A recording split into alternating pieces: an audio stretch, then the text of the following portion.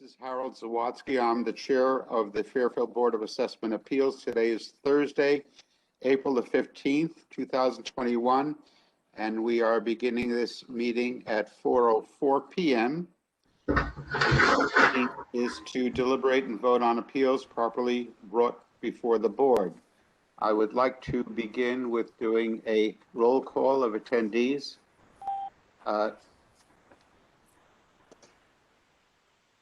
Judy Sablack.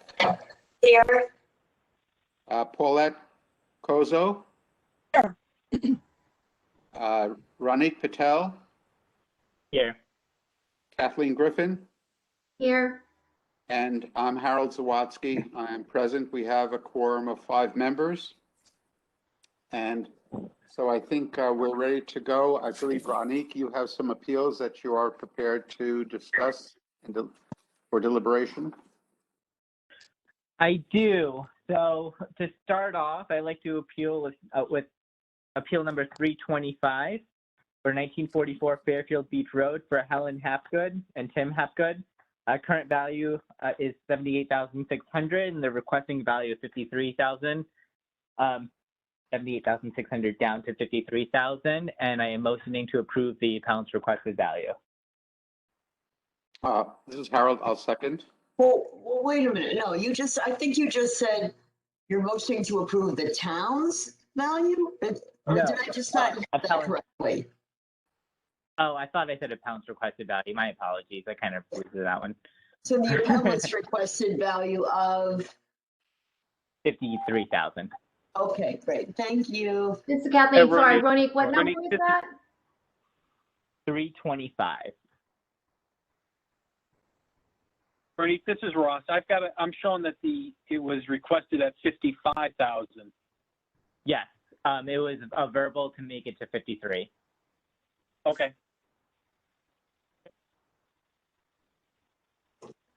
And so I have a second. So while you guys are pulling that up, so a couple of things. This is a Creekside property. As we know about Creekside, there's no real comparables. A couple of things that she mentioned. I mean, it's Creekside, it's a garage, so there's like no utilities. It's not a residential, no plumbing, sewage.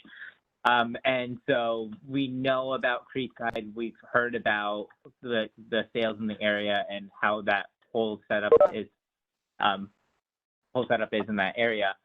I don't believe she made a valid case to bring it down to $53,000. Let alone even 55 in her original claim. I mean, it's a little difficult with these Creekside properties, right? So any kind of input would be helpful. Okay, so what she's saying that it's a typical thing. She can't improve it. She can't build on it. She can't do anything with it. So it went up how many percent? How much percentage? Let me do that calculation really quick. So it went up. So the last was 36, so 5502.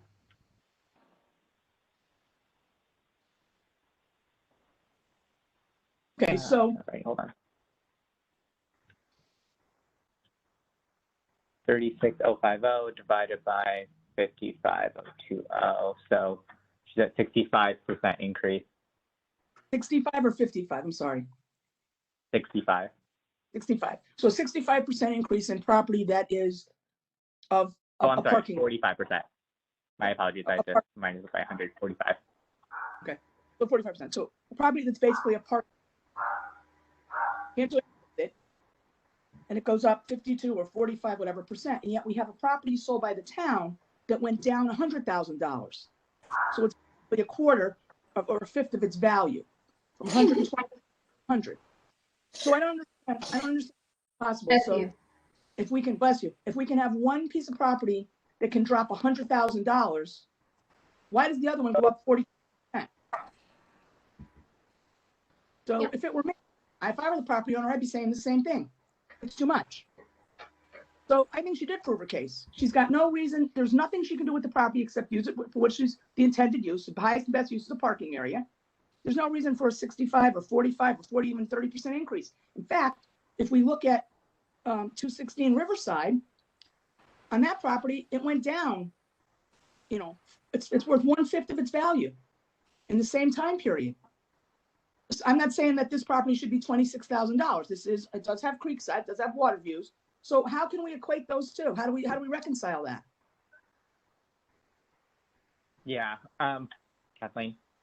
Yeah, so this is Kathleen. So Ronique, I don't know, maybe you missed in the email that I sent out. This is one of those properties where the beach and I believe Ross can confirm this, but this is one where the beach and the creek sell together. So really when we value, these were kind of, we have 7 of these or 9 of these appeals where they only appealed one of the 2 parcels. And so this is more about, can we even evaluate this parcel in and of itself when the other piece was not appealed? Because you really need to look at the market value of the property as a whole. So I don't know how, granted the town assigned it a value, but when we look at market value of this piece, it's part of another parcel. So you really need to look at the entire parcel together. But if they didn't appeal both halves, I don't know how we can determine what they think the value of their whole parcel is. And then the second piece is that, we did have a land sale down there of the 55 that was an individual parcel, that could sell by itself. And we put that at whatever that value was. We agreed, we sold it for 55 and 17. And with the 20% increase, we felt that one was pretty close. We already decided that one. But this isn't the only one of these ones we're going to have when they're only appealing 1/2. And that's why these ones get a little complicated. So I don't know how we, I don't know how we deal with those, but we have 9 of them. So. Yeah, the one they have after this is exactly the same situation. I have a couple of thoughts. Kathleen, well, you just said something, and this is just one of my thoughts. You just said that a parcel that that was closed at 55, it could be sold separately, and that's sold at 55. This can't. So this can't even be worth that 55, and that's all they're asking for. So with this county, it's sold for 55 and 17, right? But so I mean, I guess this is a question for Ross. When you have a house that has 1 deed, but there's 2 parcels for the deed, how do you value that property? I guess you got to put something on this parcel, but the market value of that parcel is tied with the market value of the house, unless they make it 2 separate deeds, in which case then it can sell on its own and it's probably worth more. But in this case, I think you have to look at the whole parcel. So I don't know if you looked at the beachside piece for this to see, if, again, did they talk about their beachside piece or they just talked about the creekside? I still have another thought to come out with to address. And that is, you said that, Kathleen, you mentioned that they didn't appeal their main parcel because they didn't appeal their main parcel, they can't appeal this one? Is that what you said? This, Kathleen, I'm not saying that they can't. I'm just saying, how can we evaluate the value of that parcel without looking at the whole piece, because it doesn't sell separately? That's our dilemma, and we've got 9 of them. So I think we need to either table this one so we can, get through the ones that appealed both sides and we see how we handle the ones with both sides. Because a lot of people appealed both pieces, and I think those ones, we will look at the market value of the total of both parcels together, right? So I feel like let's deal with those ones first and then come back to these ones that only appealed 1/2. I think we're going to have a better idea of how to deal with them. I'm still struggling, and I know Paulette wants to talk. I'm still struggling. Yeah. If we have a piece that could be sold separately at 55,000, and this one cannot, this can't be worth that amount. And even though that amount, that was in 2017. I don't think we can equate the value that way, because this parcel is part of the entire property that is across the street. I mean, it has value because, it's like a mother giving birth to twins. The 2 two individuals are still part of the same mother. And so that they need to be, they can't be separated. They have to be looked at together. And unlike the Riverside property that was mentioned earlier, that's not the same situation. And we do have a parcel that was purchased by a homeowner that is on the beach side. So these are tricky. I mean, they have a separate card, but they are deeded together, okay? And they had a value previously based upon that assumption. And as we know, as we heard, and as we understand, the price, the value of properties in the area have gone up. And therefore, that is reflected in this increase as well. So I think for those three reasons, one, this is affiliated with the main property. Two, it is deeded together. And three, it cannot be sold unless the deed is broken. Then we have to take into consideration the value of this property based upon the concept of it being part of the home across the way. Yeah, but you know what, I'm sorry, I still don't understand how a property that can't be sold separately has a value like that. I think they're being reasonable. I know Paulette wants to talk, so go ahead, Paulette. This is, I would just add that it has value. It has value to the homeowner.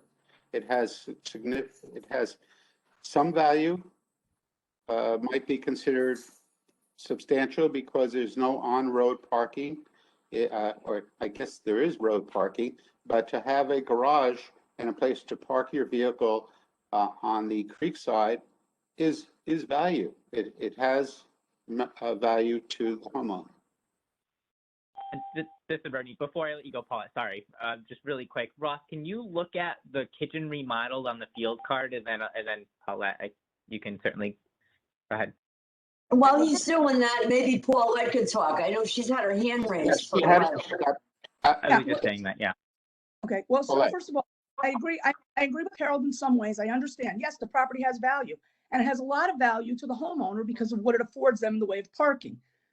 Very similar to Riverside, where it had much value to the person who was buying it because it made a big difference in what their land value will be and what they can do with it. But again, that was sold for a fifth of what it should have been. So now we have a piece of property, a creekside property. And the reason I say that we can look at this the way it is and come up with a value is because the town can't have it both ways. You want to say it's one parcel, you gave this parcel a separate value, $78,000, $78,600.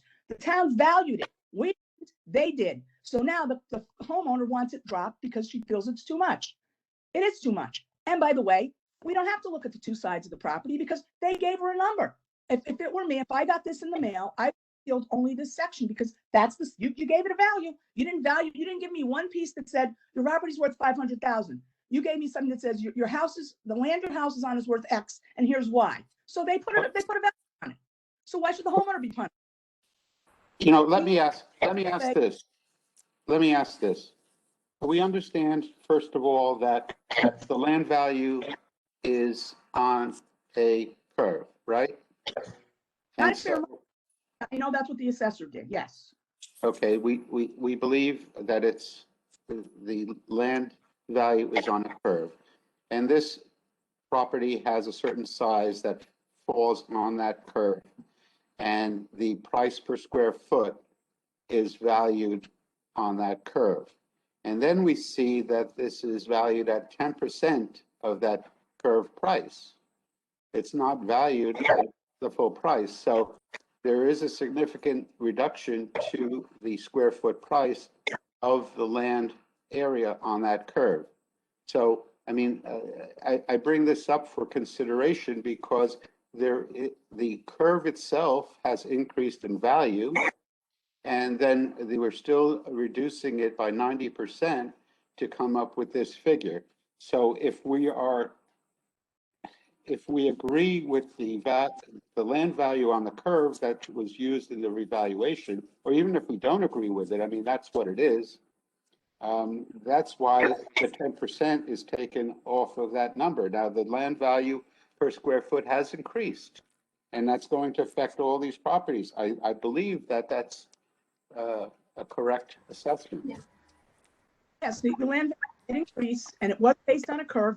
We heard that the other night. You're absolutely correct. I don't remember what the number was that they used for to come up with that 10%, like what the whole number, what 100% was. I thought I heard something about 700,000, but I could be wrong. But that doesn't matter right now. They're basing that on marketable property. This property is not marketable as it is. And yes, we can argue all day that it's part of the other parcel, but the town separated out and gave it a separate value. So we're looking at a separate value. And I just think that it went up too much money, not marketable. Again, my point is different. My point is saying that there's value per square foot. And that value is determined by the size of the parcel and the square foot price. And then because it is a non-buildable lot, it's being valued at just 10%, 90% reduction. So even if you don't consider the house across the way, based upon the land value of the curve and the fact that it is unbuildable and being valued at only 10% of what it would be if it was a buildable lot, then that's what's taken into consideration to come up with that number. The price is, the value is higher because the price per square foot for that size lot or that number of square feet is higher. Yeah. Well, okay, fine and dandy, but that 700 that they got, that they used it from, where they got the number from, they used the curve of marketable properties. How do you know that that's the right number to use? I don't. It just doesn't work. As an aside, and it just it just made me think about it. I actually have a piece of land listed, and it's not in Fairfield, but it's in Westport. It's about 1/4 of an acre, and it's unbuildable. Would you like to know how long it's been on the market? 2 years plus. It's unbuildable. So, I mean, these are not marketable properties. You can't do anything with it. You want to spend, you want to spend $55,000 to park your car? I can park my car in a temperature-controlled garage, which I do, for $300 a month. And I'd rather spend $3,600 a year than the $55,000 then plus taxes on top of that. Even the $55,000 I think is high. And they didn't appeal their beachfront property and they left that alone. Then this is minimal. They're not asking for a big change on property they can't even build on. If we use the theory of that Harold described, yes, it's on a curve. Yes, they had a price and they took 10% of it. Okay. So that's what they did. Now, what about now let's go back to Riverside. They sold that unmarketable, unusable, unbuildable property for $26,000. Not just they sold it for that. They went in and take $120,000 value and dropped it down to $26,000 for that buyer. Okay. So now what's the curve on that land? What would that piece of property, what should have been? What do the other lots sell for in Riverside? I don't think they're going to come out the same. And so if you do it for one, you cannot look at this a different way for somebody else. Paulette, this is Harold. Do you believe that in some instances there might be an outlier? And is this example an outlier from the norm? Yes, Harold, I believe there's an outlier in everything. But what I don't understand, and I can't come to grips with, is the fact that a property valued at $126,000, which was probably already too low, was dropped down to $26,000 in the same valuation period that these pieces all went up in price. So my question then is, if I want to understand how we can make this property go up, how do we make the other one go down? What are the lots valued on Riverside? Because then maybe we should take one on Riverside and take 10% of what that was, and that's in the fair market value. But we just gave it away to somebody. If we were willing to drop it that much, you can't just do this to people. I know the town thinks they can do whatever they want, but really, and they can, but we don't have to tolerate it. And this is just wrong. When was that transaction something that the board this year voted on? Did we deliberate on that? I mean, what year did this take place? And why are we bringing it up for discussion now when it's a different area and a different time frame? Well, it's not a different time frame, but it is still the beach area, but a different neighborhood. But all I'm saying is, how can you value something so low when it's got the very similar characteristics to the one you raised so high? Not the same neighborhood. I'm not saying that this property that we're speaking about is $26,000. I'm saying is apples to apples. This one is only worth 26. Maybe this one is worth 55. Maybe it's worth 45. They're asking for 55. But you can't in the same time period just arbitrarily drop the value of a property because you feel like it and then raise somebody else's. It doesn't work. So what I'm saying is, well, as Kathleen pointed out, we have 9 of these properties. If we keep on comparing it to the Riverside property, we're not going to get very far. Yeah. No, So this is Kathleen. Oh, all right. That's Sorry. Now, a couple things. This property is a PC4 property, right? So it has creek access. It can put a dock on it. So it's very different than a pie-shaped place where people can expand their property or put a deck or put a garage. This is waterfront property with a dock. So it is a very different kind of parcel than the Riverside parcel. It just is. And why the town valued that parcel at $26,000? That's the town's. I mean, maybe they made a mistake. I don't know. When it was added to the card for the guy who buys it, it adds about $65,000 worth of value to his parcel. So that's about what we're trying to figure out with this one. So with the dock across the street, how much value, market value, does it add to the homeowner's property? And because we don't, we need to look at the property as a whole. And I just think it's a good idea to wait on these ones until after we deliberate on the appeals, when people have homes on both sides and we have to decide, you know, we've got 24 of those appeals. There's 12 homes where people, you know, they appealed both of their properties, and we're probably going to add those together and look at the whole and say, if this because we look at market value, right? We don't look at what the town assigned to somebody here and there. We look at the market value of the property. And in this case, that piece of property is part of the other home. It happens to have a separate parcel in the system, but it is part of the deed and it's part of that market value. If that person puts it on the market, they're going to sell the two of them together. And I'm sure I haven't looked at the sales, but I'm sure there's sales down there too, where people sold the beach and the creek together. And so those are the kinds of sales we need to look at, and how we divide the pie between how much goes on the house on the beach and how much goes on the house on the creek. You know, who knows? Maybe the assessor's office should put 0 on those Pine Creek, you know, lots and put it all on the beach house because the beach house has more value. I don't know. That's just how they decided, you know, that's how they divided it up. But for us, I think we look at market value and I think we need to look at the whole home. And I just think we should take no action on this one and, you know, start with some of the easier ones that aren't so complicated so we get used to the beach. So that's my recommendation is let's not try to set an example right now. Let's wait on, there's 9 of these. Let's do some of the complicated ones. And then these ones, we either have to decide, what are we going to do? We're going to give them the opportunity to give us a price for the whole thing. Are we just going to deny it and tell them to come back? Are we going to, you know, I don't know what we want to do, but there's 9 of them and and it's, you know, I think the other ones, we're going to look at the whole value because that's where the sales data is, other than the 55,000 one that sold in 17. That's the other one, right? Problem looking at the whole piece. Raise your hand, please, if you want to speak. Can you see it? Pauline? Yes. Thank you. I would have no problem looking at this as one piece of property if the town had not given that a separate value. You gave it a separate value. You're saying this is how much this piece of land is worth. The homeowner's saying, no, it isn't. We don't think so. So I don't see how it's going to help us look at the whole property when they assigned this the value. I didn't. So I would have nothing.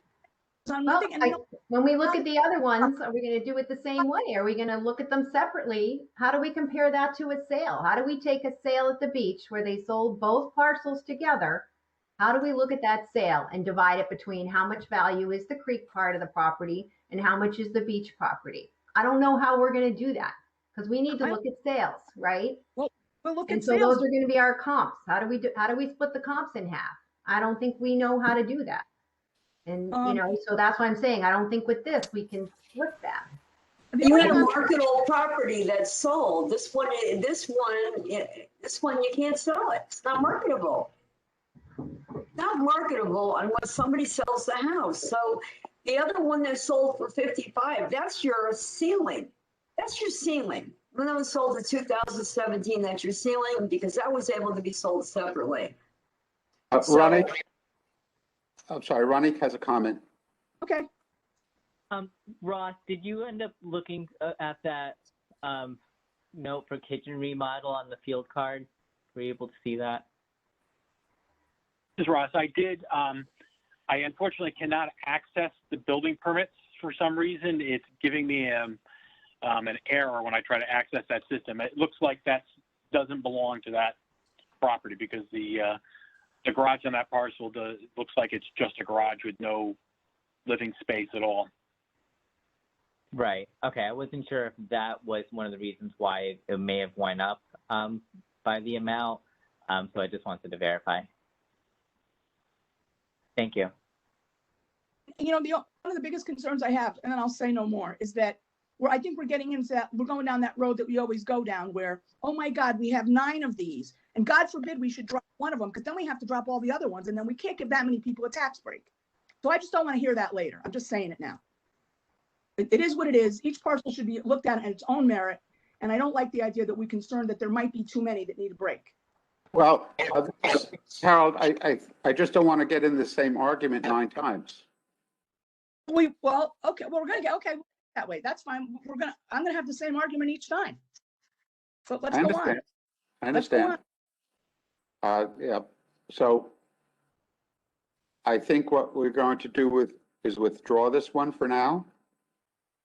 And I'll ask Ronnie if you prepared others that are more, not in this category. Yeah, this is Kathleen Yeah, running 482. I was looking at your list. 482 is the same thing. It's another one that has appealing the Creekside only. And then if you have 272 and 273, they're appealing both sides. But if you can stay away from those 3 for tonight, it's probably a good idea. And let's see if we can do any of your other. You've got 1, 2, 3, 4. You've got 8 other ones. So I got a text from a homeowner saying that he can't hear the meeting. It's not being, whatever is on, it's not working. Do you want to give them the number and make sure that they have the right number? Yeah, I don't know what it is. Yes, I'll tell you. It's 727 731 7479. 479. Okay, I'll give it to him, but he's been listening most nights, but I'll give it to him just in case he missed dial. And well, if anyone else wants to call that number I was going to do that. and see if they can hear the conversation, then that would indicate that the number is working and the line is working. Conference line 8, right? 727 731 7479.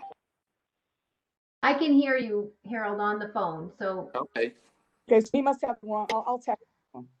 All right. this is Kathleen. Yeah, there were 2 days last. No, actually last week. Never mind. We didn't. It was the same number last week. Okay. Well, I got some properties other than that, so we're going to take no action on that last appeal. Yes. So this next appeal number is 255 for 600 Fairfield Beach Road for Dina Cummings. Current value is $857,500, requesting a value of $790,000. Okay. And I motion to approve the appellant's requested value. I'll second it. Let's see this now. Great, thank you. So Dina's property, she gave some comparable sales. It's on the creek side.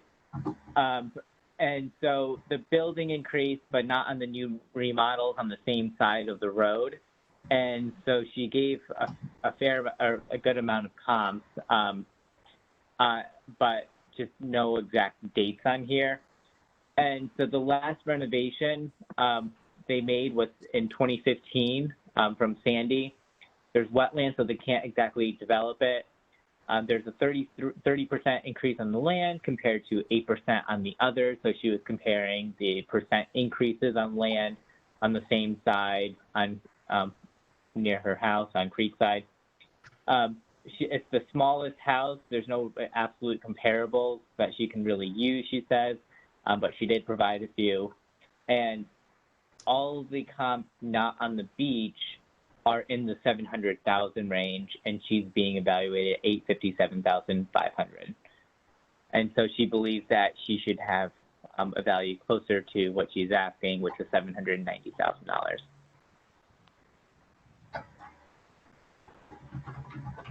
Any comments? Discussion? Mrs. Kathleen, she's not on the creek, I don't think, right? She's across from Penfield, so she backs up to Roland Road and Lally Boulevard. Am I right about that? I'm going to look it between up the on beach. GIS right now. This is Harold. I believe that she backs up to the marsh area. There's no road behind her. Right. So she's in that BP Beach Proximity 1. Remember the other night we talked about all the different, yeah. So she's in BP 1. So she's across from Penfield. So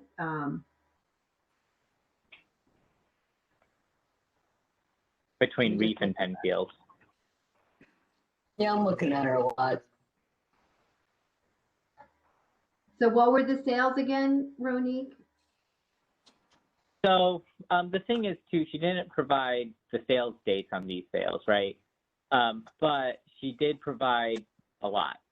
So 610 Fairfield Beach Road, but that was an appraised value.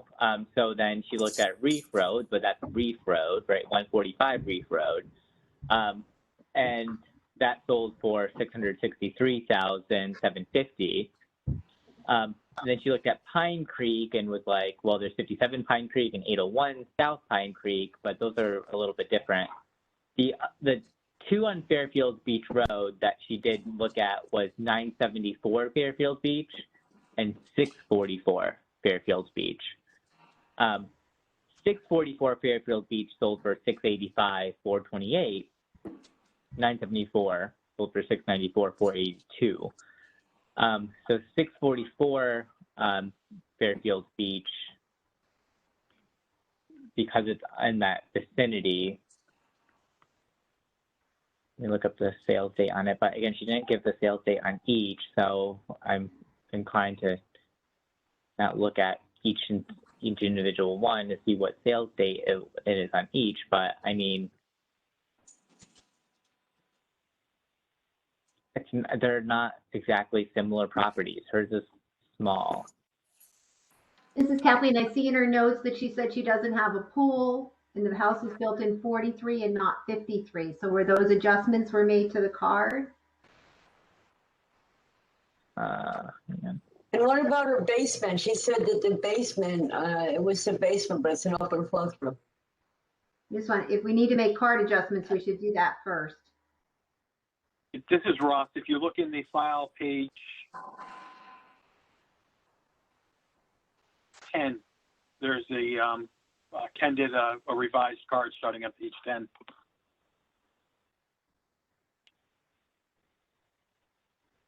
I see, and there's some updated comps on page 21.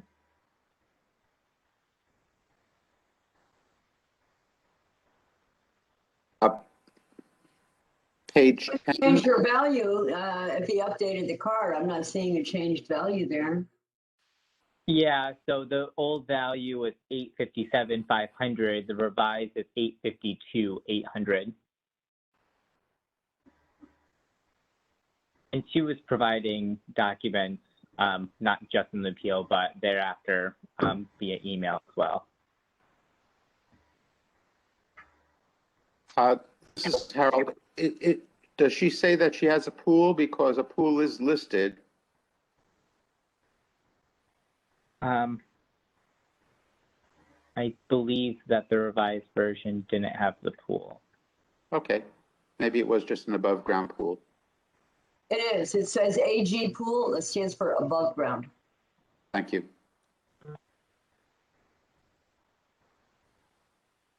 All right, what do we think? So this is Kathleen. Are we going to do a card correction first? Isn't that the first thing we need to do? Am I right, or did I miss that? I'm trying to take minutes at the same time, but I'm. Well, this is Harold. There was a card correction already made. There's a Well- card dated on dated 3/4/2021, and the value that the town now has is $852,800. But is that one that somebody added to the file and it's only for the 2021 grand list? That's what I'm trying, you know how when we go to the assessor's office and we ask them to do the card corrections?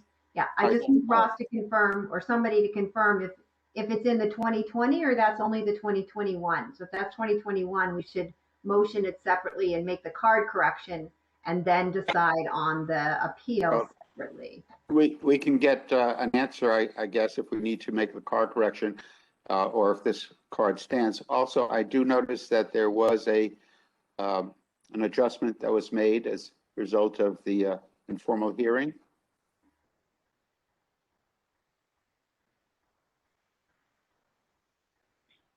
Another thing to mention too, her comparable she revised in the emails. So she looked at 4 comparables: 603 South Pine Creek, 145 Reef Road, 801 South Pine Creek, and 664 Beach Road. So this is Harold. Regarding your question, Kathleen, I'd like to ask the assessor's office, do we need to, in order to get the revised number initially on the grant list, do we need to motion and vote on the revised town number? Yep, this is Ross. That's what you've been doing. When you've done card corrections, you've made that vote first, and then you've gone on and reviewed whatever the applicant has submitted. Okay, then I would like to make a motion to revise the, let me get to the right card, revise the town value to, sorry, just trying, $852,800. All those in favor, raise your hand. That's unanimous. The vote is 6-0-0. And that's a card correction, right? It's for the card correction, yes. Wait a minute. Okay, so that's a separate motion. Or 5. It's not 6. It would be 500. I'm sorry, yes, I saw, I'm counting the boxes. Thank you for correction. I'm sorry, what's the new value? 852, 800. 800. Okay, and that passed 500. All right. Yes, 500. Okay.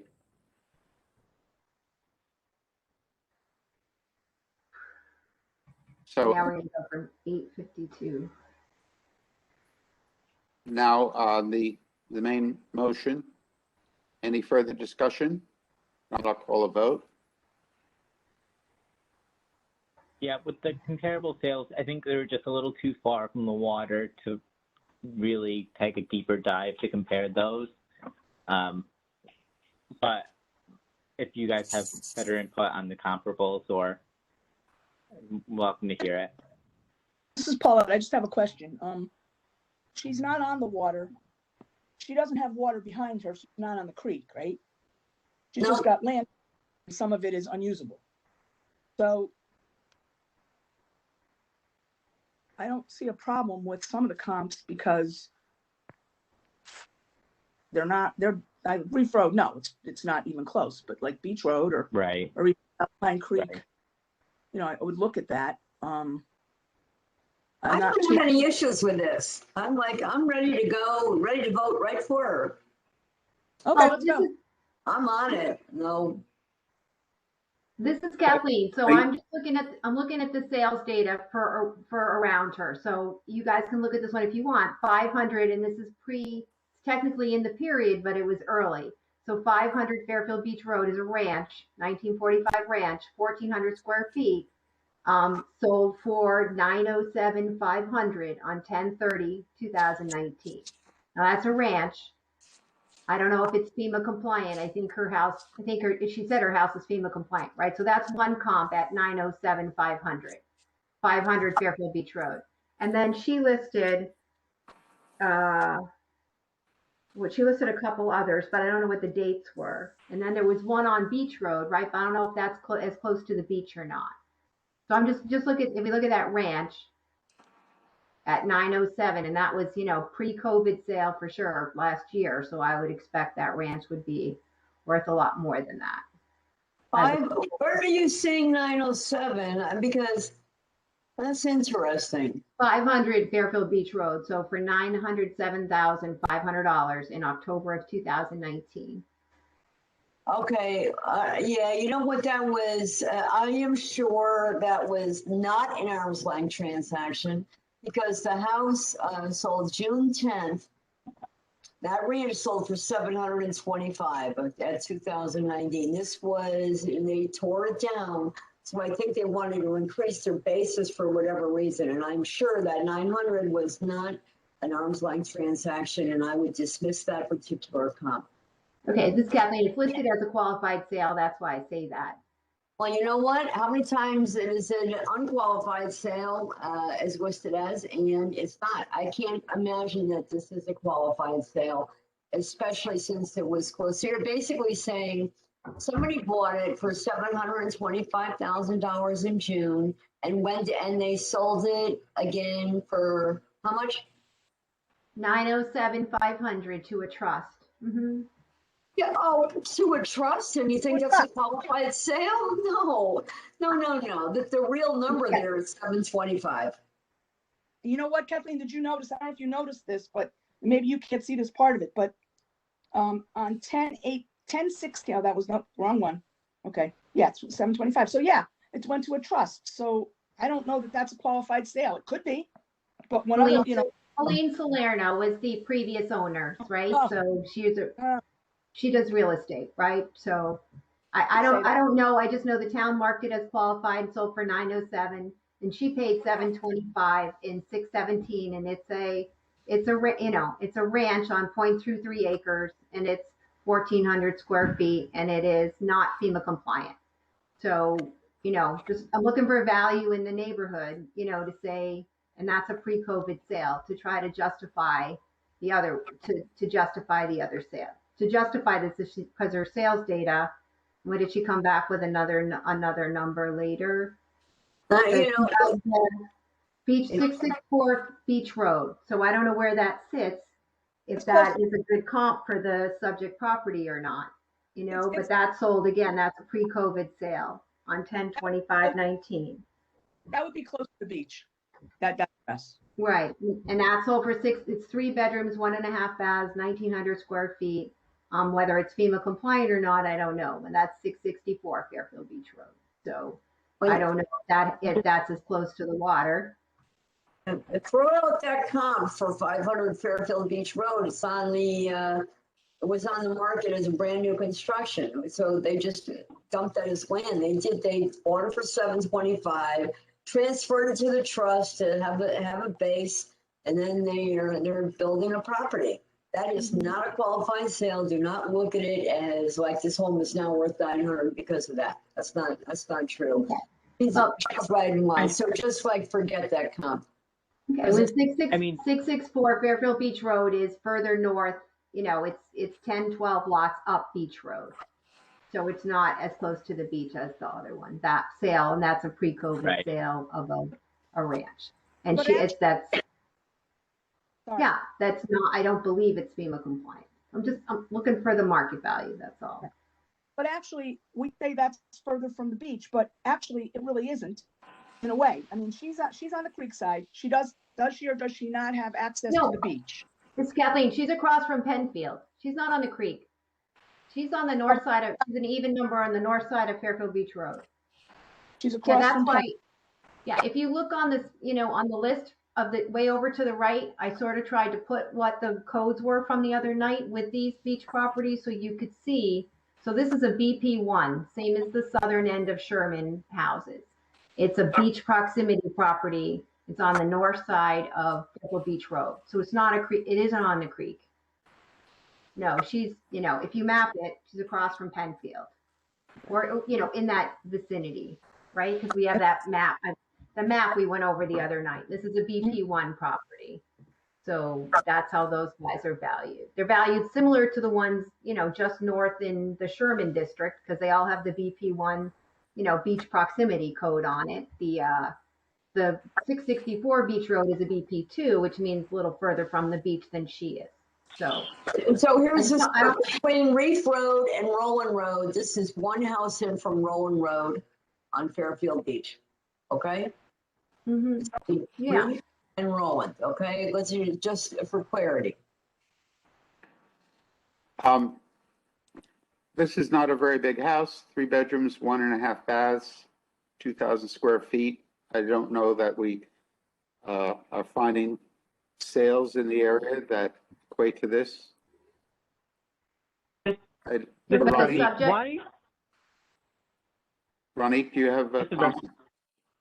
Yeah, this is Ronique. I still don't understand why we're throwing out Fairfield Beach, 500 Fairfield Beach Road. It was sold from in June 2019 for $725, listed for 1.9 in July, sold in October for 907.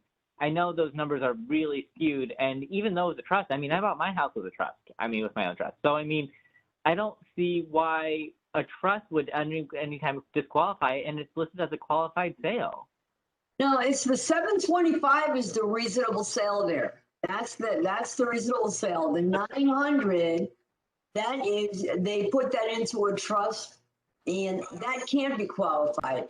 Now, 9, that was because they tore it down and they're rebuilding new. That's what that was. So it was land. They just did it as land. And they I'm sure they wanted just a bigger basis. So the 725 is a reasonable one to work off of, not the 9. But I feel like if you're moving it into a trust, it would all happen the same day. You don't have to list it for sale and then put it back. It didn't happen the same day. It happened months later. Exactly. That's what I'm saying. If you're just moving it into the trust, it would happen the same day. Well, you don't know what their motivation was, except all of a sudden it's got, an extra couple $100,000. I think the 7, I would give great weight. I do give great weight to the first sale of 725, not to the second one. Well, Mrs. Kathleen, think about those other houses too that were close to the beach. Remember the raised ranch that had been lifted and a few of the other houses in there and what the values were on those properties. And think about this one. Is this one worth $850? It is elevated and it probably has, for that reason, they may have some water views. I don't know, but they are across from the beach. Is it, should it be in the 7s? I'm not seeing that.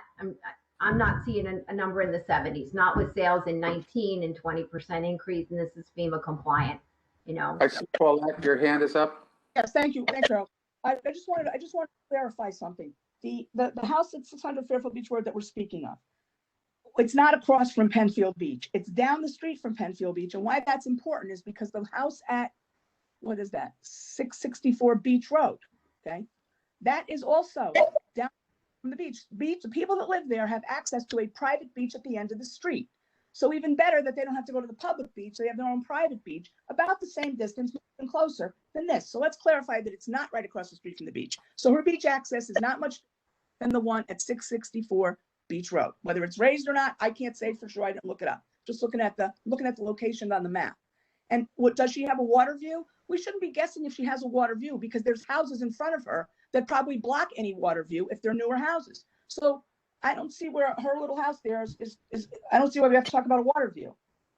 Oh, I said, I don't know. I said, perhaps if you're elevated, maybe you do. I don't know. All I'm saying is, thinking about the value from Sherman, that's right up the street there, what we did and didn't do in some of those other homes. And she's FEMA compliant. I'm just not You know, and with sales in 2019, you know, that Beach Road sale was a 19 sale and it's up the street. It's an FP, it's not FP1, it's F or BP2. So I don't know. you know, I think I'm ready to vote. Ready to vote. Yeah, All right. I mean, I have one last point. We'll call the vote. Those in Monique has favor- one last, did you say you have one last point? Yeah. I mean, I'm sorry to kind of bring this back up, but I mean, I honestly do think 500 Fairfield Beach Road is something to be looked at. I mean, they tore it down, built a new house, listed it for 1.9, couldn't get it, sold it for 907, and yes, it's 45. So well, I don't see it because they sold it for 941. They fixed it up. If you look, it's beautiful. I mean, it's 4,500 square feet, 0.23 acres. 0.23 acres. I mean, it's a beautiful house. Sold at 907. She's at 857. I do think we have it high, but I don't know if it should be down to 790. Now, I don't think is that price correct for the, okay. 907,500 is what it sold for, and it was a 500 qualified Fairfield. sale. This, Yeah, this, in October, Yeah, it's a in beautiful October house. of 19, it sold for 907, right? this house also, this is Harold, this house also got a reduction as a result of this performance. Yeah. All right. Oh, well, wait a minute, because it was listed, it came as a new listing on September of 19 for 1,925,000 and lasted till January 19 of 2020 as a new construction. So something's fun. I don't know.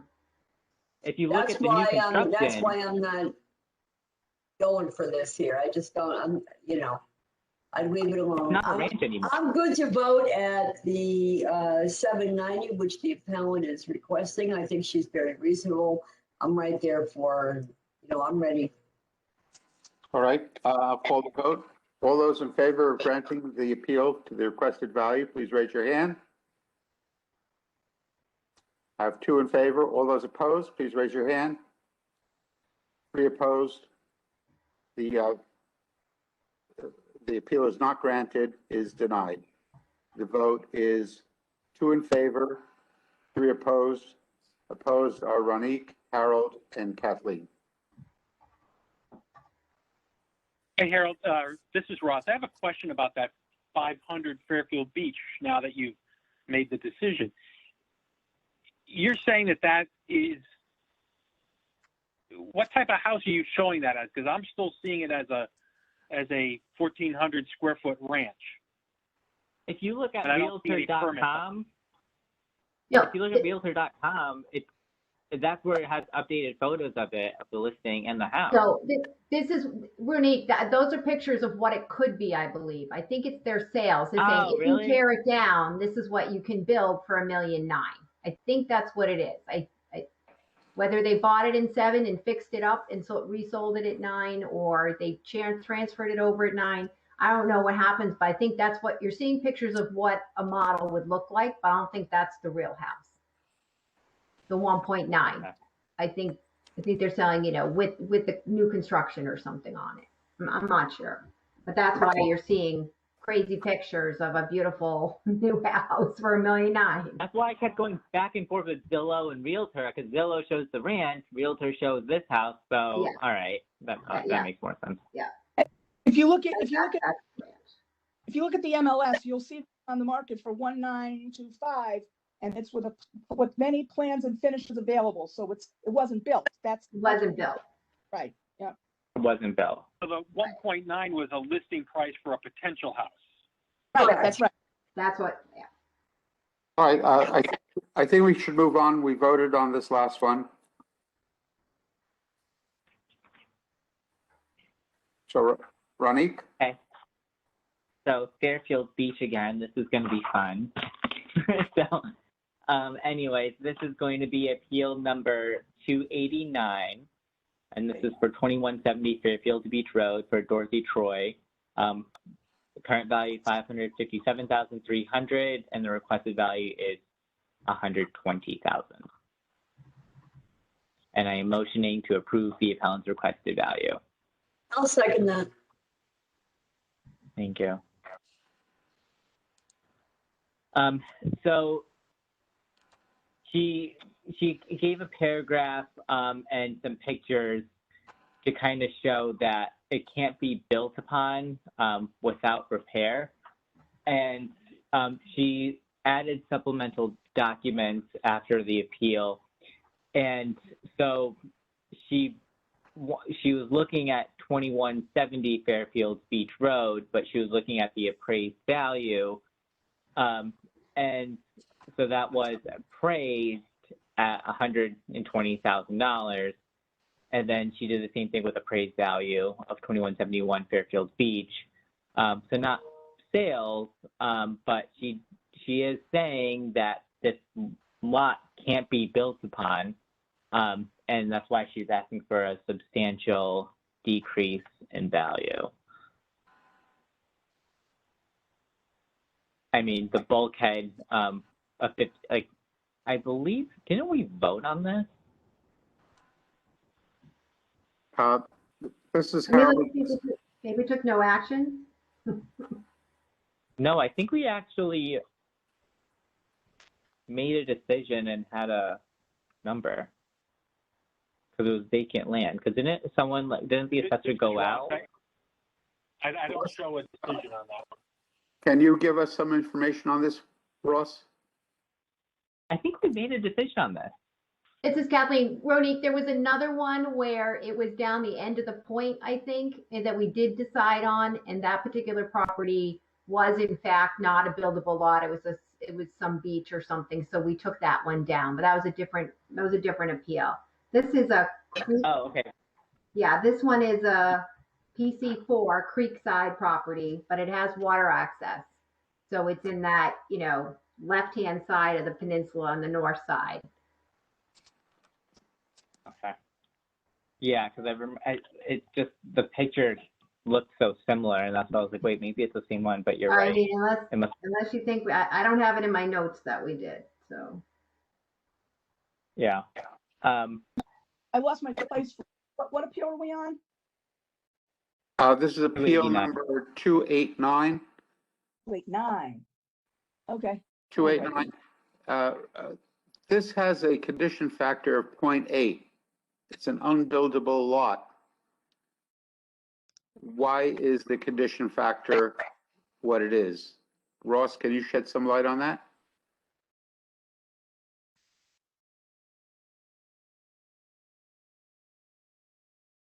Yeah, I'm just taking a look at it. It's Kathleen. Her note says there was a house and a detached garage on it that were knocked down by Sandy.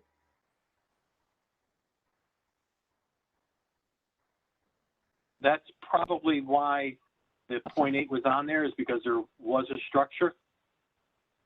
I don't have an answer as to whether it could be rebuilt or not. So given the fact that there's no structure on it now, is that 0.8 correct, or should that be changed?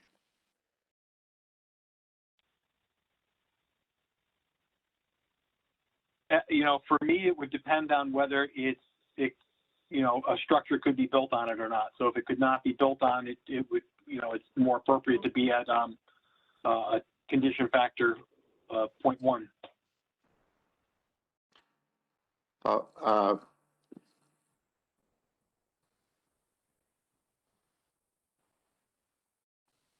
This is Kathleen. How do we find that? How can we confirm that so that we, because that's a pretty big difference in price if we drop it from a 0.8 to a 0.1, right? Can zoning help us with that? You know what, Kathleen? I think This is Harold. It did have a structure on it that was built in 1900, it says. Yeah, and it was there's down in Sandy. There's no structure on the field card at all. So I think that we have to deal with this without the structure as land only. Well, this is Kathleen. As Mike said the other night, land down there, tear downs on the creek side are valued at about $700,000. He had a land sale at 700. Remember, he said that on Monday. That's sort of how he valued the lots on the land on the north side on the PC4s was a tear down and I think it was the PC4s. So the big difference between whether it's a buildable lot or not as to how we value it. What is the minimum square foot required for building a property? Well, let's bring it up.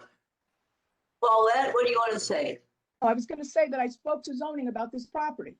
Now that I could read it, I couldn't get my computer to open it, but now that I see it, I spoke to Emmeline in zoning about this property. And what she said was, I said, well, what if it's down? They're going to be able to rebuild on it. And she said that because of the size, they probably would not allow them to build any more than, like, they won't be able to increase from the original footprint, is what I'm going to say. That's the way she explained it. So I'm trying to find a field card that says what the original size of the house was.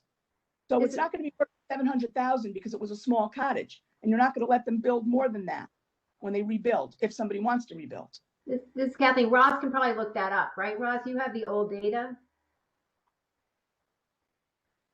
Yep. Let me bring it up. I'll show you what it looked like prior. Okay.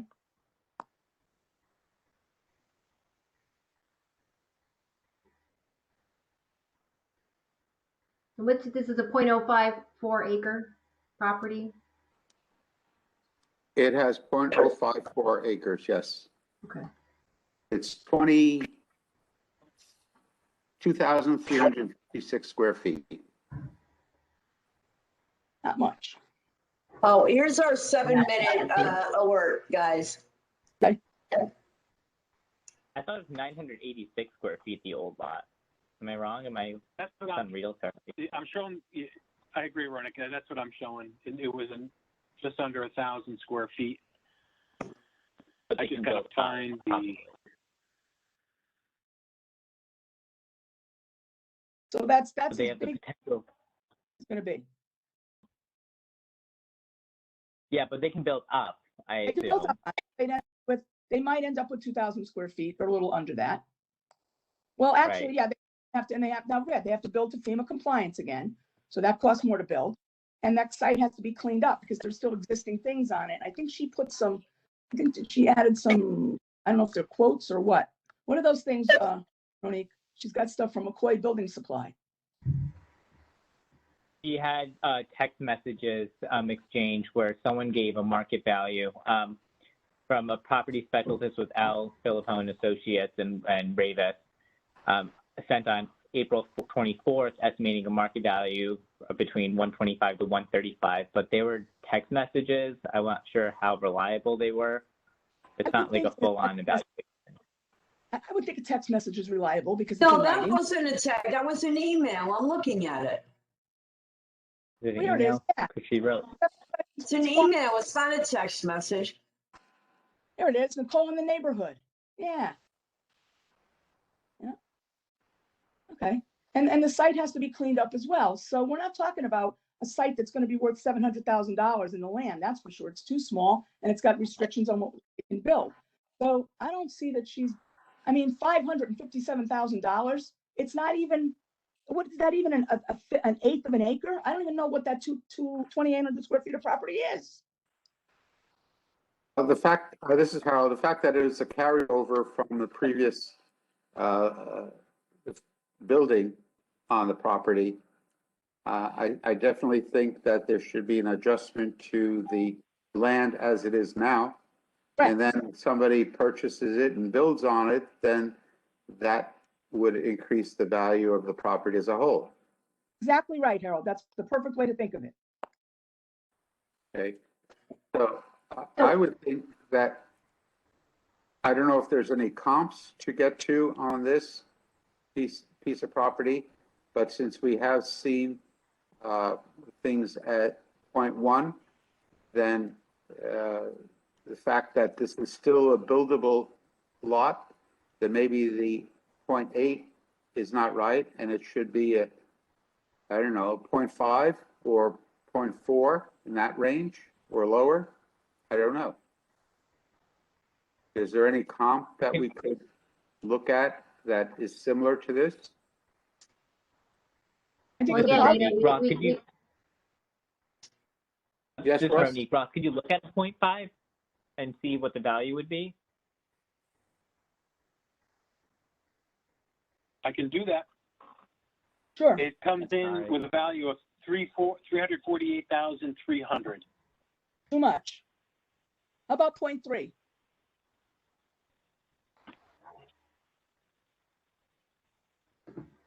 Point three would give you 209,000 even. I think it's still too much. Well, I could live with that. I I can't. can live with that. Still too much. This is Kathleen, but they can build a house, they can build a 2,000 square foot creekside house on this lot. Am I right? Right, they Right. could. Okay, so let's find out what, you know, I don't know, what a 2,000 square foot houses on the creek sell for. I just, you know, They did sell. I just think that that's really, I think that's really low. You, It's not a Paulette, buildable lot. If it's not a buildable lot, that's a different story, but it is, but the lot has value and tear downs go for 700 is what he told us, right? Yeah, It has tear down value. lot 700. So okay. this might not be But- as big as the tear down at 700, but it's not. I have a thought. lot. But not necessarily the small. I have a thought. Paulette, Well, if Harold and Ronique are willing to go at least to the 209 or whatever that would be, I would be willing to do that to help this homeowner. Because we go much more, the homeowner's not going to get anything. you know what? That's sad to say, but I think you're absolutely right. They've made up their mind. They're not going to go any lower, whether even if it should be. So let's just give her something. I mean, my That's- whole position on this is there is work that needs to be done to the land to make it a buildable lot, right? So there's a cost involved when you're selling it. Correct. And so, and also but that space, I mean, if they can build on it, it's a very ideal spot. I don't think it should be as low as 120. If down at, this is how, if down at the Creekside, the houses are $400 a square foot raised, that's $800,000 for a 2,000 square foot house. With the land, then you're talking about $1 million house. Well, you can talk about what you want.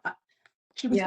giving, I mean, Opinion. yeah, so here's a house, right? That 209 that you talked about, Harold, you know. that number. Here's a Let's- sale, 1690 Fairfield Beach Road, 1,600 square foot home, you know, on 0.06 acres, so a little bit bigger, sold for $1,050,000 in August of this year. In August, right. In August, right, with a condition factor of 0.9 on the land, and it's a 0.06 of August 2020, it sold for $1,050,000. Now, I don't know if it's a rebuild or whatever, but, you know, 3 bedrooms, 2 baths, 1,600 square feet, and she can build maybe a 2,000 square foot 2-story home on there. And as soon as somebody builds on it, then everything is going to change. But right now, this is the way it is. So my question would be that if we do a 0.3 value on it and then someone builds on it, does the land factor change? Can that be I don't think increased? so. Well, maybe, but she's also holding, you know, she's holding something with value, right? She's choosing not Right. to sell it. So she should, if she wanted to sell it, she could put on the market tomorrow and get rid of it. You know, and maybe I don't know what she would get for it, but you know what? I'm just saying, I think she's going to get more than even just for parking, she's going to get more than $100,000. The way things are going You now. can tell the person to sell the property. You can't just say that. Realtor who We gave just her a hit our price- second 7-minute timer, by the way. and as we know, the realtor that gave price analysis for 125 to 135 would certainly want to sell it for a lot less so she can make a lot less money. So we wouldn't even consider that would be the value. So let's go to the 209. Let's cut our losses, go to the 209. And remember, with that 209, whoever buys it, if they bought it for that, still has to clean up the property. And I'm sure that's not cheap. We didn't account for what has to be done to the property before it becomes a real buildable lot. But let's not try to be fair about it. Let's just pick a number. Okay, let's pick 209. I'm ready. I'll vote. This is Harold. I'd like to call the vote. All those in favor of granting this appeal in part? Well, wait. We don't, there's not even a motion on the table to grant it in part, Harold, I don't believe. Is No. there? Did someone make a motion to grant in part? Because I didn't, I should say, I didn't record that. I thought Harold was just about to do it. Yeah, but No, if, I was going to vote. So I'll make a motion. You're right. I'll make a motion to grant in part, to amend the value to $209,000. All those in favor, raise your hand. Oh, second. What about a second? We need a we second. need a Yeah. second. Nick raised his hand for a second. So now we're voting. Don't you have, so if we're going to make a field card change Oh, for or God. card change, don't we vote for that, for the depreciation? This, I would use a number that works with the, if you think, you know, you want to get around 200, is that where you want to go? Then I would ask Ross to tell you what that number is with a point, whatever it's going to be to get to that number so that he doesn't have to do an overriding, just. I believe that the number we heard was 209 with a Or point. 0.3, right? Is that correct? With a point what? 0.3?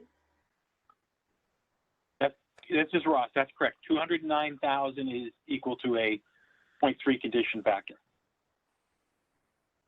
Okay. So all those in favor of amending the value to $209,000, raise your hand. 4 in favor. Opposed?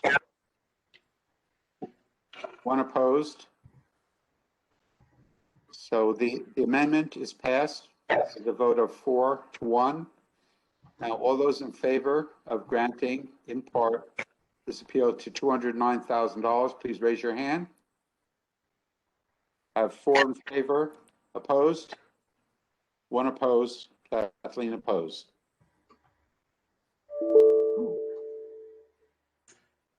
The vote is 4 in favor, 1 opposed.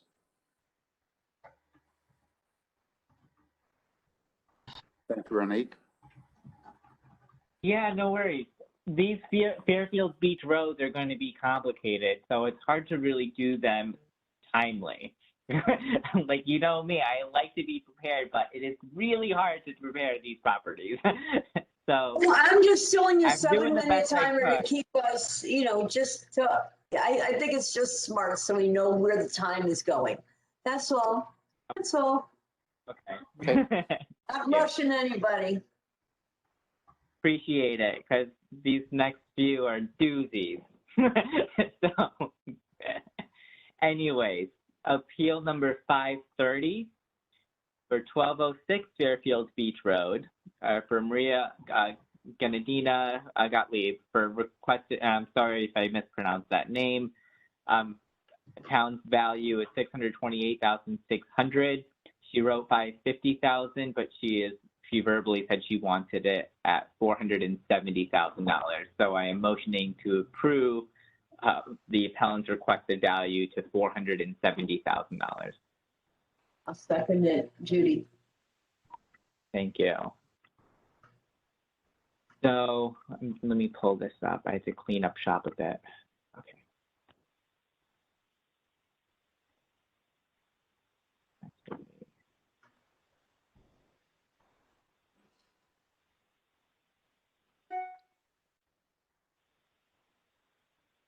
Okay, perfect.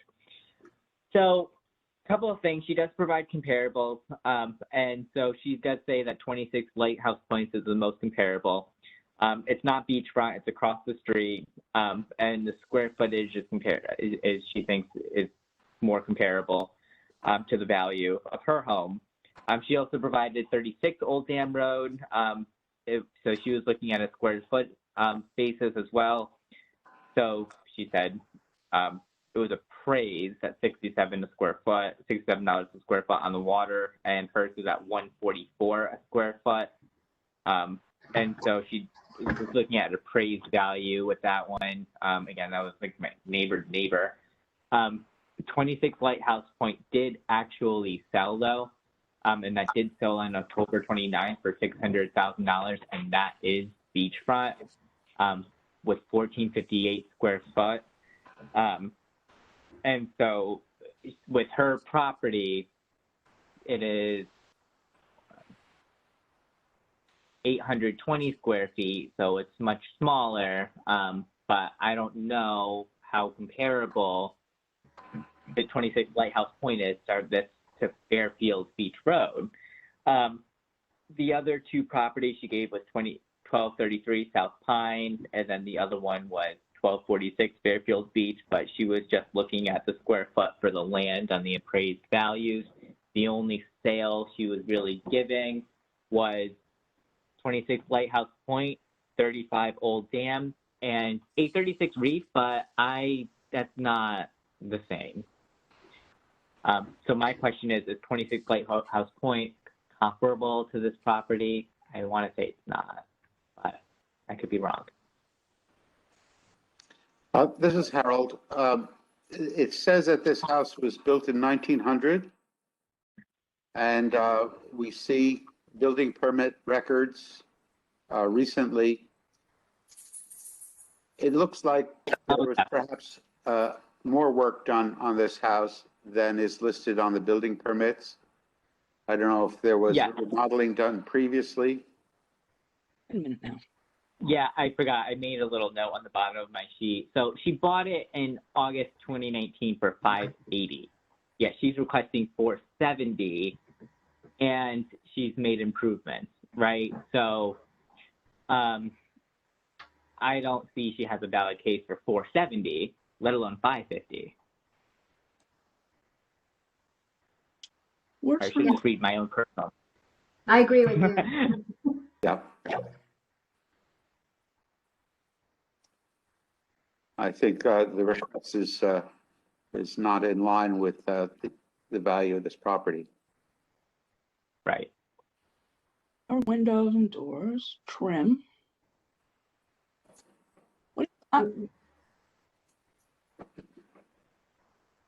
She paid $580 in 19. Yeah. So if it's gone up 20%, the 628 is probably pretty accurate. I have a problem with this going up 20%. Not every house went up 20%. Every piece of property went up 20%. And the I think valuation period, this, Kathleen, I think the beach went up approximately 20%, the sales in the beach area. every sale on the beach, a house like this. We just make statements about stuff. Okay, I thought that had been stated before. I apologize for that.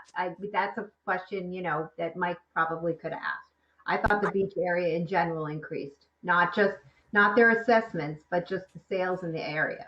So if I'm incorrect about that, but she's asking for $470 and she paid $580, and we know the market's stronger down there, a year later than it was then. So I'm ready to vote. I'd like to call a vote. All those in favor of granting this appeal to the amount of $470,000, please raise your hand. I'll be raising mine. Okay. No, I'll go ahead with that too, only because I don't agree with the other, and I don't agree with the town's number. And that's what nobody mentioned anything about like maybe meeting halfway a little bit. If she bought the home in 580, I'd be willing to work around that.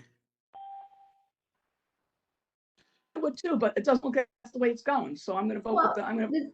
Well, 580 is what she purchased. The town has it valued at 628. The increase, it was mentioned that beach properties went up 20%, but in fact, her value did not go up 20%. It went up less.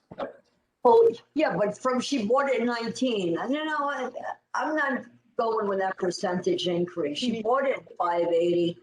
You know what? I'd stick with the 580 and I'd be happy with that. I do think that the appellant's request is a little too low, but I would be.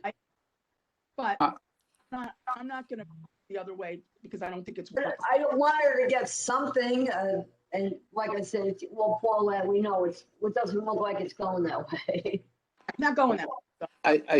you know, we've been accused of coming up with numbers to give people something. I don't know if you want to make a motion to do that, I'll certainly honor it.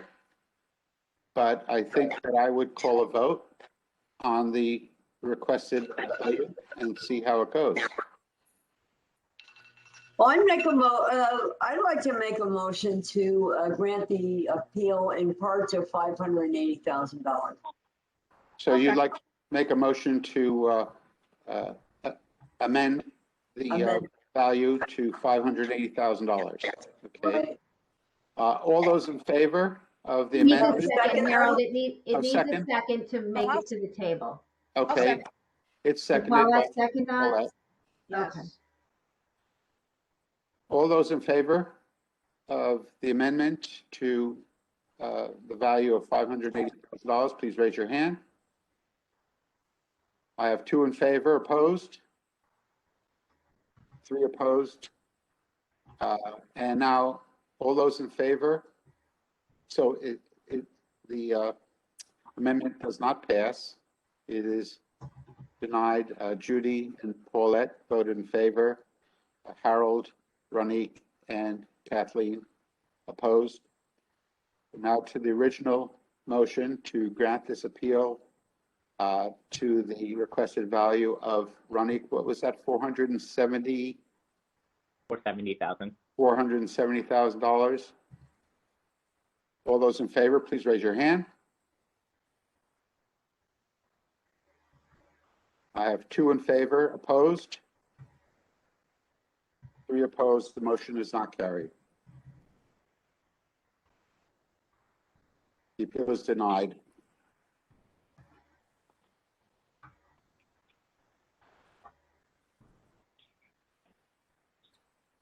So, thank you guys. So we have the next appeal as appeal number 25. So this is going to cover both. Let me just pull it up here. So this is appeal for Stacy Williams, and at 1690 Fairfield Beach Road. The town's value is $766,400. They're requesting a value of $750,000. I know they have $1,050,000, but she did verbally want to change that to $750,000. I'm sorry, Bernie, sorry, let me get the minutes back up here. What was the appeal number again? I forget. 25. 25. And she's changing her ask amount from $1,050,000 to $750,000 because we minus, it was separated. So she wants $1,050,000 for the entire property, but it's at the other place is at 1700 Beach Road. And they believe 1700 should be assessed at $58,000, this property at $750,000. So Oh. that's why it's a big.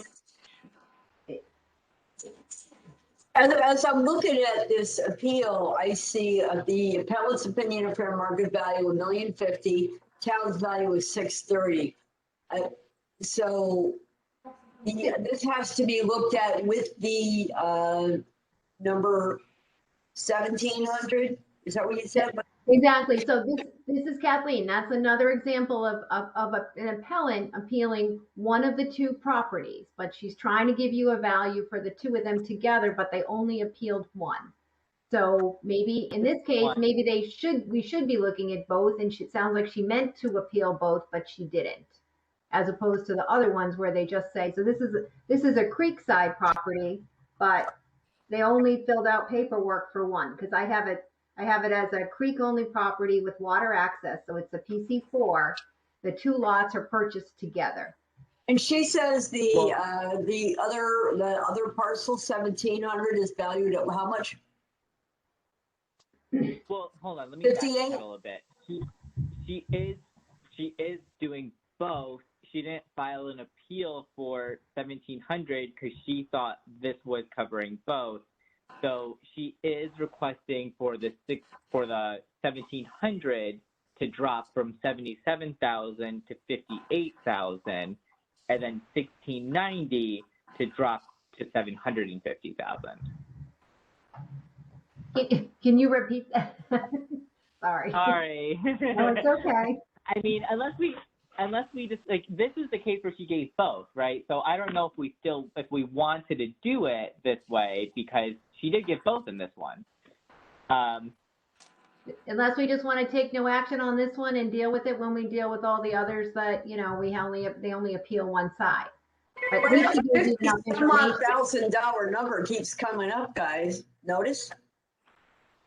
Yeah, how about that, huh? Wonder What? maybe it was the sale for 55,000 from the town to somebody. Yeah, that was that. Yeah, that's what it was.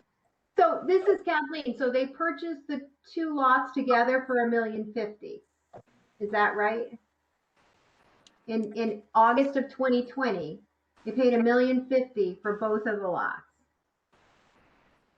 Yeah. So. Okay. Yeah. And that's so on the 1690 card is the $1,050,000 number. So probably if you look at the card for 1,700, right? That's the abutting property. Yeah, so the other one doesn't have a number to it, right? Because it's 1,700.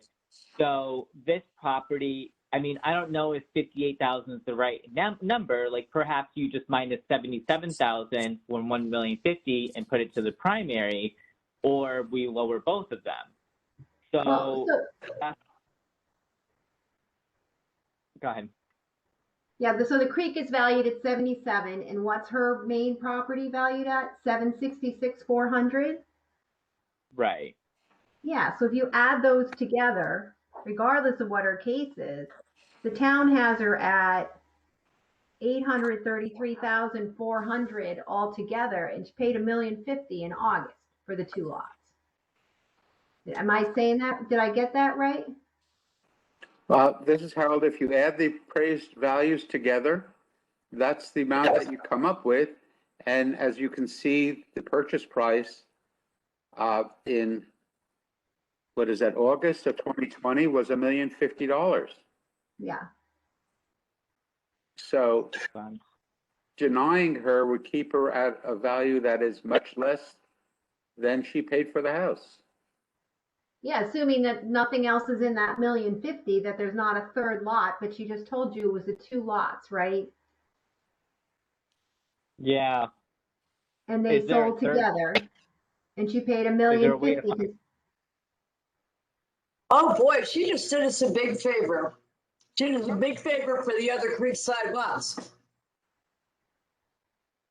Well, she paid $1,050,000 for the together. Again, we just, you know, so we're looking at her sale price together, and you take the two, you know, regardless of how the town divides it between one side and one lot and the next, you add the two together, and that's the total town value she's paying taxes on. And she's paying taxes, you know, she's getting taxed on 833,400, and she paid $1,050,000. Right. This is Harold. That's what it looks like to me. Yeah, now we have a sale here, so we're looking at the sale. It's much harder if there's no sale to know what the, you know, then we got to go look at the value of the property together. But here's two creekside lots side by side. It's not a beach and a creek, right? They're both creek.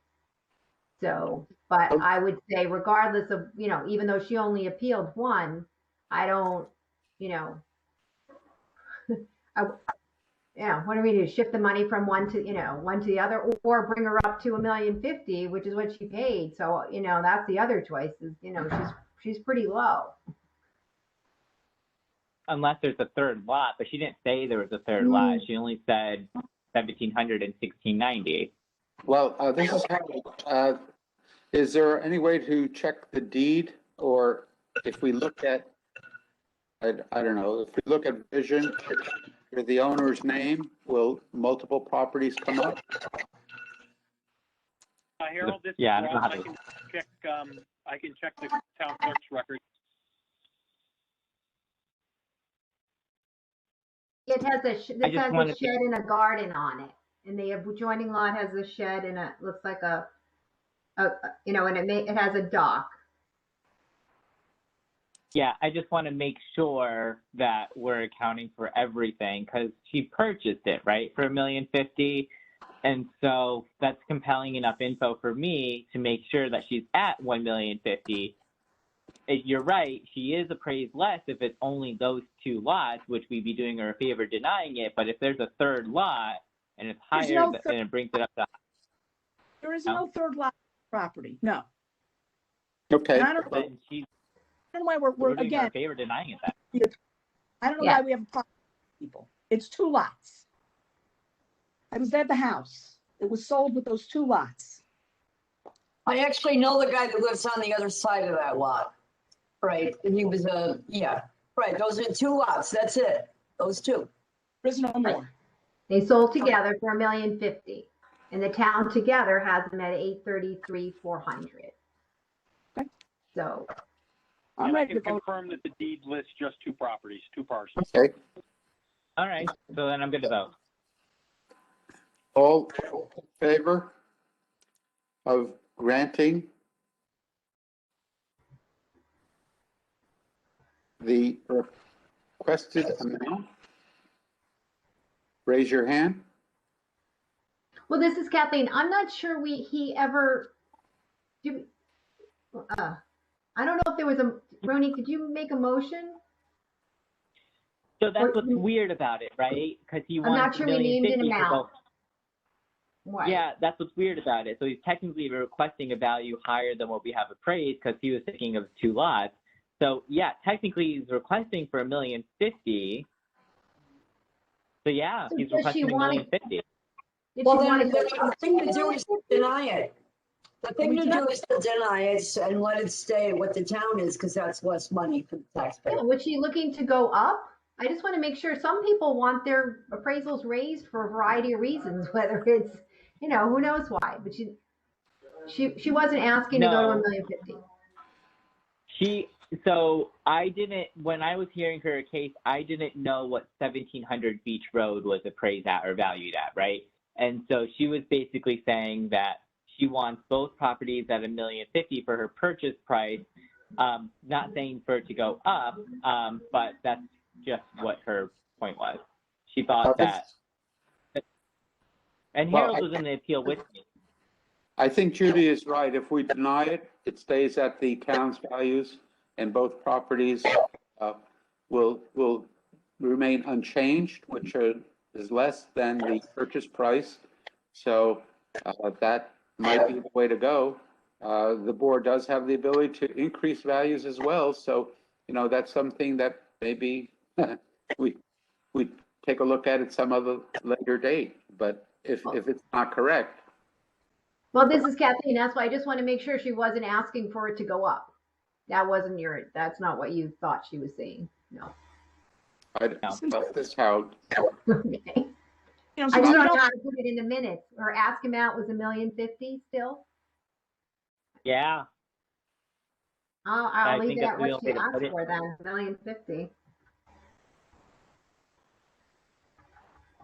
But I mean, again, I could say, are we voting on the total amount or are we voting on the portion? so that's what I'm questioning. So she wants $750,000 for 1690 and $58,000 for 1700. Say those two numbers again. No, she wants $750,000 for 1690, and she wants $58,000 for 1700. So yeah, it is lower than what we have appraised. Because those together, what is that? 808. Oh, wait. Which 808. is lower than what we have appraised. So sorry for the confusion. She wants $750,000 for 1690 Fairfield Beach and $58,000 for 1700. So this is one of those where we have to look together and vote on. This isn't a simple denial. I was calculating it wrong. Right, but to her appeal, But it's sold she was appealing 1690, and she wanted 1690 to go to 750. Even though she paid $1,050,000. So we shouldn't be approving it because she paid $1,050,000. So I don't know what the amount to give. Right, For the For the minute, minute, since she's appealing just the 1690, and the town has 1690 at 766,400, and she wants that at 750. but should we add the 58,000 for 1,700 or no? Well, in this case, this is one of those ones, do we want to wait on this till later, or we know we're going to deny it anyway? I mean, I think we're going to deny it because she paid $1,050,000 for the 2 lots. So, you know, I think we can probably vote this one down and be done with it, but that's a good example of, you know, what happens when they appeal one property. So But I we just could don't know wait, what but I number to don't, give them. or we I'm could add ready this to vote on this. I'm ready to vote on this. The town's value, Number to town's use. appraised value is got so much she purchased it for. So Right. She has Yeah. that, I'm ready to go forward and I'm ready to go forward and vote. I'm ready Kathleen? to deny it too, but I just want to know what number to put for the minute. That's what I'm trying to That's get what I'm trying to figure out. Exactly. And so we're going to have that issue with all the other ones too, except the other people probably didn't mention what they want on their other house, or they, you know, or maybe, look, these are draft minutes. So maybe I'll put in the 750, the 766, 400. I'll take out the $1,050,000. I'll put in the 750 because that's what she wanted on this property. And then once we do all the other ones where we have a split, we'll decide what's the best way to record them, or the ones only, and then we can always go back and edit the draft minutes afterwards. So Can you make a note that says that she wants 1,700 at 58,000, so we don't lose that number either? that's a good idea. So she wanted what, 1,700 at 58,000? Okay. That's why I was wondering if I needed to add them together or whatever, but they're different, so but it would Yeah. be higher. So thank you. Yeah. So let's No, go for and, you know, 750. we'll go back. People go back and look at these ones later too. So it's good to understand that. And that was her other request, right? Right. right. Okay. She just only filled out one piece of paperwork. So maybe we make it an appeal number 25 or something, and 25A or something like that. Something like that. Right. Yeah, she intended to appeal them both. So maybe I'll do that. That might be the easiest way to do it. Okay. So I'll call a vote. All those in favor of granting this appeal to the crested values or value, please raise your hand. All those opposed, please raise your hand. It's unanimous. The appeal is not granted. It is denied.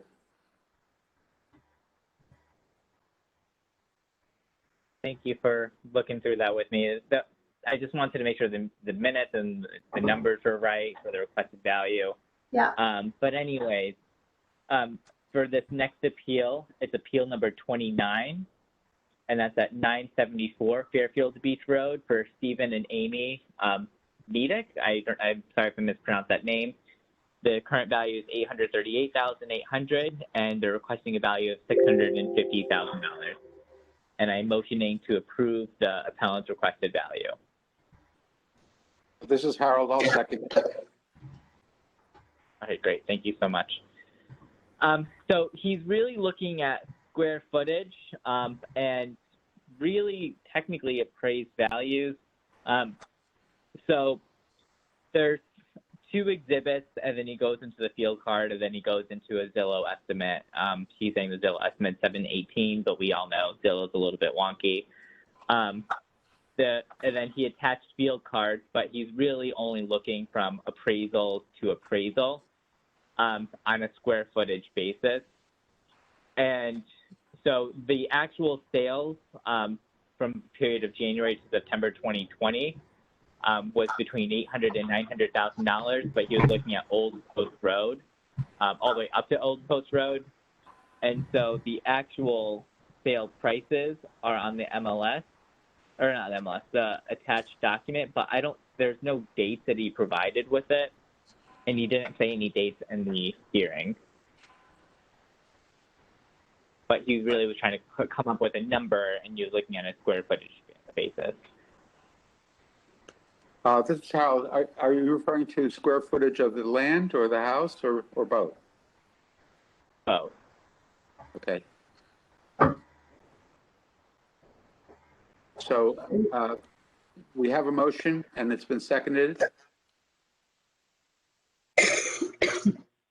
Any My discussion? apologies. It's actually just the land he was looking at. Okay.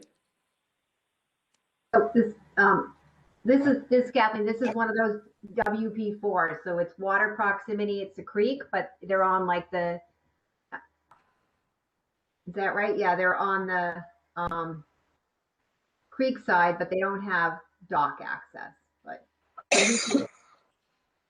so okay, so it's just looking at other properties.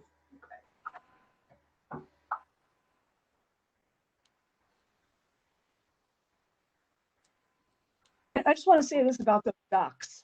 You know, yes, it's nice to have the dock, but you can only use it twice a day. It's like you can go out in and out whenever you feel like it. You have 2-hour window, morning, 2-hour window, evening, that's it. And if you don't get back into that time frame, you're walking back. So yes, it's nice to have it. It does have value, but it's not like being on a lake or something. You just go whenever you want. This is how there is adjustment on the land. It is 3/4 of an acre, approximately 0.765, 500 square feet, which is the house, I assume, has a 10% reduction on it, and the balance of the land is valued at 5% for marsh area. So that equates to a land value of $8,300. Any further comments or discussion? No, I mean, we didn't even discuss it. No, We just Yeah, that's why I'm asking. Fairfield properties. I'm sorry? These beach properties, like, I do believe we need to give some time to this. Like, there's too many variables that go along with it. Now, I don't think he really made a case, so I don't know of how much more discussion we really could have in this property, but I just don't want to rush through these Fairfield beach properties. That's why I asked if there's further discussion. He's Sorry. showing us that fall into the by square footage, and he's showing us that showing us what it translates to market value, and that he's using a median value for his. So I don't see why we can say he doesn't have some kind of a case if he's showing us sales. But he didn't give the sales dates either. He only gave us a range of what all these sales dates were. And so that's why I'm thinking. They're ahead, falling within the time frame. Time frame, and they're in the, you know, they're. Want me to give you the dates? I'll pull up the dates. Well, is this I the don't think Michaela? it doesn't really make a difference because they're all within the time frame. So Is this Kathleen? Is this the Michaela Circle we're talking about, and the Old Post Road sales, the Pilgrim Lane sales? Are those the ones? They're not. They're not on the They're beach. not Fairfield. They're not on the beach. It's 97 Cummings, 11 Pilgrim, 133 Rhoda, 323 Old Post, 333 Roland, 36 Michaela. They're not on the beach. Are they in his neighborhood? You know, Pilgrim Lane? No. Yeah.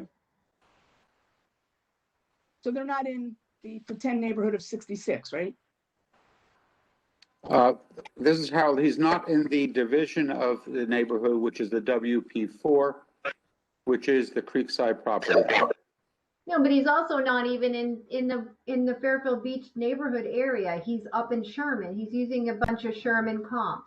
I don't even know where's Michaela Circle. I'm not even sure where that is.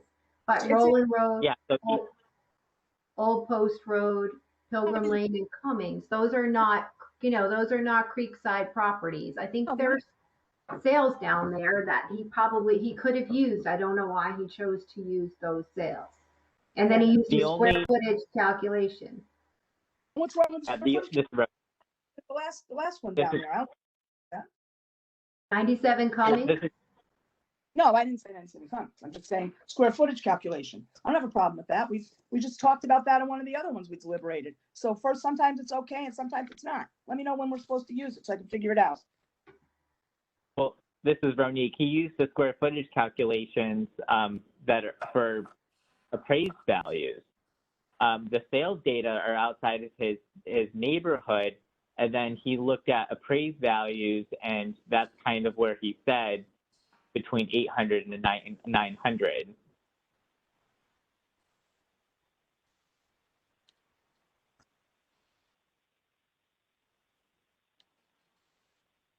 this is Kathleen. Yeah, there's quite a few people who did that. They found the sales, but then they use the town's appraised value of the sales, and then they average them and do square footage based on them. They don't use the sales price. And that's, we try to look at the sales price, not what the town has on a property, because the town might be wrong.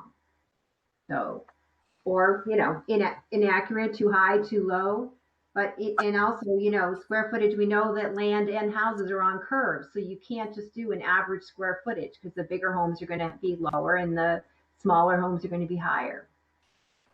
I do want to make I want to make a mention on page 6.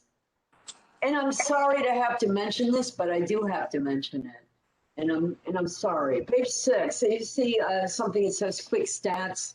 That's from the MLS. And it is labeled Beach District. Here's what I can tell you. We actually have a beach area in our MLS when we're doing these, right? If the beach area was used, it would have been listed under the criteria. So based upon the criteria that I'm looking at, that's the beach area wasn't used. So, that last exhibit, page 6, is, to me, it means nothing. Right. That's why So I'm just going to mention that to you. It would say it was beach area, or it would say neighborhood. This does not. At the bottom it says, I thought those property were type is appraised single family sale or condo sale. other condo sales. I think we're ready to go. That's not listed there. Yeah. It would always be. Yeah. Okay, Thank you for the time. Let me just double check it before I do it one more time. I'm going to check it. Hold on. He's got, Because maybe I'm wrong, and in case I'm wrong, I don't want to sway anybody improperly, okay? So, No, I appreciate the time on these. I was struggling preparing them. So. this is how, also, if he is grouping the condos and rental properties in that calculation, that might not be appropriate for an accurate comparison on that page 6 that you mentioned. I have a question about, while Judy's looking that up, I have a question about the field card where it says condition is 0.990. Site, what's that, proximity? What's that condition? I don't understand that condition. Can somebody explain that? Maybe Ross?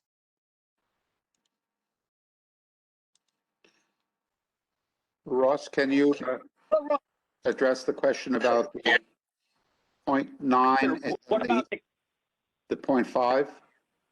I understand the 0.5. What about the 0.9 are you not understanding? I'm just clarify a little bit.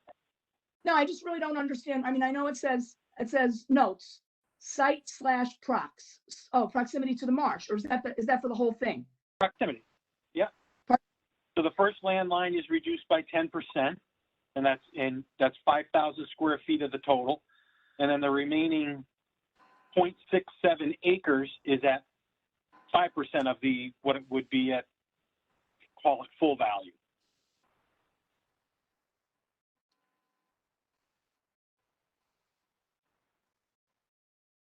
Okay.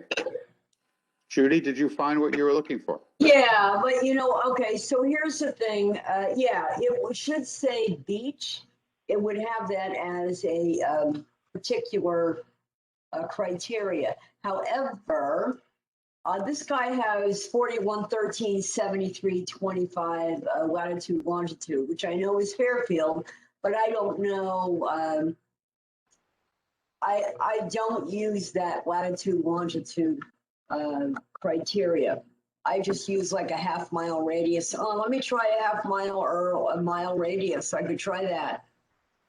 I'll try it with the subject property because that's not a beach district stat. So bear with me. I think that it really needed to come from him. I mean, he didn't give the actual addresses. He didn't give the actual dates. He tried doing a square footage analysis and then doing a land analysis and doing the square footage. And I just don't think that's a right number. And I don't want to make up a number for him. No. No, he could come back, this Kathleen, he can come back next year with, much better data to prove that this, the sales are not there. But this way of, showing it to us isn't, it doesn't tell a good story, or doesn't support the facts. Judy, what is it? All right, so now when I just did a latitude longitude search, I did one within a half a mile of subject property, and it shows up as latitude longitude is within a half mile of X property. So I don't know. I'm not liking the way I'm not liking the way I see that stat. So Okay. something I'm not liking it, and I'm sorry to say that I'm not liking it. All right. Do we have any further discussion? Then I'd like to call upon all those in favor of granting this appeal to the requested value, please raise your hand. All opposed, please raise your hand. The appeal is not granted. It's unanimous. Thank you, Ronit. No, thank you. This next one's easier.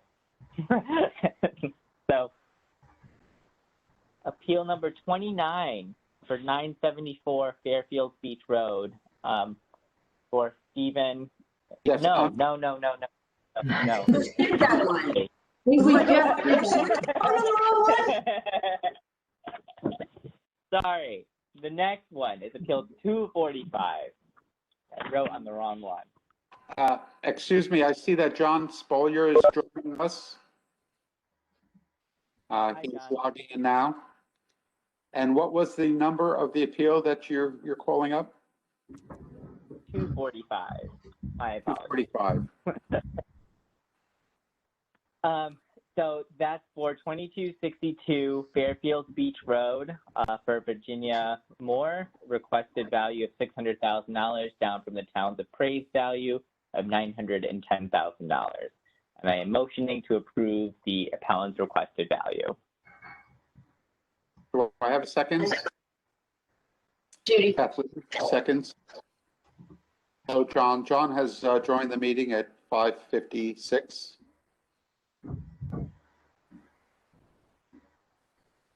John, can you hear us? Did you want to look at this property as well, or? Sure. I mean, it sounds like you're just starting up, so I'm in. All right. So it's appeal 245 if you Yep, I heard haven't that. heard it. Yep. Oh, okay. Okay, so to kind of start talking about this, there is an appraisal on this, but I want to say there's a page missing. I don't think it was actually provided, or maybe I'm mistaken, because I'm looking at the stairs comparison analysis, and I just don't, we've seen other appraisals where they've broken down in a lot more detail than what's on this page. And they didn't do a time adjusted value, but is there something that I'm missing, or is this everything that should have been appraised, and this is what it is? I mean, So, we've Bernie, all this seen a is lot Ron. of. Let me just, I noticed that it's normally they're legal size pages, and it looks like this is cut off. So if you want to hold off, I can check this tomorrow and make sure that it was scanned properly. But we have Yeah, I see that appraisals too. that have Yeah, been cut off. Okay, it's definitely looks cut off. Definitely. so then, I can I would verify like to that tomorrow and correct it if needed. then I would like to table this one and say take no action on appeal number 245. Okay. All of these appeals, by the way, was day one of me starting this, so bear with me. Oh my gosh! Wow! Oh, wow! Well, and you were in your stripes that day, didn't you? Oh yeah, but it's all good. But you're a quick study, a quick learner.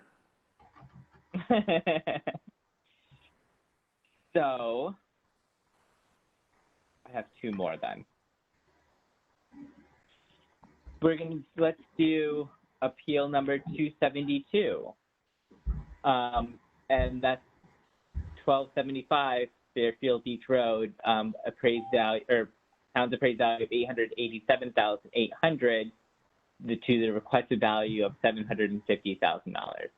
There's So we're 272 and 273 are together though. Well, so that this is one of those ones where, you know, where they're appealing both of them. So, do you want to do 308 first? That's one more creek property. Do you have that one ready before we tackle this one? Yeah. Or 581. Those two are left that are not, you know, don't get into this both sides. But if you want to stay with 272, we'll go with it and see how we do it. That's the only other one. I only have the 308 as the other one. What's the other appeal number you said? Did you have 581? I thought we took no action on that one. No. Maybe somebody else had that one and I just have the wrong person. I don't think I have 581, but Okay. maybe I missed the page. Well, it's I show that as Ronique also. Yeah. It's okay, but we Number could do 580. 308. Are you ready to do 308? Yeah, let's do 308, and then I'll see if I have 581. So let me make a note of that. Okay. And Ronique, I I'm just don't sorry, have- what was the one with the appraisal that I need to check? 245, Ross. 345. Yeah, 2262 Fairfield Beach Road. It's one of those ones down the end. Beach to Creek. Okay, so then, yeah, then let's look at Let's do 308 first. Okay. 08. So 308 at 1080 Fairfield Beach Road for Bill Perugini. Current value $844,200 down to the requested value of $705,000. And I'm motioning to approve the appellant's requested value. I'll second that. Judy Sablack. Thank you. So the appraisal was, the appraiser was in the meeting. No, I'm sorry. This is an RTM member in Fairfield. And so what he was doing, he didn't really give that much data. He actually spoke to a lot of this. So a lot of this is going to be verbal. So he was looking at the percentage increases. He was saying all the creekside properties went up 54%, all the beach properties went up 7.6%. And he believes there's a lot of it had to do with COVID sales. And the Fairfield, well, he does believe that Fairfield got their money back, but that was just a side note he was making about COVID sales. He's happy to pay his fair share. He is an RTM member. The thing about this specific property are, well, it's not by the fire training facility and it's not by the water treatment plant, but that's the non-desirable part.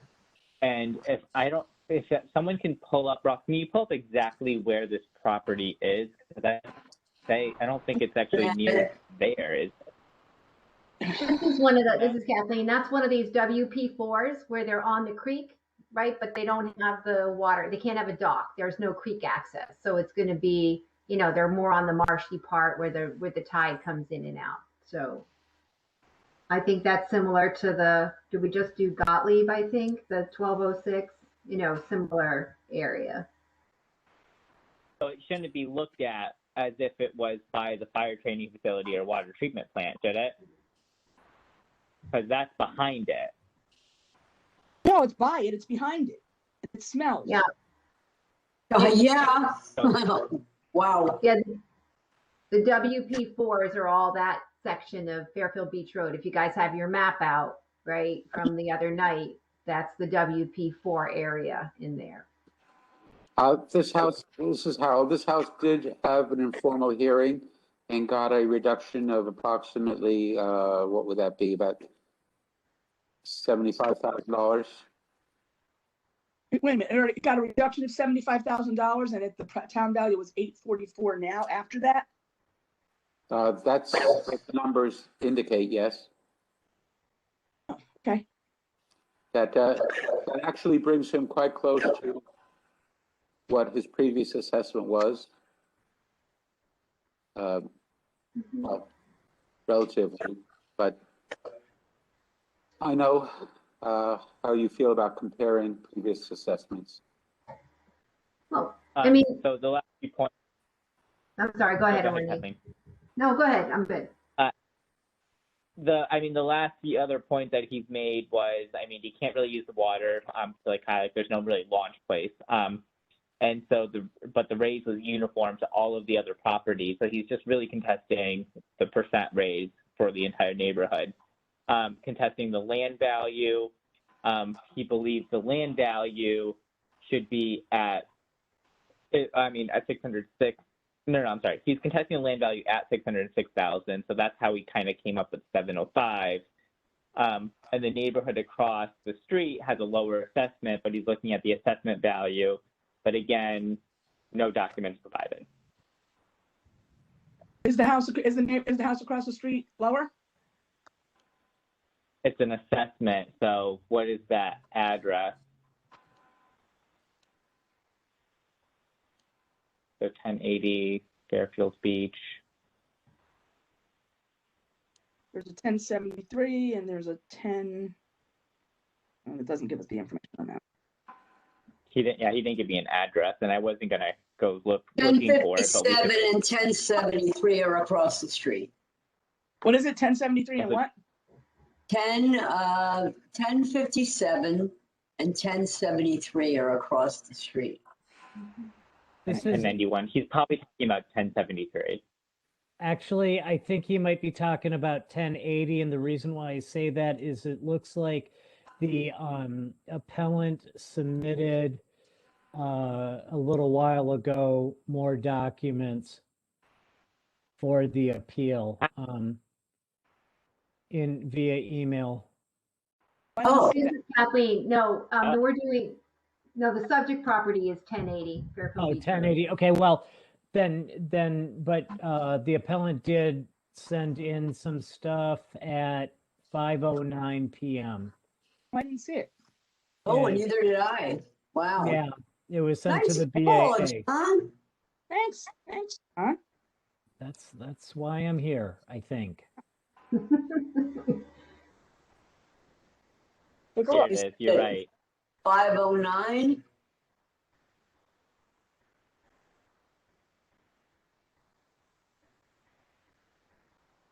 Yeah, it was 5:00, at least in my Yeah, folder. now I see something. Okay. I don't see that. Yep, there you Cannot go. open the Oh, attachment. no, I Here's hope I Sam. can,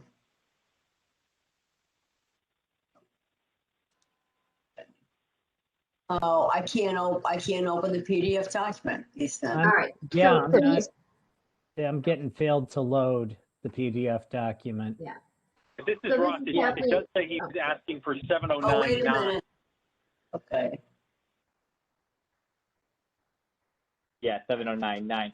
He didn't provide these documents to me when he met. So I don't know what he's saying when he said when he met me, because these documents are brand new information. And he sent it even before we were going to talk about it. I can't open it. Yeah, I was I'm not- able to open it, share it. You might need to refresh the Yeah. file. Kathleen? So this is Kathleen. So I'm, I always look at the sales data. So look at his neighbor. He's at 1080. So 1084 sold in November 18th, 2020. So a month after the reval or 6 weeks after. It's 1,500 square feet on a quarter acre, similar to his, and it sold for $985. 1,500 square feet. Now I assume that's his neighbor. So, I mean, he didn't, unless what your attachment has some sales data in it, he's at 2,400 square feet, also on a quarter acre, same I hear size. somebody else talking. What was that, Judy? Oh gosh, I hear something. Maybe it's my computer. Yeah, I'm not saying anything. You guys don't hear anything? No. So I'm just saying he's got that sale next door to him. What's He was the built address in on that? 2000, that sale, that place looks redone next door, the 1084. But I'm just saying. And he wants to go to 709 Yeah. or 705 or 70, what do you, 705. 705. No, 709. We changed it to Ross. His 709? email says he wants 7099. That's on the email he sent an hour Right. ago. I mean, what did he say in his hearing? 705? 705. All right, it's a $4,000 difference. I mean, I don't know, are we allowing people to change their ask amounts after, this late in the, I mean, we can always do a partial, so I think for the minutes we can put 705. for the minutes, put 705, okay. All right, sufficient discussion? So, I mean, the documents that he sent in are similar to what he's saying. He's just looking at the increases all throughout Fairfield Beach Road. I mean, yes, his property, the back of it is the water treatment plant and the fire training center. So, I mean, maybe we look at that, but then again, I don't know, that's not enough of a case to bring it all the way down to 700, right? Or 709. And this is John, and I noticed in the file that the 5,000 square feet already has a condition of 0.09, as well as then another 110,000 feet or 0.13 acre is down to 0.05 for Topo Marsh. Yes, we did see that similar properties before you joined the meeting. Okay. Yeah. But again, Kathleen, I'm looking at that sale. His neighbor sold for 905, and it's smaller. So. Okay. Are we? I just have a question. Yes, Paul. Yep. We were talking about, there's been a 20% increase in in values there. And I kept saying, well, I don't believe that. I'm not sure what I believe about the values, but all of these properties, 1094, 954, all around him, 1084, and his 1810 is another one. They all went up like 50%, 53%, 42%. So most of them went up on 35%. So between 35 and 50%. How did that happen if the average was 20? Well, this is Kathleen. Maybe they were I'm just saying, maybe they were underappraised in 2015. I don't know, or maybe the market's really done that. We have some houses that were under in 15, that were way under in 15, and maybe they're catching up. I don't know. It's just, I think for now we just have the percentage increase, something to be looked at, but what we look at is the market. Right? What is the market telling us October 1, 2020 for this property? How do we, and he should be giving us market data, not percentage increases, because, That's funny because you guys keep talking about the 20% increase. Now, when I mention it, we don't go by that anymore. Now we go by market value, which I've been arguing since we started. Now we switched it around again. So let me know which property we're going to use what method so that I don't waste my time. Sales data, I think that's market value. Or about 20%. Sales data. Maybe I should say sales data, not market value, not the town's. We don't use the town's value. Okay. Sales data. Sales data. So I don't want to hear. Also, then we got that $55,000 that sale data. We already have that. So now I'm going back to something else on there. But okay. Let's stick with the house on it. Let's stick with the appeal that we're discussing, please. Okay. All right. Any further comments discussing this particular assessment? Well, I just have one more comment though. Speaking about that 20%, again, if a property was underappraised the last time, okay, but properties went up 20% in value, and that's what the towns were saying, it's a 20% increase over the last, the last time. Well, you can't just raise somebody 50% because they were underassessed the last time. That was your mistake. They go up 20%. Eventually it'll catch up, but it shouldn't have to go up in one cycle. I understand, Paulette. Let's deal with the appeal that's on the table, and we'll get to those other appeals soon enough, I'm sure.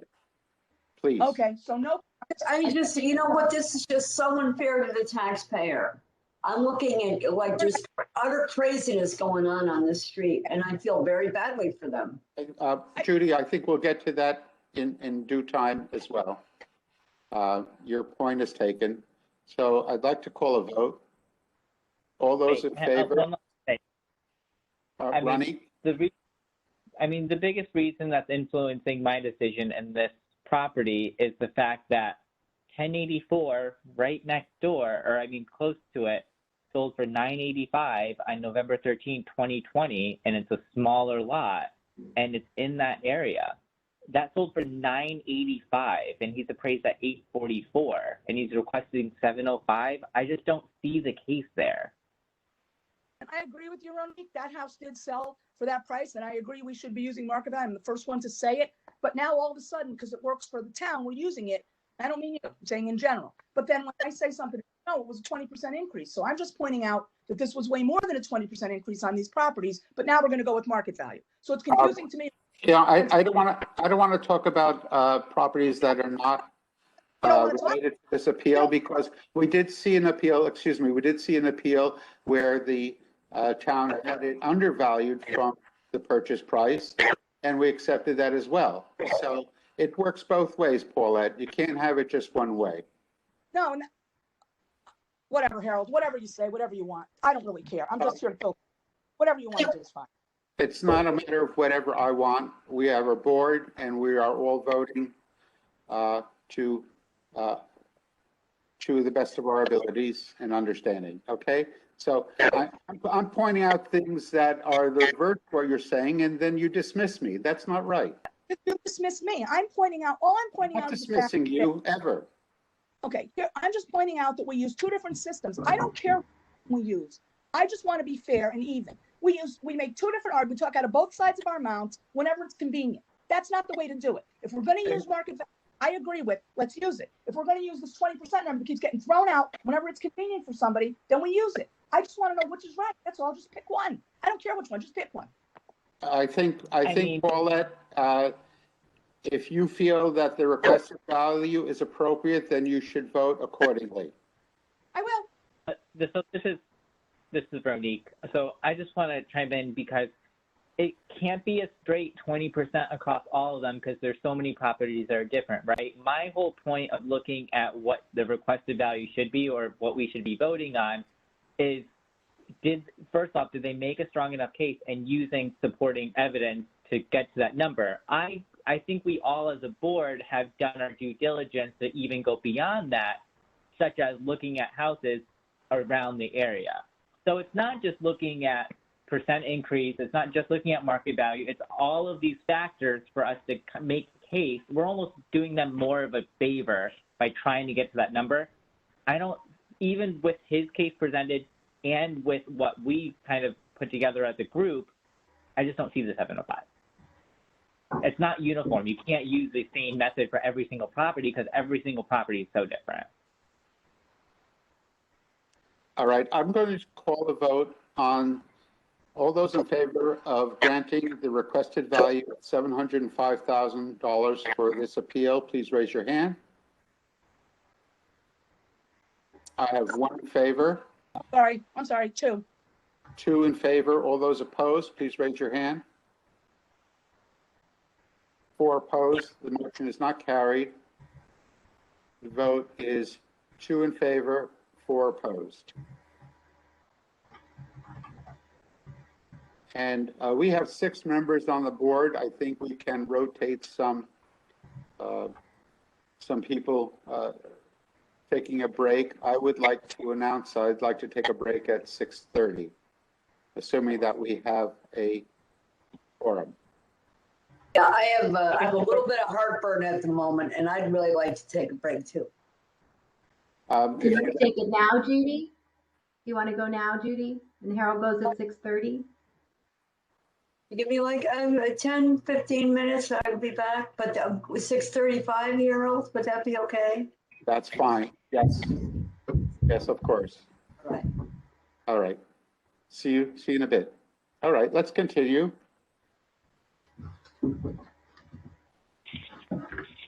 Ronique, are you through with what you I'm were done. prepared? I'm done. No more. Good job. John, do you have any that you'd like to complete? Not at this time.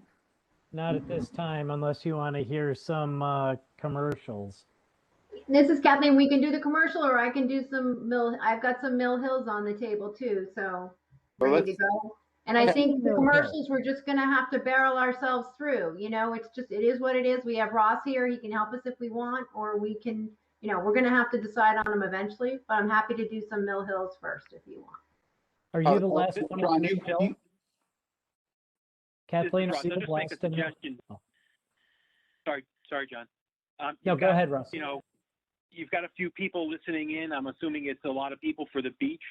So my suggestion is that if you're going to switch, you either, stop the beach altogether for tonight at some point so that they can choose whether they want to continue to listen or not. Before we make that decision, I just found appeal number 581 in my stack. We talked about 581 in the past, and it was a revisit. I just need to kind of ramp up to figure why we revisited, but we could certainly look at that, but that would be the last Fairfield Beach Road if we do end up looking at Fairfield Beach Road. Because the other ones we were saying are Creekside separately, and so we didn't want to go down that path today, right? The Beach Creek, you have one that's Beach Creek, and we have both sides. So I don't think we want to go down the ones that are beach, only appealing one side of each. But if you want to do, it's up to you. If you want to do your 581 and get it done, I think that's fine. Yeah, because I have 3 creeks that are looking at just one side. I have one of the appraisers that it was cut off because it may be illegal. So the only one would just be 581. So we can look at 581 and then just kind of be done with beach for the night. Okay. That's good. I just have to ramp up really quick. So we revisited it. It was a very lengthy document let me bring it up to the board. So appeal number 581 at 1534 Fairfield Beach Road for Albert Donald Grauer, a value of $98,100, and he's requesting a value of $73,904. And I'm motioning to approve Donald Grauer's requested value. This is John. I'll second. Thank you.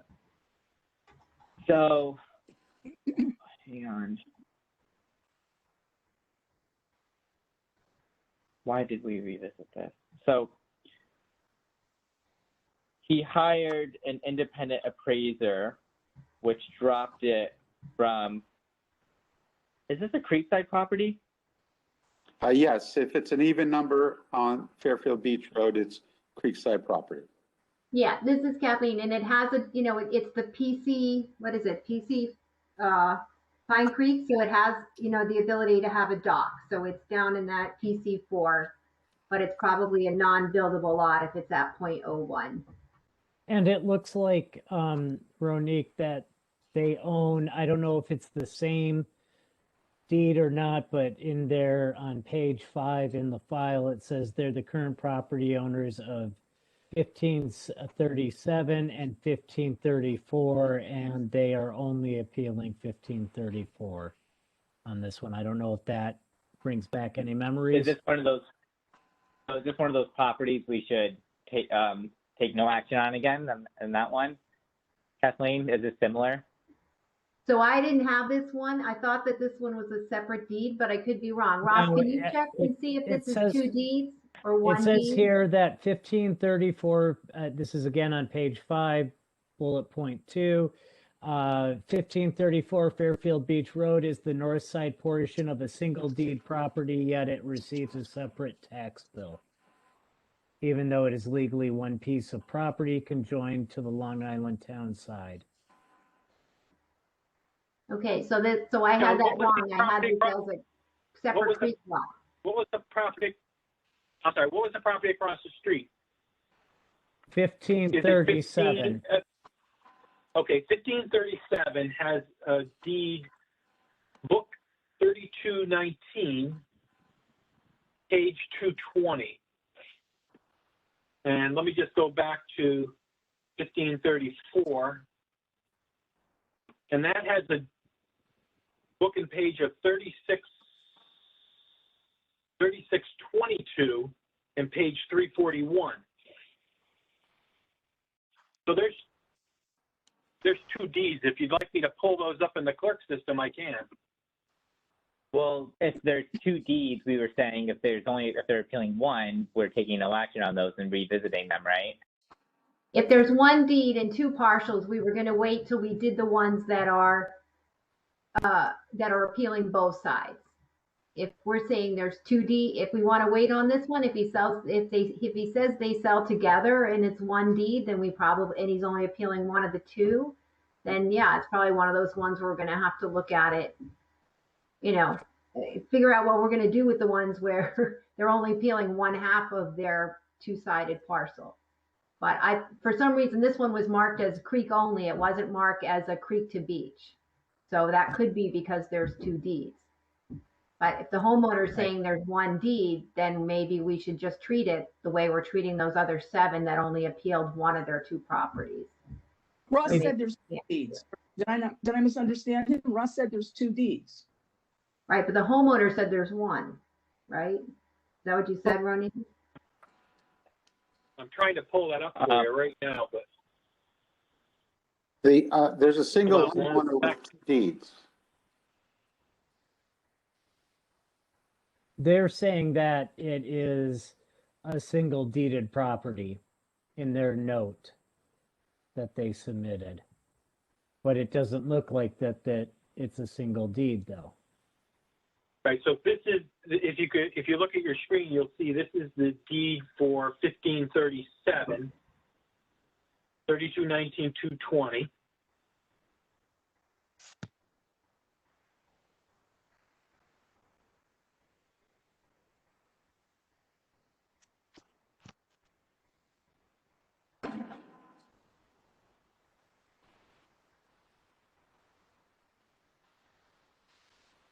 Where'd the legal description go?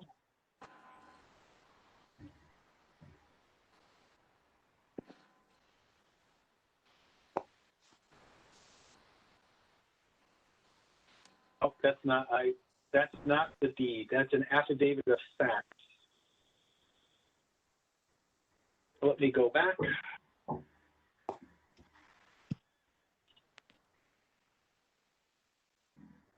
So 3285/65 is the prior deed.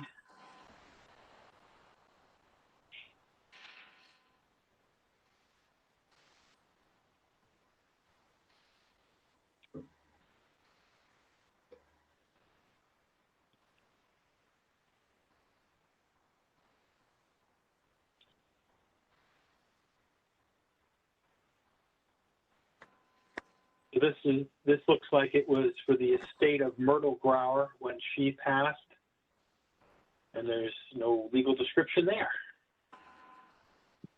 So this is Kathleen. So maybe we just take no action again till we can get clarification from the homeowner, so that we treat this one like we treat, the others. Does that make sense? The ones where they're only appealing one of the 2 properties. This is Paul. I believe on this property, it was originally deeded to them as 2 lots, and the town refused to honor that. So now that's why he's saying it's 1. This is Harold. Why do you say the town refused to honor that? Because that's what the owner said. And where does it say that? I think it says in here that it's one lot. Well, okay, so on page 5, they say that on the second bullet point or second thing, The town Yeah. will not recognize a transfer of ownership unless the ZBA grants development of the property. It was originally titled to our mother before her death in 2003, and the town refuses to honor a continued separate titling. The 1537 portion of the property was titled to our father, who passed away in 1989, and that separation isn't being honored either. I have could it be that at some point they did construction on the beachside property and used this to gain a zoning approval and thus in zoning's eyes combined it? I don't know because it says it's been denied though our lot is bigger than 1564 Fairfield Beach Road, a neighboring property that was granted development rights while we were denied. 1564 FBR is today a fully developed 980 square foot property, currently appraised at $523,000 for the land only. So this is Veronique. I mean, before you came on, John, there's properties kind of similar where they're separated. His primary is 1537 Fairfield Beach Road. It's hard to evaluate 1534 without looking at them both. So I think it's just best we take no action on it and then kind of look at all three of those properties. No matter how it's deeded, it's still a similar structure to what we had for the other appeals, right? So I think we should just take no action on this until we get a better understanding of looking at square footage on Creekside, all those different properties there. We can't look at this one today. Okay. I think you're right. I think that's the best thing to do is just, take them after we do the twos together and figure out how we want to do the doubles. And maybe you'll start that one on, you have one of those where they appeal both sides, but I think maybe we'll save that for Monday. Yeah. And we'll have Peter and Alexis then as well, and they have a whole bunch of those ones that are, that they're appealing both sides, and they have some of the ones where they're appealing one side, so it's probably best we have that conversation, when they're present, so. So this is Harold. No, I agree. We did want to start with the beach properties because we know that was of interest to the folks down at the beach. But we're going to leave the beach neighborhood now to do some of Kathleen's properties. I can do some Mill Hill, yeah. Mill Hill. But I think, Paulette, you had your hand up for? Just one last property. I think Ross raised the question. It's the original house that's on the other side, and that has not been, enlarged or anything. So I wouldn't think that they would have then tried to make it one piece of property for that reason. So that did not happen. Okay. Okay. That makes sense. Well, I guess you really couldn't build across the road. The road is town property. Yeah, these are complicated, so I'm glad we have our, whatever, most everything else out of the way. It's good. Okay. So, Kathleen, do you? Yeah, one question on this though. I had blank as the appellant's requested value. So what was the value on that one that they were requesting, just so I get that corrected in the main spreadsheet? 73,900. 73,900. Okay, thank you. Thank you.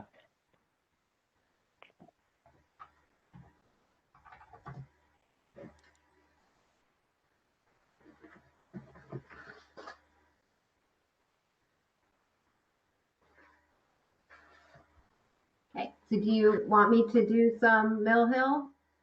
I think so, yes. Okay, and if someone else, I will try to keep the minutes while I do it, but if somebody else can jot the minutes down in case I turn around at the end and realize I forgot who seconded it or how it went. So, all right, let me see.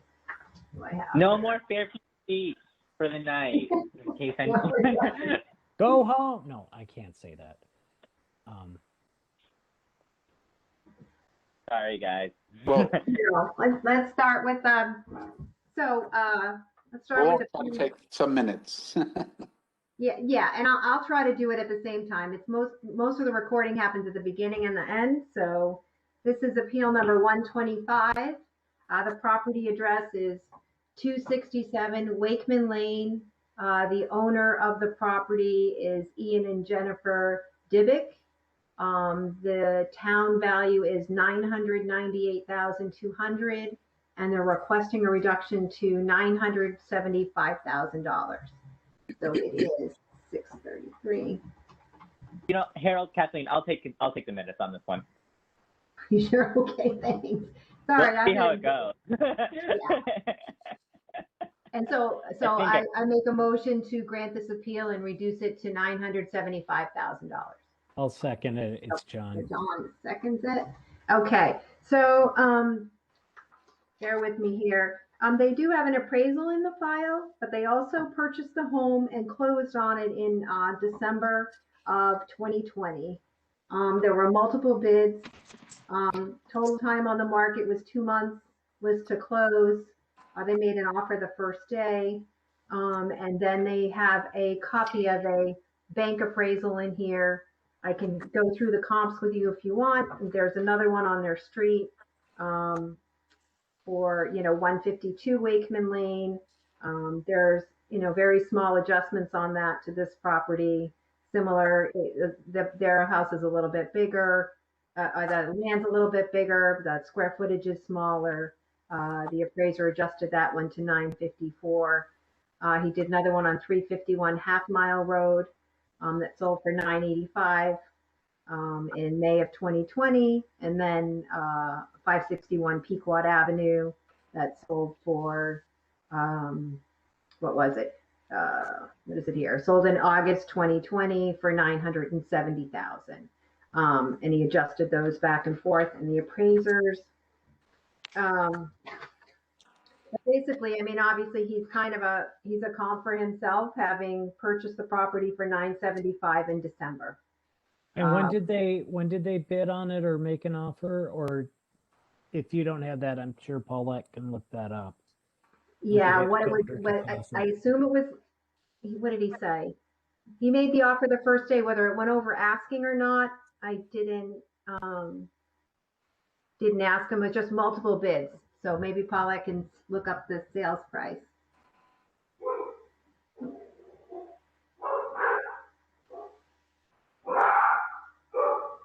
Excuse me, let me Looking it up now.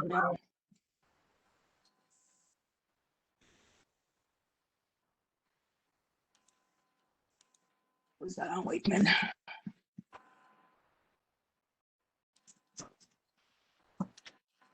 $267.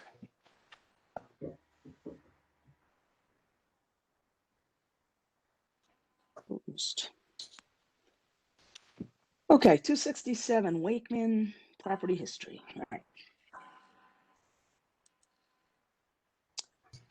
Let's see now. It was listed on 10/8/20 for $975,000. It went under deposit on 10/13/20, and then it closed on 12/12/20 for the $975 in. So it sold for the asking price. Prior to that, it had been on the market for, it's funny, it'd been on the market for a different price. It didn't sell. This was really only on the market for a total of about 65 to 70 days. Yeah, that's what he said. He said it was they made multiple offers on the first day. He made an offer the first day. It was on the market. List to close was 2 months. Went very quickly. And he has a bank appraisal that came in at the same as his purchase price. So yeah. I think the deduction, he bought it a little bit later than the reval period, or closed a little bit later. He's also looking for, a very small percentage reduction, 2% off. So, I don't know. We could give him the purchase price. It's after the sales date, or we could just keep him at the $998. It's a 2% reduction. And given that there were multiple offers, perhaps if it had been priced higher, it would have sold for the $998. So. Well, there might have been. But wait a minute. There might have been multiple offers. But the idea of the multiple offers is that you bid over the asking when there's more than one offer. If he got it for the sale price, then the market does not believe that it was worth more than $975. Yeah. Mostly about how, you know, Perhaps you feel like we're multiple close offers enough. for less than that. Pardon Okay. me? Is it close enough or not? I guess The that's multiple it. offers were less than the actual selling price. Right, the offers were less than the actual selling price. If in the bidding war, he got it for the actual asking price. Right. I mean, he may have been a more qualified buyer. We don't Yeah. know that. But it right? doesn't We don't matter. attribute to It doesn't that. matter. They So- chose his offer, and that's the Yeah. sale price. They chose his offer, right? Right. All those, further discussion? Yeah, Anyone? I Yes, just Judy. want to say that it's Judy Zablack. I'm back, and I've listened to some of the banter and the deliberation here, and I've also looked through the documents, and I'd also like to vote on this if everyone else here is okay with voting on it. Sure. All right. Call a Is that vote. okay with everybody? All those in favor of granting the requested value of $975,000, please raise your hand. I have 1, 2, 3, 4 in favor, opposed. 2 opposed. The motion carries with a vote of 4 in favor, 2 opposed. Kathleen and Ronique opposed. In the minutes, do I have to write who opposed or who approved, Kathleen? Yeah, I'll get it, Ronit. If you guys be patient with me, I've got a spreadsheet and I have a system. I just need to remember that you and I voted. Okay. I I'm basically good. I'm going to step aside for about 15 minutes or so. Yeah, it's the coming and going, Ronique. If you want to track the times that people come and go, like I didn't get down when Judy came back. I know she left at 6:18. She was back for that vote. 6:33 is when we started that one. So, okay. It's 6:40. I'm stepping down. I'm going to hand over to Kathleen to You want me to? chair.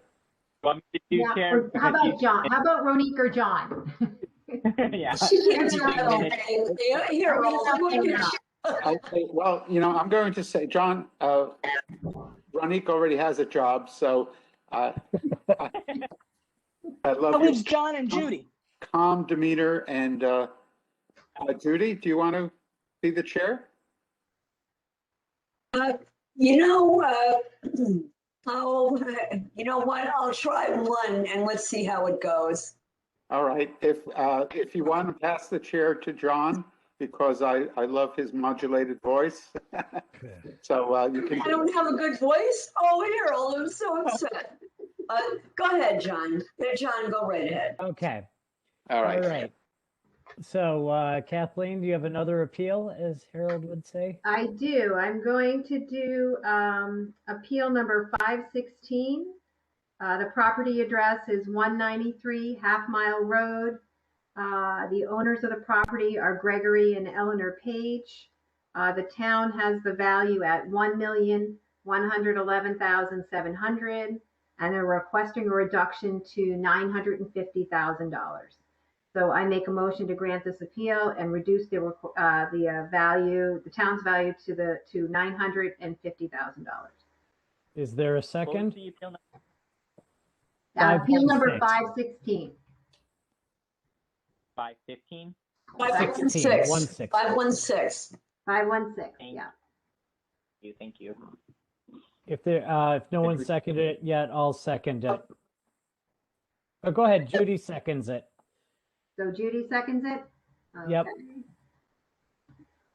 Okay, so this is a Greg Lane appraisal.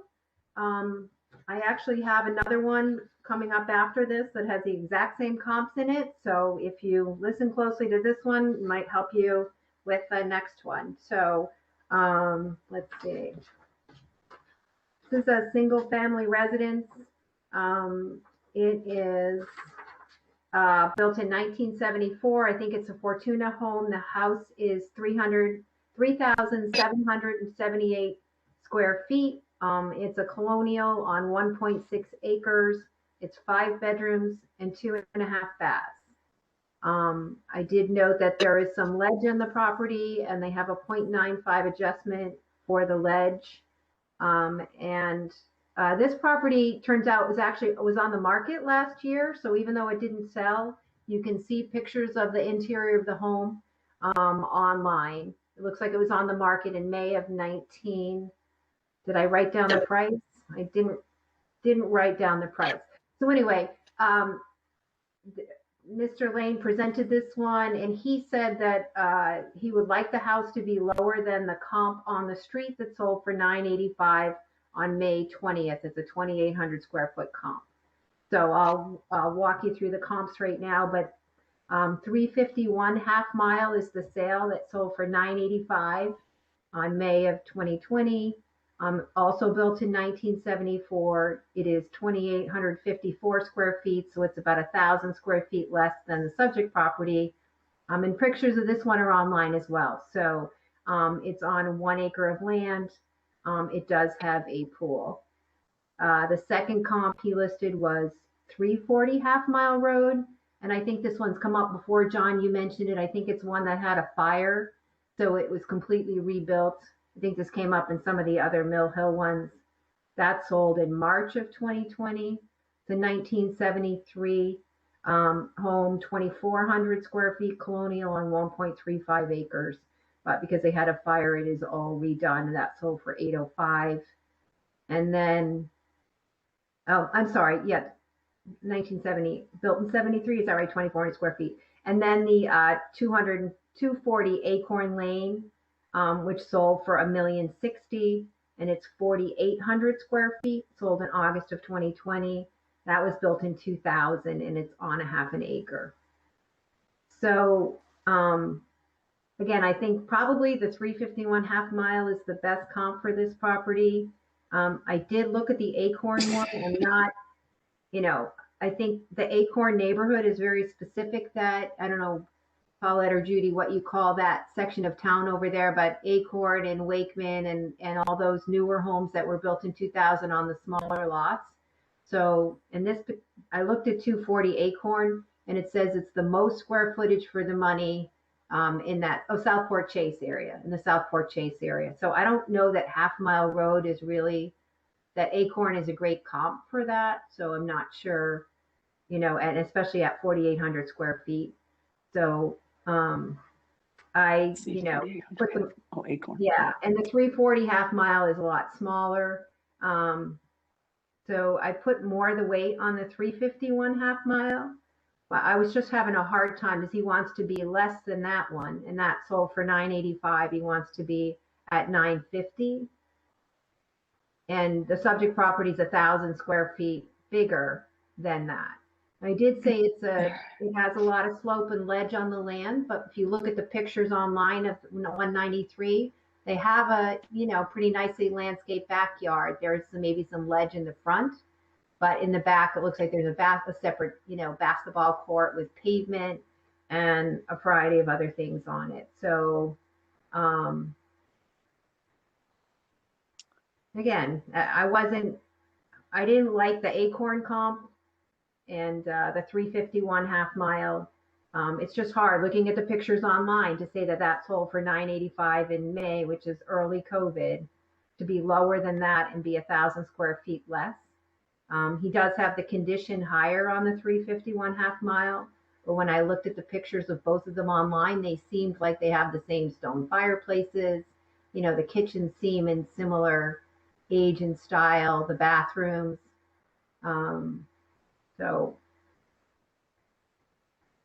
whether I don't see the 950, whether $1,000,000, for 1,000 square feet more than 985, and a few months later, I don't know that the town has it off that by that much. So Kathleen, I do see that it does look like there's a time value adjusted element for that 351, and I believe he said he adjusted for $50 per square foot. So I do see that he brings up that 351 from a 985 to a 993.6 in the appraisal there. Right. He said the condition of that 351 is 50,000, is better. Yes, is good versus above average. Above average. But looking at the pictures, I didn't necessarily see that in the condition. If you look at the curb appeal and or the the inside. I didn't see a lot. I don't know if I saw $50,000 worth of condition differences. Just as an FYI, this guy had his home on the market for 275 days and it didn't sell. And Yeah, what in was the price? 2019, right? And what was That's the list right. price? Yeah, and you know what? I was at $1,069,000, and here's what Paulette and I know: if a home doesn't sell, it's at least 10% overpriced.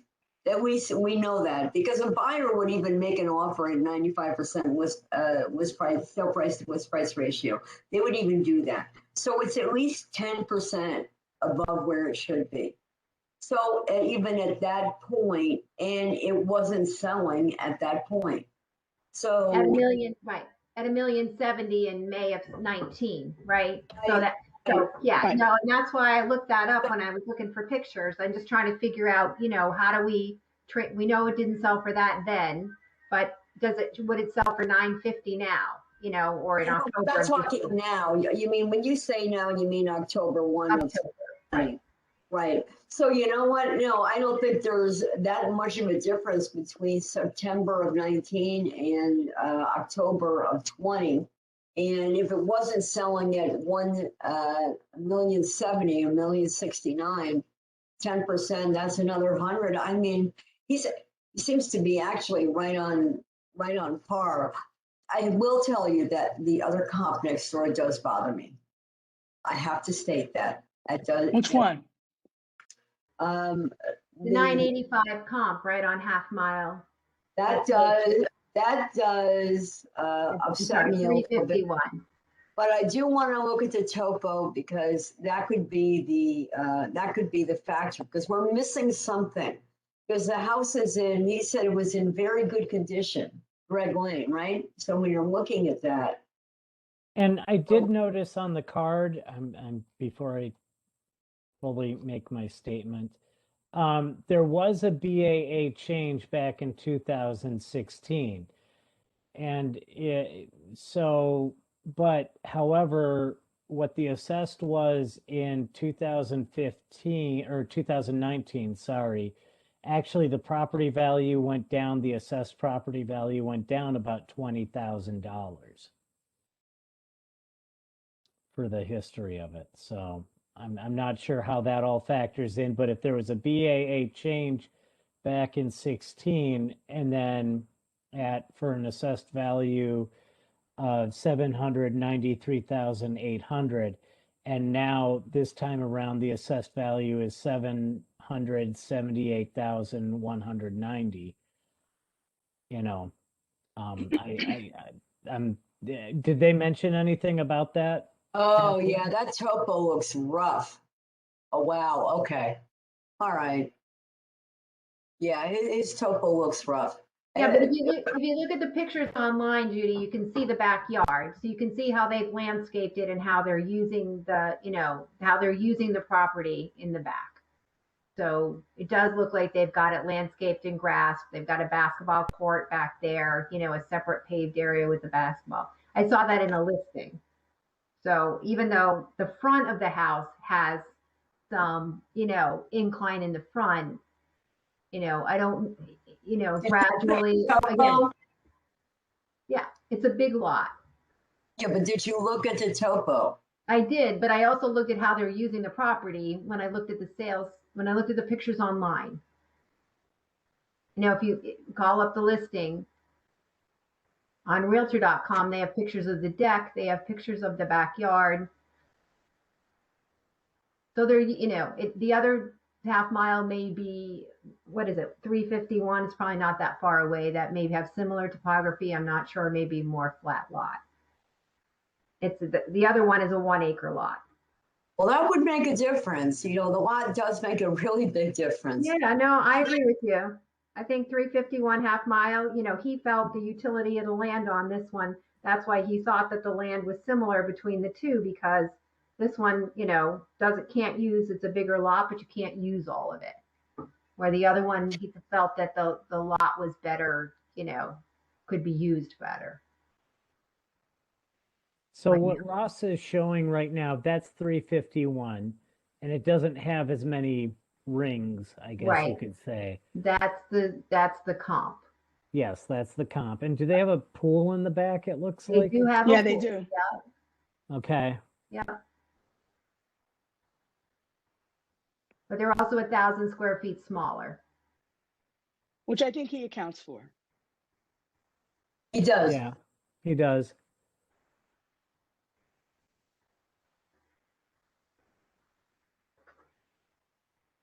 I mean, it looks like at some point it goes from 90 feet down to 74. I can't tell, yeah, there is a driveway. 351 is a much better lot, topography wise. Oh yeah, this lot drops. Let's see. Oh yeah, look at it. Oh, look at it. It's still not as bad as the one on Burroughs, but it's bad. The one on Burroughs, you know what? That's a real problem. We should, that really, All right. Well, Okay, I guess let's look at the market value. is there any other further discussion on this? I don't see a So problem this with is the appraisal. Kathleen. I'm having a hard time at the 950. So that's because the other one is not sold for 985. It's 1,000 square feet bigger. It does have a pool, or smaller. This doesn't have a pool, but this is almost 3,700 square feet. So that's where I'm, yes, the lot has something to do with it, but this is a big house. Yeah, but what are the lots valued at both? What's the lot valued on this property as opposed to the other one? I'm curious. Let's see. I think I wrote down the land on this property is at 680 and the land on the other property is at 571. On the subject property, the house is at 430. And the other property, the house is at 347. Hold on, the subject property, the land is at how much? 680. 680? Yeah, and the house is at That's what it looks 430. like. This is interesting for a 5-bedroom house. So you're inviting a big family, and yet your property is not conducive to that family. And the property actually hinders that 5-bedroom. Do you follow that? Do you follow that? Well, they have I the follow it. basketball court in the back. I saw the court, right? I mean, did you look at the pictures of the yard? They've got. I saw it, but you know what? When you Okay. look at a real estate agent's pictures, I hate to say it. I get it. I get it. Both, you have pictures of both those properties. So I think his property, even though it needs to be adjusted. It needs to be adjusted, and I don't think he's unreasonable. And we have an appraisal. And if Greg went out to go look at the property, and he's Which still he did. thinking this, he did. No, he did. I'm going to trust his opinion. I'm going to trust his educated opinion, who saw it, who actually was in the house and knows houses and does this for a living. So I'm there. I'm ready. I'm good with it. All right, if there's no further discussion, I'd like to make a vote call here. All those in favor to reduce the appellant's value for the requested amount, please raise your hand. I got 2 in favor.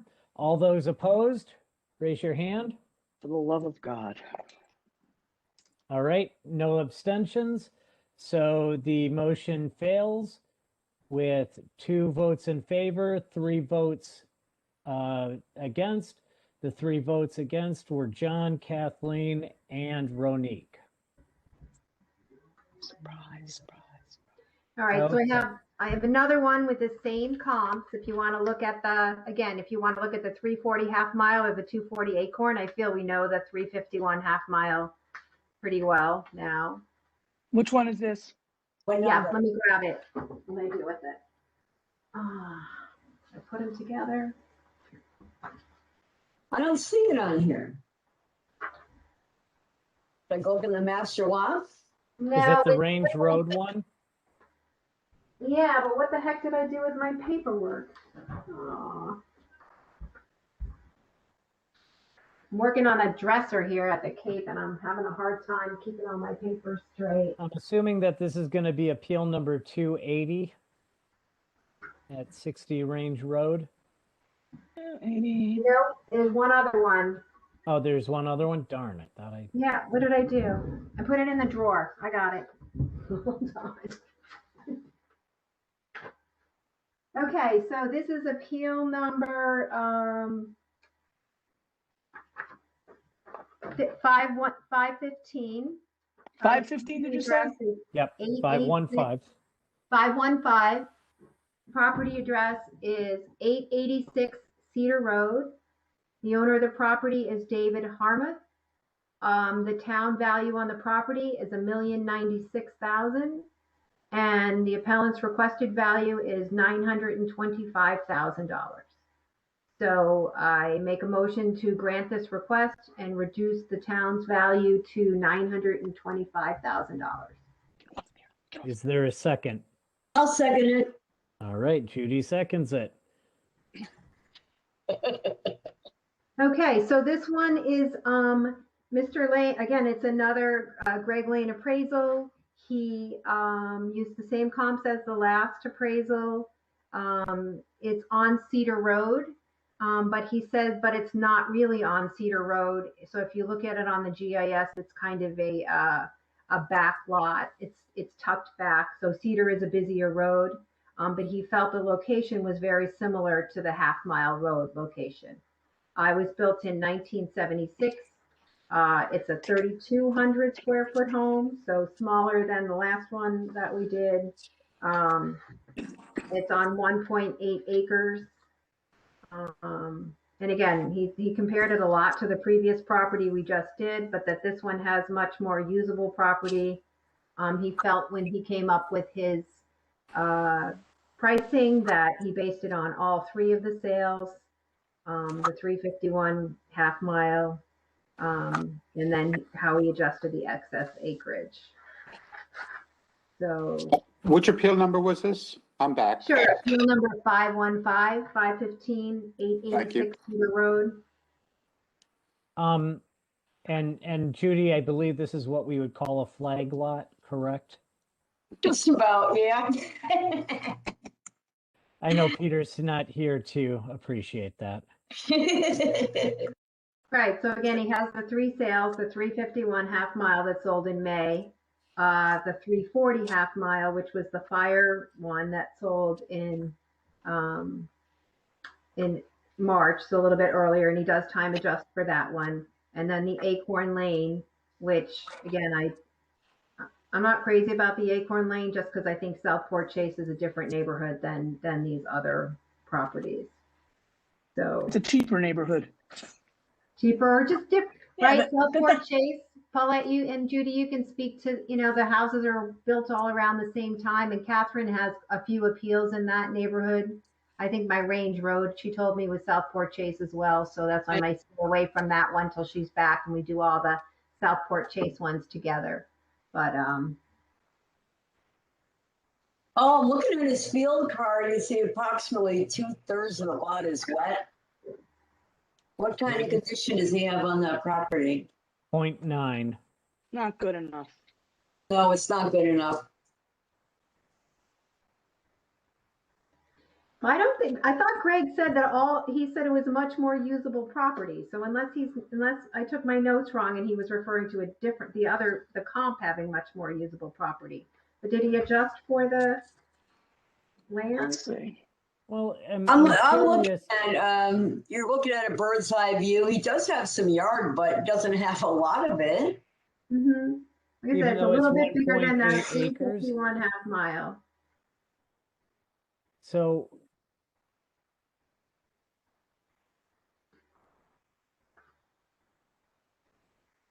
when we look at the comps here, the appellant has 1.8 acres. The 351 half mile has just over 1. And I'm just wondering, did Greg factor in the, with how he adjusted it, if it was that, what would be wetlands or something like that Yeah. can't be used. This is how there is a $30,000 investment for the acreage difference of, I guess, 0.78 acres. And on the other half mile, it's $20,000. Or, Yeah. He has the condition acre. all the same. Yeah. I mean, he is, again, because he's got the other, you know, the Acorn Lane one, which is 4,800 square feet. So there's a lot of adjustment going on there for the size of the property, right? Yeah, but what does it matter? That's what you do. You make the adjustments. That's why they do it. I mean, they pick something and then they make the adjustments for it. If they didn't have the adjustments, I'd say, well, you know, then that's not right because it's not the same. But they make it as similar as possible. So I don't understand why that's a problem. I'm still pretty much hooked on that 2/3 of the lot is wet. It's right on the field card, and he doesn't have enough of a condition on his property to account for that. I don't care what it looks like over on top. The field card is saying that it's 2/3 wet. He's got to have some kind of an adjustment for that, and it's not enough what he's got at a point now. Where does it, where are you seeing? Oh, okay, gotcha. Look on page, Under John, notes. you see it? Yep, Look under on notes, page approximately 5. 2/3 a lot was wet.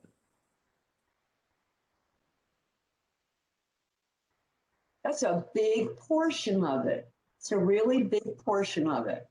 Russ, can you pull up the wetlands map on that, please?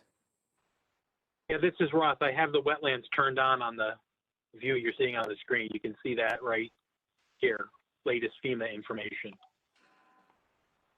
So is there none on this property according to the map?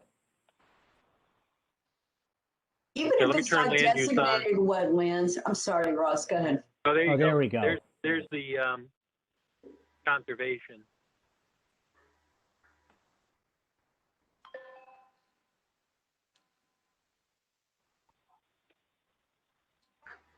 Where's the conservation? Oh, okay.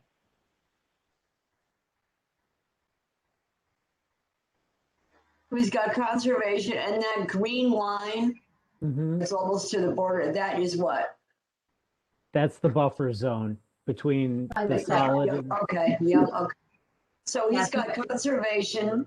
Even if it's not designated wetlands, doesn't mean that it's wet, doesn't mean that it isn't wet, especially when it's sitting there on the card. So just for a point of discussion or just information, wetlands doesn't mean that the property is wet. It has nothing to do with how much water is on the property. Sometimes Correct. it could. It has to do with the soil composition. So the one that may not look wet, but that doesn't mean it isn't wetlands. It has to do with the morphology of the soil, not the amount of water.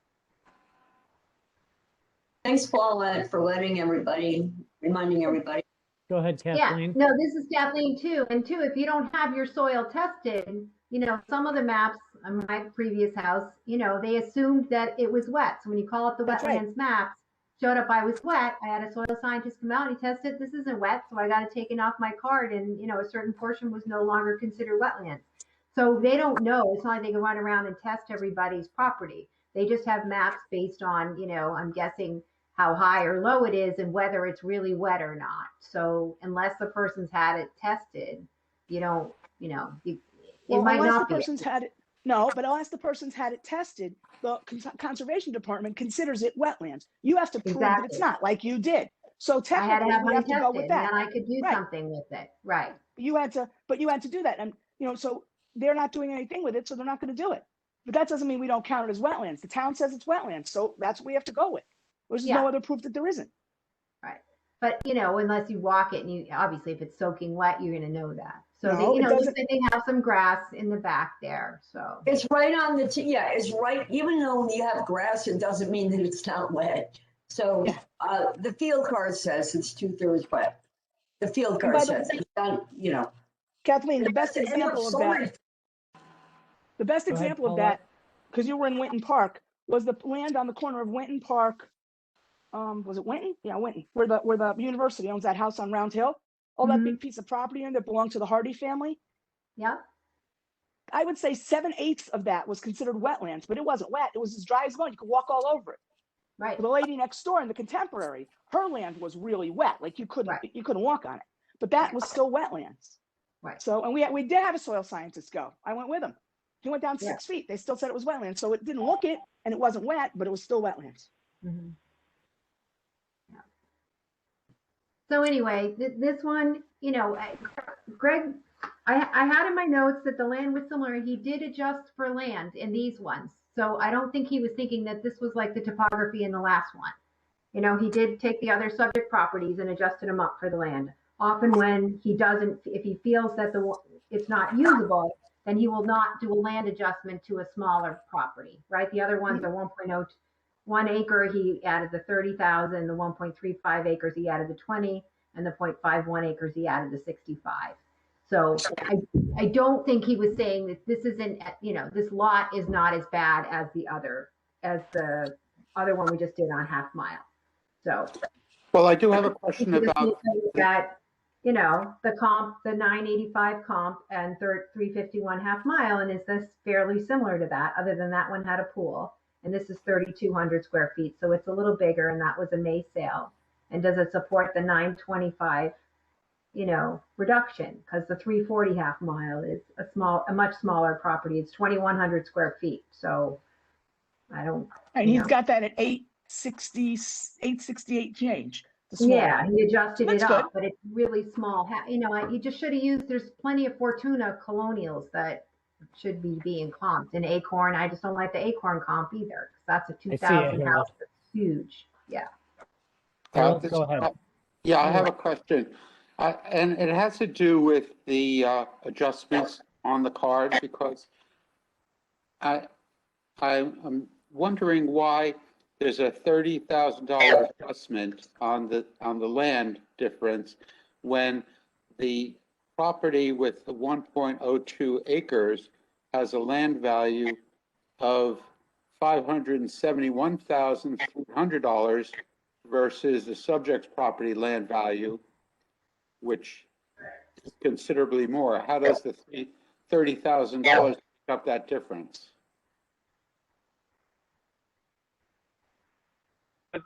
Harold, this is Ross. What is the other property you're referencing? The comp one. 351 Half Mile. We were looking at that one a minute ago. Yep. That Okay, lands at 571. Okay, let me pull It's it up. just a much bigger lot. It's 1.8 acres. You know, 4 bedrooms. This is 3.5 baths. That 351 Half Mile was 2.5 baths. I'm just wondering how the $30,000 adjustment makes up the difference. So in other words, what you're saying. And the $30,000 is from where? On the other 581? It's on the adjustment in the appraisal. Well, you're Oh, looking the at appraisal, Greg's number. That's his.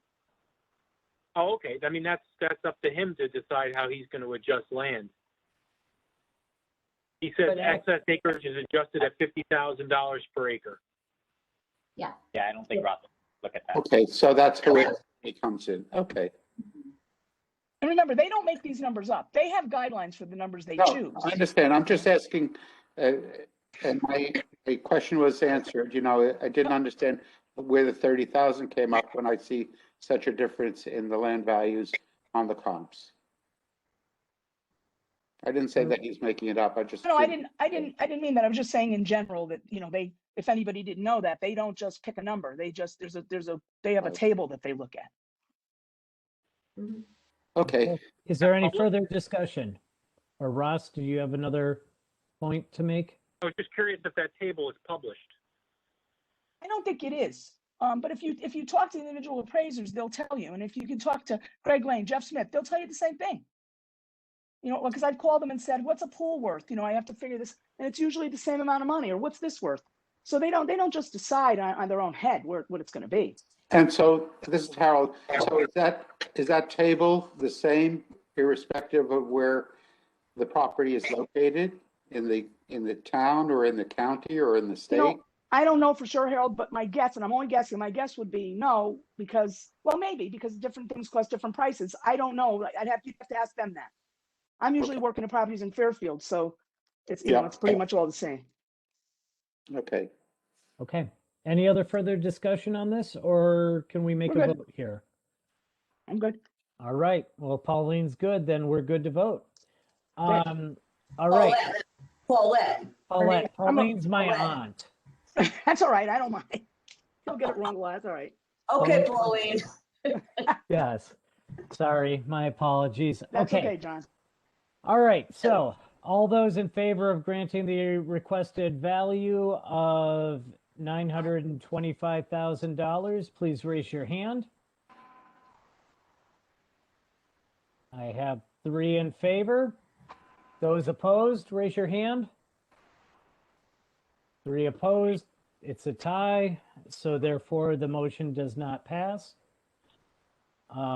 Again, 3 in favor, 3 against. The 3 against were John, Kathleen, and Harold. And at this point, I'd like to turn the chair back over to Harold. Okay, I've got it.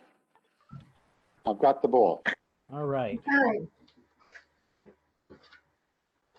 Is it anyone want to take a break? I was thinking about taking a break.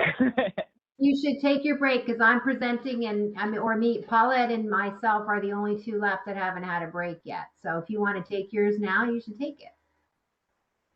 Okay, if you don't mind, I'll email you the minutes I recorded so far. Oh, perfect. Thanks.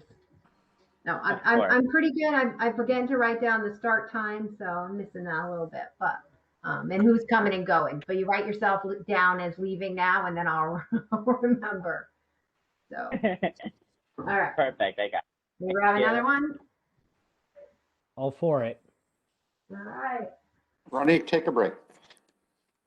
Thank you.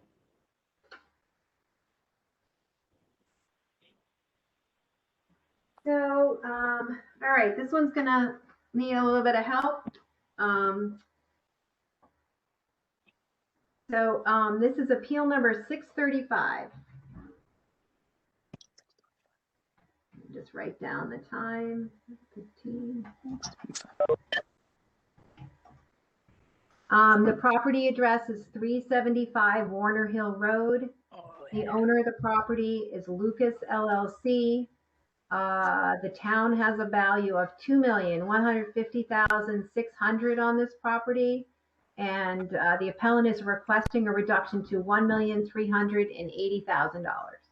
So I make a motion to reduce the appraised value to $1,380,000. This is Harold, I'll second.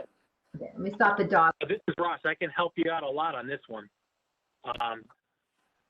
Ken went out there and has revised the field card. Oh, I'm sorry. I thought he came in at the number, but he did revise his field card. Yeah. I think it's in the file. Yep. So Yeah. that's in the This is file. Kathleen, It's down so to 1 million. He brought it down to 1,578,200. Yeah, this is Kathleen. I'm sorry. I should have motioned that because I knew that that was in the card. So, what do I want to withdraw it, or I'll just? You want to withdraw and then make a motion or I'll just make a friendly amendment and change this will be a 2-parter. So, we'll change the amount to, what'd you just say? 1,578,200. And I have that in my 1,578,200. So we'll do this as a 2-parter. And did someone seconded it, right? I did. Okay, John did. So, so this is the old Sturgis estate. And if you call up the property, it's a huge home. It's 5,500 square feet. It was on the market for a long time. It is on, 5.5 acres. The home is 5,272 square feet. They bought it, thought it was in better condition than it was. It needed all new plumbing, new roof, new windows. She has 13 sliding doors she needed replaced. The pool wasn't working. Was built in 1910. It is a historic home. They've been doing some work on it, but the renovations are not complete. They moved in August of 2020. October 2020, they had no kitchen, so she provided a lot of the estimates sliding doors will cost $53,000 plus $32,000 to install. The heat works in only 40% of the house. The cost for the roof, $17,000. A new driveway, $74,000. $100,000 for windows. Of the 4 bathrooms, only 2 work. She has a 2-car garage, but she can't get her cars in it because it's so low. And termite damage in the garage. So I asked the assessor's office to go out and do a visit. So yes, if you look at the card online for this, you'll see the adjustments that they made at the end. Ross, if you wanna, you can run through what they did. That will help me because I'm trying to see here. So just in the file, if anybody's looking in the file, looks like the revised card starts on page 42. Thank you, John. Thank you, John. This is Harold. I'll make a couple of comments. I know this property. This was the home of Warner. They named Warner Hill after it. And this is the person who started the company Warnaco, which is famous for ladies' undergarments. And I was in this house when it was for sale. It was very interesting, very unique. And they did come before the board, I think 2 years ago, and some adjustments were made. But one important condition to this, related to this property, is that it is not subdividable. Even though there's over 5 acres, I believe that at the time I learned that it was not subdividable. I don't know if that's still the case. It certainly did need a lot of work. The kitchen was like in a log cabin, but it had some remarkable features and, as they say, good bones. Mm-hmm. Kathleen, she said they paid 1.3 million in December of 2018. So they did purchase it for that price. Not realizing that it needed an awful lot of work. Mm-hmm. She did not have an internal paid hearing. for it at that time. Yeah. Yeah. This could easily take 7 figures in remodeling and repairs. She estimated 400,000 to 500,000 to get it close to some of the other comps that she mentioned. So she did. Actually, well, I guess we're on the card correction first. So do we want to vote on the card correction before we go too much further, I guess? Yeah. Oh, I do have a question though. Before we vote on that, I have a question. So as I understand it, the work has started, obviously. She has no CO because she's not nearly done. Am I right? So we have a house under construction that went up to a huge amount of money, and she pulled her permits, so we know there's construction going on. And so we sent somebody out, which is a good thing, and they came up with a value of 1.5 and change. The town, and before that, her value was, I can't tell. 2-1. What was it? I think it was 2-1 something, wasn't it? Last year? 215 is what the town appraised it at. Now. Yeah, appraised. Okay. But earlier before that, it was appraised for $1,023,400. So I'd like to use this. I'd like to look at this property look at it side by side with Mr. Fazio's property on the beach. He's doing construction. He doesn't have a CO. His property value went down. On a beach where I'm told everything went up by 20% average. So how could we give her a value? How could we vote on a value of that number that the town just gave her when she's not done? And I don't think that's fair. She's not done. They gave her a value. This is Harold. Are you comparing properties for their market value? No. I'm not comparing them for the market value. I think let's keep the discussion to market value of property. I can't keep it to market value because we have two.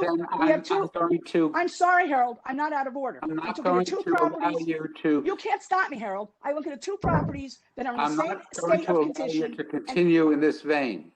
Why is that, Harold? Because it's the truth? Because nobody wants to talk about how this guy's got a deduction in his taxes. This is not the topic for a discussion. It is a topic for discussion. I'm looking at a comp. I'm looking at a comp that's in the process of construction. Okay? We should have left her value alone. There's a lot of houses under construction. She's under construction. So is his. He gets a decrease in taxes she gets a decrease in what the town originally this year said she was worth, but it's still higher than what she paid. And she's in the middle of construction. She doesn't have a CO. So you can't see the similarities there? Because I do. Well, why don't you look at what the value of the home was in the prior assessment period? I'm looking at it at 2020, total value, $1,023,400. And in last year's was 1,391,700. Where do I see that? I'm looking at the vision appraisal thing. I don't see that. I'm looking at the card, and if you calculate the assessed value previously of $974,190, the appraised value based upon that assessed value was $1,931,700. No, that's not. That's not right. I don't think that's right. I don't think so. So, and there was a BAA change. What's not right? The arithmetic? Yeah, not 974,000 divided by 0.7 isn't $1,000,009. It's something else. Right? I said 1,391,700. I'm sorry, All right, so, 1,390,000. all right. So what's wrong with that number? That's what it was. She's not done. She doesn't have a CO. We have another, and there's probably other homeowners in the same state. I'm sure he's not the only one. He's the only one I know about. Paulette, I'm Mhm. wondering, if this, I won't say I'm wondering if this falls into the category where there was a BAA change last year in it, and then that change came off in the revaluation, and I don't know, that's maybe. why it shot up so much. Because I mean, you did go from about 60% or so. You went up in assessed value from 2019 at 974 to 1,550,000 or 505. In that. So I wonder if that's part of why there's the huge jump that we see here. No, maybe that's a very good point. I don't know. No, it was actually went up to remember it went up to 2.1. Yeah, I'm sorry. I was talking the assessed values. Okay, so here's what it came out. We're voting on what we always do is when there's a field card change from the assessor's office, we vote on that first. So what we're doing is saying okay to this right now, and then we're going to talk about her appeal afterwards. So That's correct. And just, keep in mind, the town, the model generated the number of 2,150,600. And so they went out and they assessed the condition of the house and the pool and everything, and they brought her down to 1,078,200. So that visit by the assessor's office, because of the condition of the home and the fact that it's under construction, took 600,000 or 600,000 off of the house by them going out. So she did, I'm not even talking to the next motion yet, just talking to this motion. She did, she got a $600,000 difference just by having a visit from the assessor. And I asked them about the kitchen because she did tell me in her appeal that the kitchen was pretty much done. And they decided to give her credit for not having a kitchen done yet because she has so much more work to do. So they're not, this number, is even lower because she may have a new kitchen, but they're not charging her for the new kitchen yet because she's still got a lot of stuff going on. So they kept the, if you look at the construction permit, it says 0% complete. It says remove chimney, remodel, but that's actually her new kitchen and everything as well that was in that number. It just got cut off in the comments. So, so she's being treated in that way that, yeah, she's under construction. They took her way down because someone came and looked and saw the condition was bad. And as she continues to do work, whether we grant her more or not, she will start to go up, but she's not getting charged for her new kitchen yet, or her new, the windows and things that aren't in. So but she was charged for things that have been done. No, and that's fine if No. that's the way it's supposed to be. No, I she don't hasn't think it been charged is, for but- anything she's done yet. She's at 0% for that. Oh, 0% okay. So she's at complete. 0%. For She's the at 2020 0%. grand list. Yeah, for Okay. the 2021, she may go up as she gets, more inspections, but Yeah. she's got her new kitchen, but she's not being taxed on her new kitchen. In other words, this number does not include her new kitchen. So anyway, I think we should vote on the card correction because that'll probably be easy. Okay.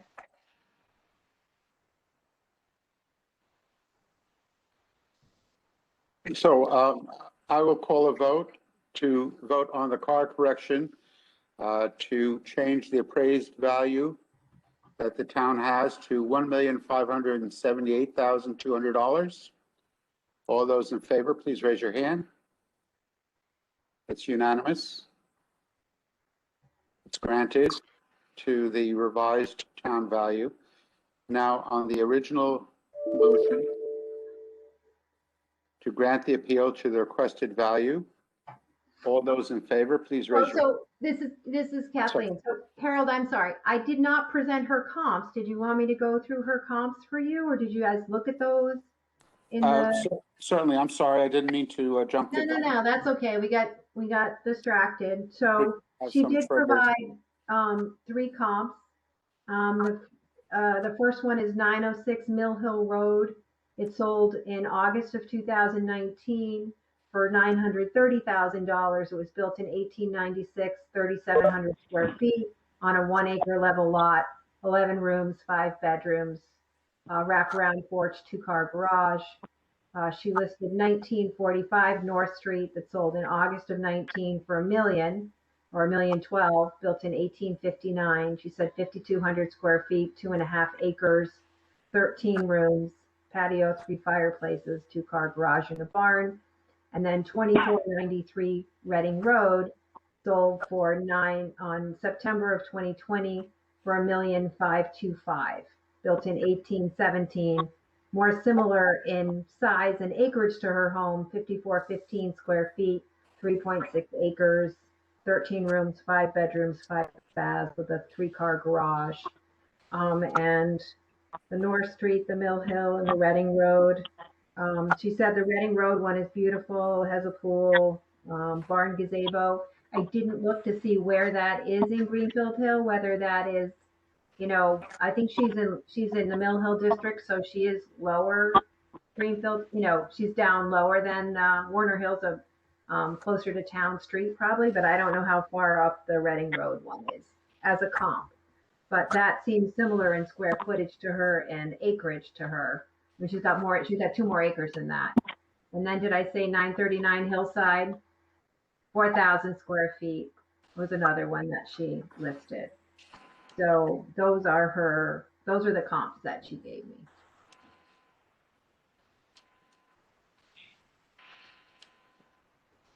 And so this one would be to take her from the 1578, right?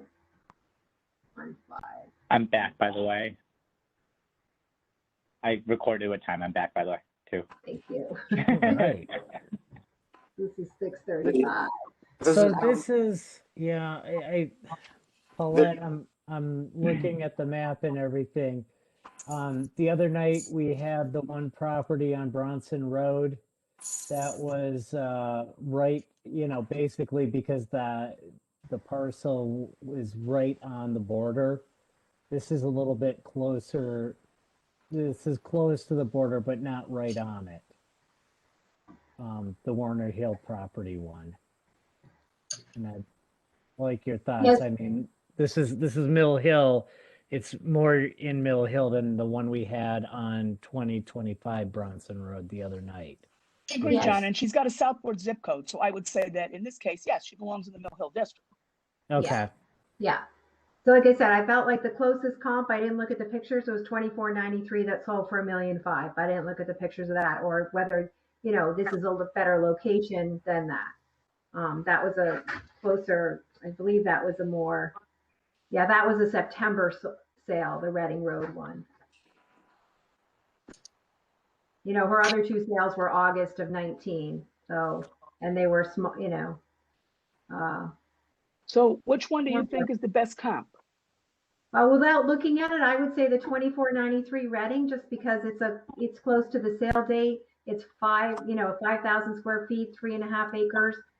But I don't know, it has a heated pool, barn, gazebo, but I don't know, location wise, that if that's way up on Reading Road compared. What's the number? Subject. 2493. 2493. 20, did you say 2493? 2493 Reading Road. And she said that's a beautiful home and it sold for, $1.5 million. I wouldn't say that I don't I don't think it's close down. I think that's going up there, but I don't know that it's at the very top. It looks I that don't way. remember the numbers. The house still needs a ton of work. Right, It the does house need still a needs ton of work. work. Yeah. I think the 1,380, I don't even know why we're even going into a huge debate on this. I think sure, you know, and I'm grateful that the town went out there and then reassessed her. I'm grateful. I think the 1,380 is a lot more in line, and I'm inclined to give that to her. And as she gets her COs and she pulls her permits, gets everything, the house will go up again. But, you know, for what it is, and it's unlivable at the moment, I'm happy with the 1,380. I'm certainly, I certainly think that's a reasonable request. How many appeals did you guys go through when I was gone? 18. None. 18, no, Roni, we went through Oh, this- 18. this- You want to this- know why? Because you weren't here asking all these. This is Harold. As I said, I'm somewhat familiar visually with the property. It is very unique. It sits on the top of a hill. It has the lawn stretched out below in the 5 acres. It's a concrete masonry South African Dutch home with tiled floors and wood floors, a lot of rooms. I think that when it's finished, it'll be quite remarkable and probably worth a lot more than it is today. I don't see too much difference between the 1,578,200 and the 1,3800. I wonder how she came up with that number. If it was close to the last revaluation period, is that where the number came from? Kathleen, I think it, wasn't that what didn't you calculate it backwards and say it was 1,391,000 or something last time? I think that was the number, 1,039,000, yes. Yeah, I think that's where she was when she appealed it. Yeah, she paid 1,300,000 in 2008, you know, in 2018 for it in December of 18. Right, but a house like that is not going to go up in value needing all that work. If it was done. And she said it needed like $600,000 worth of work. Harold, you thought it needed 7 figures worth of work, huh? Harold, didn't you say you thought it needed over 7 figures worth of work? I think if I had the money, I mean, I would invest that much money into the house. It is so unique. Just look at that picture. And it's a good location. I mean, it's, you know, low, it's down in the Southport, but it's got 5 acres of property. It's a unique location. Subdividable. Originally, when the house was built, it probably owned all the area on that Warner Hill Road area. Yeah, I mean, the land alone is valued at $1,177,000, right? That's where most of the value in the assessment. I don't know, with the revised card, you know, probably brought the house down, not the land. Correct. That's what it still is on the revised. Right. It's all, the land is the same, so it brought the house down to 400,000. That's really where her problem is. You know, her issue is in the house, Right. not the property. I'm ready to vote. Let us keep in mind that we have another house that isn't done and its taxes went down. And that, I won't say it again now, but I'll say it again later. Okay. All those in favor of granting this appeal to the requested amount, please raise your hand. I'll go for it. 4 in favor, opposed? Abstentions? The motion is carried. The 4-1-1. The objection is Kathleen, and and Ronique abstains. Sorry, it took me a while to get that out.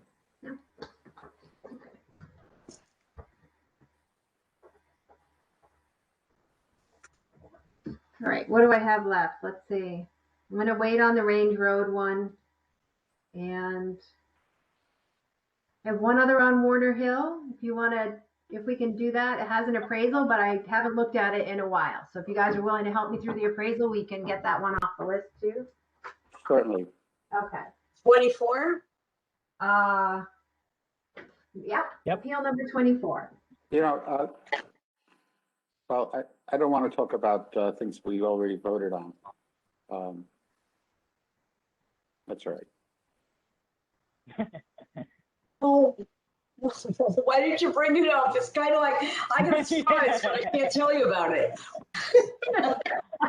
I know, I'm thinking out loud. Well, I'll tell you, I mentioned it earlier. I mentioned it earlier that I believe that this property is undividable. It's historical property and the 5 acres can't be divided. I don't know if that's changed. So I think that that had an effect on my vote. Okay. Okay, that was a good idea. Yeah. That was a good way to look at it. Yeah. Now you can sleep tonight, Harold. That's good. Thank you, Harold. Harold. Poor guy. Now, I could be wrong and it's now dividable. Well, she's going to do some work. It's going to be beautiful and it will bring in, you know, a lot more dollars when she's done. So, okay. So this is appeal number 24. The property address is 501 Warner Hill Road. The owner of the property is Richard Perkin and Stephanie Siegel, Stephanie and Sharon. Oh no, that's a previous owner. I don't know the rest of the name. Oh, Ashley. Okay. The town's value is $1,642,600, and they requested a reduction to $1,400,000. So I make a motion to grant this appeal and reduce the requested value to $1,400,000. I think I'm on the wrong appeal. What did you say it was, Kathleen? Oh, I'm sorry, appeal number 24. 25, isn't it? Warner Hill. 24. 24. It's this is 501 Warner Hill Road. Yeah. This is Rodney. I'll second that. I got it. Okay. Okay. So let me just get that. Okay. Yeah, I got it. And like I said, there,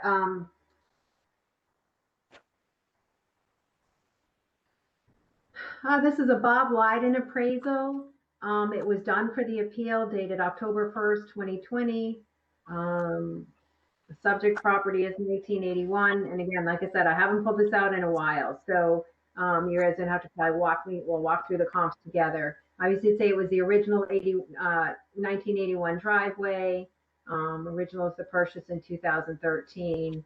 To note the condition on the comparable properties.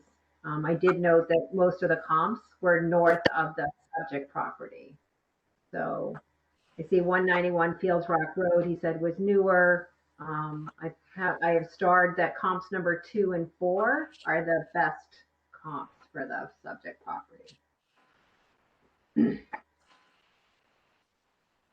We're all within a mile, by the way.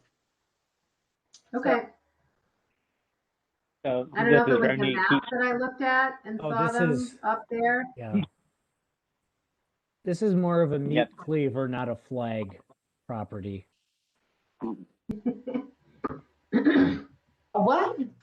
A meat Yeah, the comps cleaver. are 809 Cedar Road, 191 Fields Rock Road, 261 Whites Hill Lane, and 200 Jessica Lane. So Jessica Lane, I feel like, is a little bit higher up. So the Warner Hill is definitely, you know, lower than some of these, than the others in terms of where they are in Greenfield Hill. But I mean, in Mill Hill. This So, is Rodney. He also bought it in 2013 at $1,330,000, and the appraisal came back. What was it? What was the exact appraisal amount? 1.4 million, Yeah, 1.4. which I think is 50,000 more than what the 2019 appraisal was.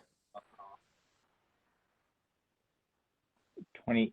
Oh, so you did the math for 70. Okay. No, I didn't. I looked at the card. Oh. Or in the file on page 5, you can see it. Yeah. So, of what it was. Okay. Was that 2013? What was that, Paulette? I'm sorry. I don't know, you Didn't catch Those- that. bought it in 2013? Yes, they bought it in 2013 for 1,330,000. The 2019 appraisal for the house or for by the town was 1,350,000. Yeah, it looks like the property did get a change by the BAA in 17. And it's appraised at 1.4. Yeah, and the appraisal came back at 1.4. Or appraisal, I mean, yeah. Yeah. Yeah, I don't know whether we adjusted, land or anything in 17, whether we were doing that, I don't remember. So,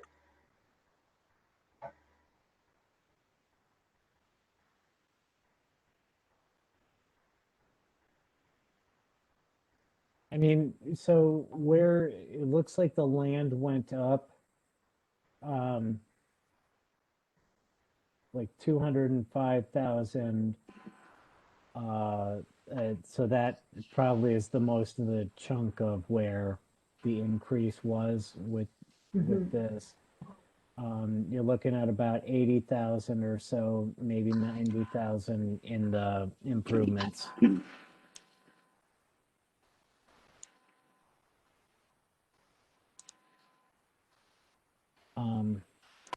the comps are, fairly similar in square footage. The subject is 4,800 square feet. The Fields Rock is bigger, but he adjusted that down. It's 5,000 square feet bigger. The White's Hill is a similar size, 4,500 square feet. The Cedar Road is 4,900 square feet. It was more for me about the location. Did I think, the 200 Jessica Lane, that's an older sale, I think. That's a November 19 sale, but that's 5,000 square feet. He does have, what are the other sales? June, July, and October. The 809 Cedar Road sold for $1.6 million. So the White's Hill, I guess, is the one with the lower sale price. So how he gets to the 1.4. See that. What I'm curious to hear from Judy and from Paulette. What would you consider this house style to be? Unfortunate. Unfortunate. What did she say? Unfortunate. Wow. No. The comparable houses. Again. I need a better picture of it. Just a second. Yeah, you know what? Yeah, that's interesting. It's like a contemporary colonial cape. Yeah, for contemporary, yep. Yeah, I was wondering if you would consider it more contemporary than a colonial. I would consider cape because of the roof line. You consider it a cape? I think it's more like a cape. That's what I think. Okay. But it's contemporary. It's got some colonial lines. I think it's a mesh of all of them. Contemporary colonial cape. Unfortunate I design. rest. Okay.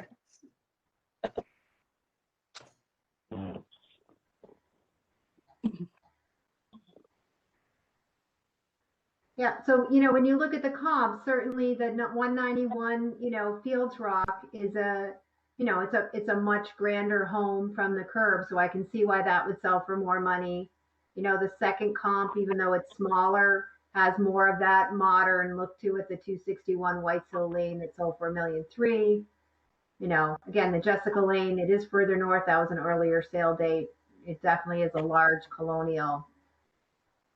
So I don't know. It doesn't have that curb appeal. We're looking at an appraisal. Again, here we are looking at an appraisal and No, and I can't see the picture of 809 Cedar Road, so that was cut off. So I can't see, that's the most recent sale. So if I can see a picture of that 809 Cedar, that one sold for $1.69 million in 1020. Well, why don't you look on Vision? Because Vision usually has a picture of it. Yeah, I'm going to do that. So that it got cut off. So 809 Cedar. Let me just look at that. And I'll see if I can find anything on the MLS, okay? Yeah, and I just don't like that the appraisal just adjusted so much. I mean, you're talking about $100,000 adjustment for 191.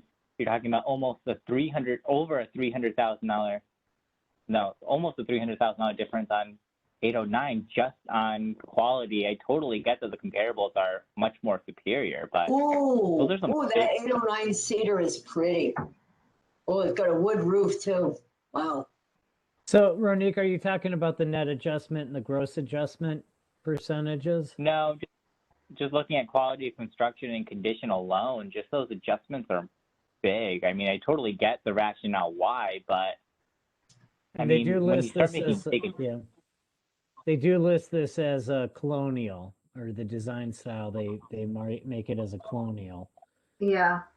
yeah, Hey, Ronique, I was going to be yeah, an appraiser many years ago when I started real estate. I thought it'd be a really good idea to become an appraiser also. Okay. So I decided that I was going to go out and do some appraisals. And I absolutely hated doing the work. I hated it for the reason, one of the reasons about with those adjustments. And there was, at that time, there was a guide that would say, okay, the fireplace is worth $3,000, and it went through territory, through county, or whatever. I don't know what they have now, but it was uncomfortable for me, like just like what you're saying about these big adjustments. But that's how we have to do it. We have to compare it to the comparable. This is the one that we chose for because there were so many other factors that were close enough to this comparable to the subject that we chose it as a comparable, but we still have to adjust it. So even though there's all, it looks like it's a big number for you, it's just the way the appraisals are done. And I know. It's just the difference between the appraisal and the purchase back in 2013 is so minimal. And so that's why I'm like struggling. But I mean, it is what it is. I mean, Well, 1,400. this is also a reason why I have so much respect for appraisers because Yeah. because I thought about doing it. I did maybe 5 or 6, and I didn't like it at all. Yeah.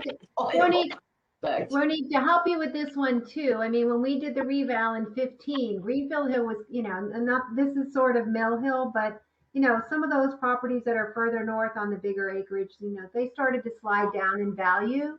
So we, a lot of them ended up overappraised in 15, especially the Greenfield Hill ones. I don't know as much about the section of Warner Hill, whether they were over, but, they didn't have the value, so anyway, so perhaps, did it drop, if it was an 18 or a 19 sale for $1.3 million, then I would say I'm more confident that, he should be, that the sale price, that he should be closer to, this is too close to his sale price because it's 13.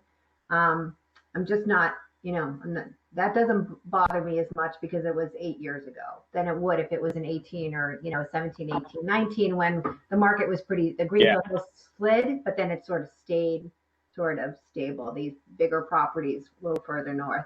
So, So Judy, with what you were saying and stuff, the quality of construction that Ronique pointed out, the subject has average, the 809 cedar is superior. Wow. Yeah.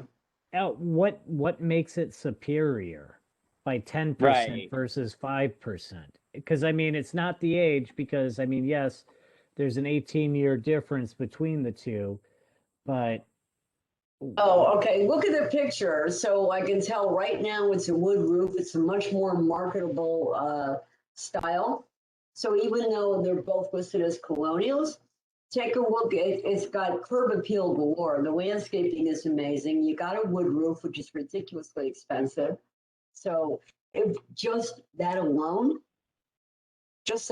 makes it a lot different. yeah, and I think he did use, he used similar size homes. He went for the big homes and he fixed them to come, close. They all have 3-car garages. They're all on, some of them are on decent sized properties. Some of them are newer, but one's 34. I think he, Yeah. I don't know, I think he picked some pretty good, I think he did a pretty good job of trying to find something. And, the curb appeal of this property, I don't know if the pictures are online from anywhere else previously, but, the interior photos are definitely not showing like the comps, So that would be a reason to say that this isn't as valuable. But I don't know, maybe the picture, 17 photos of it online, so you see the pictures probably from when it was on the market a while ago. That cedar one looks like it was like complete. I'm looking at that on realtor.com. I'm good to vote whenever. Yeah, looks. Yeah, the pictures of 501 are online, actually. You can see the kitchen, the yard. And I mean, they may have done some updates. I don't know. You can see the inside.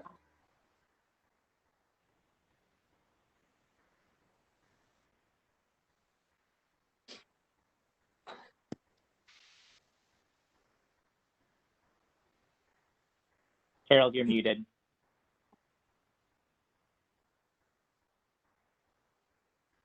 You're still muted, Harold. On the WebEx.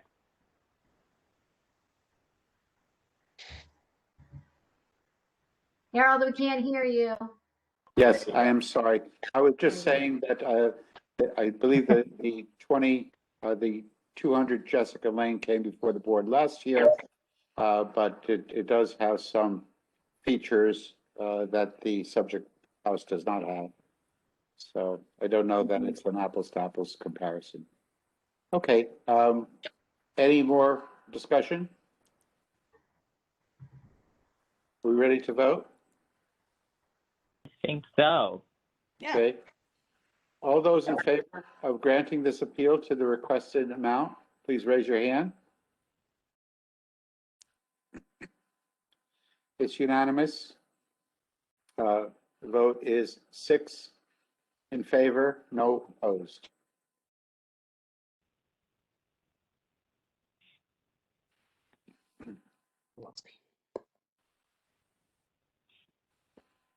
Okay, so this is Kathleen. So I'm thinking I have one Range Road left, and I think I want to wait for Catherine so she's not alone in her Mill Hills when she comes back, and she's got some comparables to that one. So I'll maybe wait on that one. And then I think that's it, right? Do we have anything else in Mill Hill? I don't have anything else lying over there. Yeah, that's the only one I have. Then I have a couple on the beach, but I'm going to wait on those ones till everybody else is further along. And then, so I thought either if Judy, I know you have some commercials that you have you have one condo and you also have some commercials that you probably don't, we may be able to do quickly. Yeah, I do have a few that we probably can do quickly. If you want to do it right now. Yeah, there's not Let's much go. information in the file or John. Between the two, I think maybe I'm going to take like a 5-minute break, but I think if you guys want to tackle some of the commercials and either, if we really can't make a good decision, we'll just deny them and, get through that. And I'm going to ask the town attorney for Harold's 42 if there's a way that we can make a single motion if everybody's confident in how they want to vote on it, so that we don't have to read those 42 into the record like we did last night for John, because I apologize for putting you through that, John. But so No, I don't I'm know the fine with answer to it. that. I'll read it for Harold. I'll read Harold's off, and he can make the original motion. Well, actually, I have maybe a handful, 3 or 4 that I do want to discuss, but maybe we can just pull those out and deal with the rest as a group. One more, Peter Penzer or Peter, who was it? Peter DiNardo, something. You had one left. I thought you had one DiNardo left, maybe. And then I'm going to recuse myself from anything with Peter Penzer because I used to work for him. It's DiNardo, I think, actually. I think we did the Penzers last night. DiNardo, that's okay. But I did a lot of work with Pete. So many, many years ago, but still I did. So I'll recuse myself on those. When you were a baby, because you're not that old, right, Judy? A very nice man, a real gentleman. Yes, he is. He's a really nice guy. Yes. He is a nice man. Yeah. So whatever, whoever wants to go between the two of you, I think you know, if we can knock off 10 of these commercials tonight, at least, I think we can do it pretty quickly. And Ross is here if he feels like he can contribute anything. You want to ask for his help or just however you want to do it. So I think that we were going to hold off on the appeals that I have with, from Mr. Penzer, asking the assessor to look into some of the items. But let's see if I have anything that I could do. I think this is Kathleen. I think the only one you have left is 549. That's One Donardo property. It looks like it's a parking lot, right? 55 arising. And then John has his 5 from Chris Russo. And Yep. then Judy has a bunch, but you do have some that are from the same attorneys, Michael Reiner, Nicholas Vitti, Rachel Wilson. So you have like Stop and Shop and some of the Fairfield theaters, which are very large ones. I think Judy, since she has a ton of them, let's just knock some of them out if you think they're easy. All right, so you know what? Well, I guess we're all talking, so let's do this. Right? I mean, I've got some with no supporting documentation. I think those will be quick, so why don't we do that? All right. all right, There Kath, you take go. the minute. So Does go that ahead. sound like a plan? Thank you, Bernie. Yeah, I'm going to take like a 5-minute break. So thanks. And Judy, Take do your you have time. your 7-minute timer, Judy? You might want to switch it. You might want to switch it to 3 minutes for these if there are no supporting documentation. Oh, yeah, but you know what? I'm just going to zip it. If you have enough. Give me a second, because I've got to look at I got to look to see which ones absolutely it didn't. I made notes. I print out the top, the absolute appeal, and then I match it with my notes, and then I take notes on it. That's how I do it. So if you hear the papers going around, now you know why. No worries.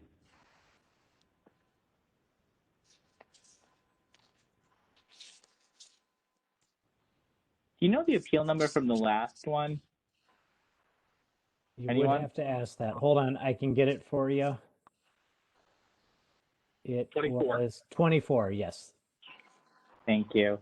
I'm just plugging it into the minutes, that's why. Okay. Here, I've got one for you. Okay. And I don't know, maybe Ross, maybe we'll see what you want to do. I've got a couple like this. And remember, we're going to go to the bottom and go to the CM for commercial deliberations, and that's where you're going to find the ones that I have. Okay? Yep. All The right. ones that say Judy as the hearing officer, right? John. Yeah, this is appeal number 98. 98. 98. And Okay, the thank property owner's name is Tide Mill. The property is located at 2425 Post Road. Town's opinion of value is $6,063,800. The appellant's opinion of fair market value is $3,400,000. I make a motion that we approve this $3,400,000. Do I have a second? I'll second it. Thank you. They said their income and expense report is on file with the town and they did not submit anything. I don't know, Ross, do you give that to us or what do we do when I have that? Yeah, this is Ross. I'm not in the office, so I don't have access to the income and expense forms. Okay, And so, I mean, did they have any?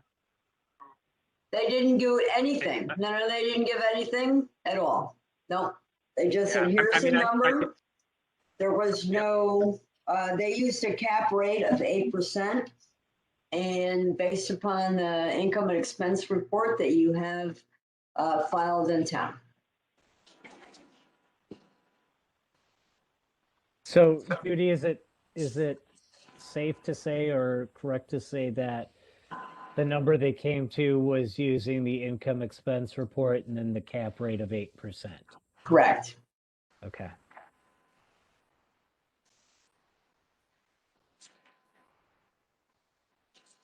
And here's the other thing. Some of these, and I think Harold, either I learned this from Harold or I learned this from when we did the education on this. Some of these large businesses or these companies, these corporations do not want to submit an income and expense report to us. Remember, it's already on file with the town, but the fact, once they do it and they submit it here, it becomes public record. So it's Right. not, it's not like they were trying to skirt anything at all. It's here. You know, they didn't make up the number, but that's what they use the 8% cap rate. And that's what I have. Is Harold still listening? Yes, I am. Oh, okay. So what are your thoughts on that, Harold? Well, if we're comparing rentals and cap rates, I don't think that I have the ability to determine if that information is correct. Yeah, it's gonna have to go through court, and they have to go through this process in order to go there anyway. So I mean, that was what mine think were the other night or last night, Judy. right. Was Exactly. was the lawyer said the same thing of, because of FOIA and stuff like that, there's sensitive information and didn't want it to be out there as one of Well, these. that's true. I totally respect Yep. that. And as a I matter get of it. fact, I did mention to appellants, and they said they could, I said, once you bring it in, you can bring it in. But once you do, it becomes public information. So that's their choice, their prerogative. Yeah, this is Ross, and Mike Reiner in Green Law. They do a lot of these types of appeals. They're regulars throughout the state doing this, so it's what they do. This is how I heard 42 appeals from Mr. Reiner, all commercial, and whatever was presented was already included in the file. I think we're okay to vote on this. We ready to vote? Yeah. All those in favor of granting the requested appeal, please raise your hand. All those opposed, please raise your hand. Abstentions? I have one abstention, So, two, I think me and Paulette. 2 abstentions. The motion does not carry. The vote is 0-4-2. Paulette and Judy abstaining. Wait, 032. sorry. Kathleen's not on there. Keep on thinking that, oh wait, is Kathleen's not on this at the moment? No, she's not on. That's what threw me. I'm sorry. 0-3-2. Thank you for the correction.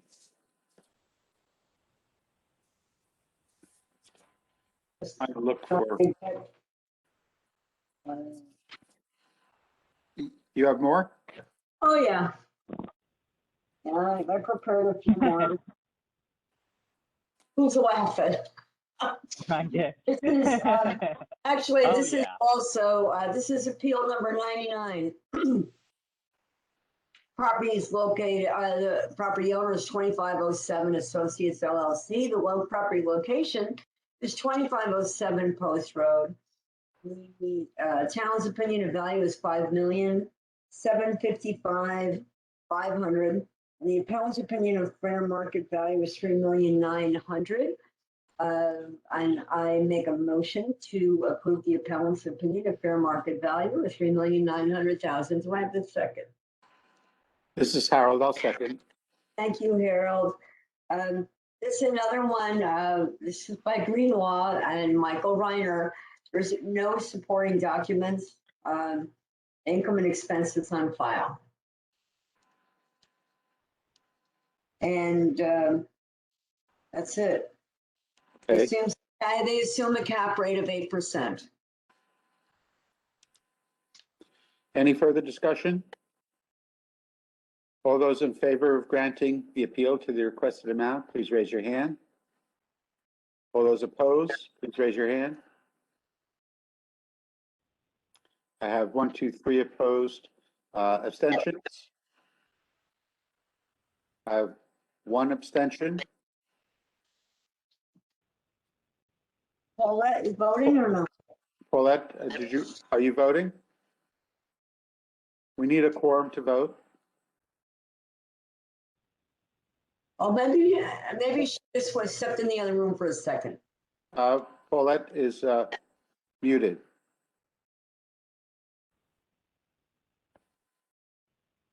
Let's all wave to Paulette. Well, she can't see us. I think she looks at the screen.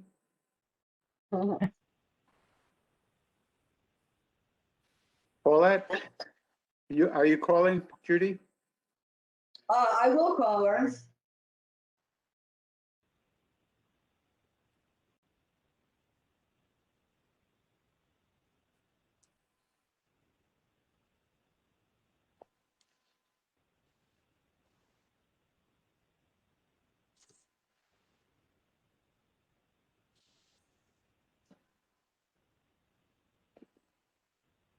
Sorry for the delay.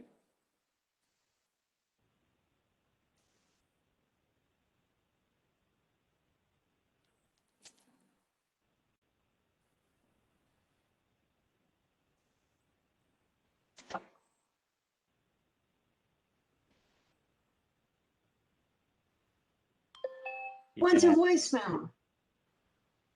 Pardon? It went to voicemail.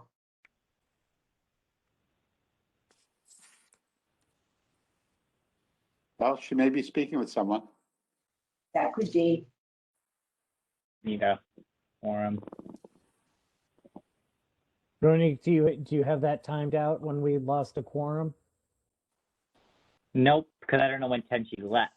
So should I put down a leave time? I don't know. Your guess is as good as mine. Harold, should I put a leave time for Paulette? Well, I think it was at least 3 minutes ago, 4 minutes ago. So we don't know exactly when she went on mute, but you could say 8:07 was when he first discovered it. Okay.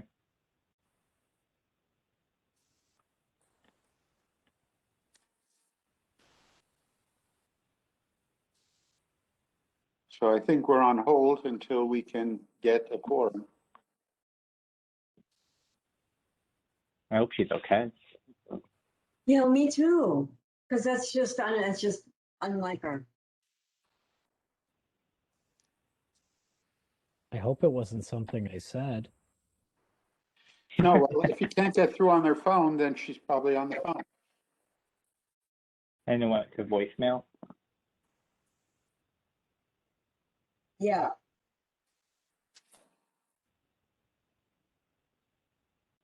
Oh, Paulette, you there? Oh, sorry, I was on mute. Oh, okay. Yes, so regarding this last appeal was a commercial appeal presented by Judy, and we were waiting for your vote. We have Aye. none in favor, and we have one abstention from Judy, and we were waiting for your vote. We have 3 against, 1 abstention, and we need a vote from you. Abstain, please. Okay. Thank you. The motion, the count of the vote is 0-3-2. The motion is denied. The appeal is not granted.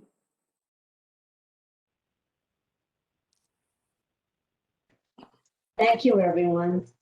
Thank you. What's next? I bet you it's appeal number 100. It's gotta be. Oh, you smarty pants, you. Gosh. All right. I already have it typed out. Let's go to appeal number 100. And I will read that off to you in just a moment. Yes, we're hearing appeal number 100. The property owner's name is 1552 Realty Partners.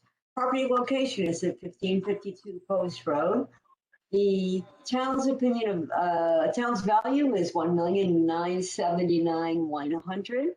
The appellant's opinion of fair market value is $1 million even. I have no supporting documentation, although the income and expense information is on file with the town. And this was presented by Greenlaw. Are you making a motion? Oh, yes, I'm sorry. Yeah, did I make a motion to approve? No. The appellant's opinion of fair market value at $1 million even? I have a second? I'll second. Thank you, John. Yeah. I have no supporting documents. Income and expenses are on file with the town. Okay. Any further discussion? All those in favor of granting this appeal, please raise your hand. All those opposed, please raise your hand. Abstentions? 2 abstentions. The motion is not granted. The vote is 0-3-2. Abstaining are Judy and Paulette.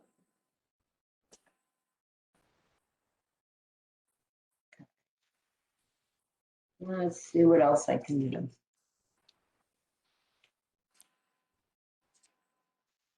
Oh, you know what? I have this one.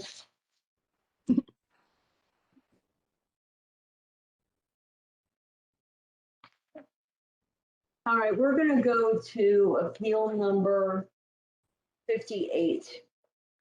And bear with me a moment while I get my notes, okay? Okay. You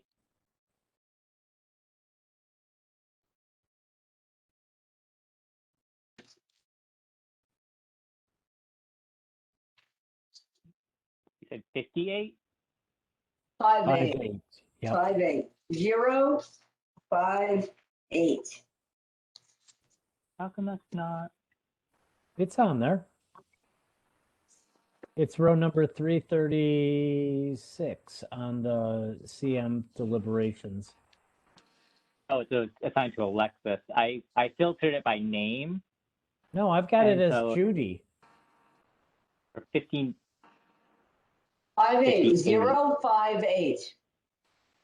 And it's at 251 Main Street, unit Thank number you. That's 3. correct. What's the address?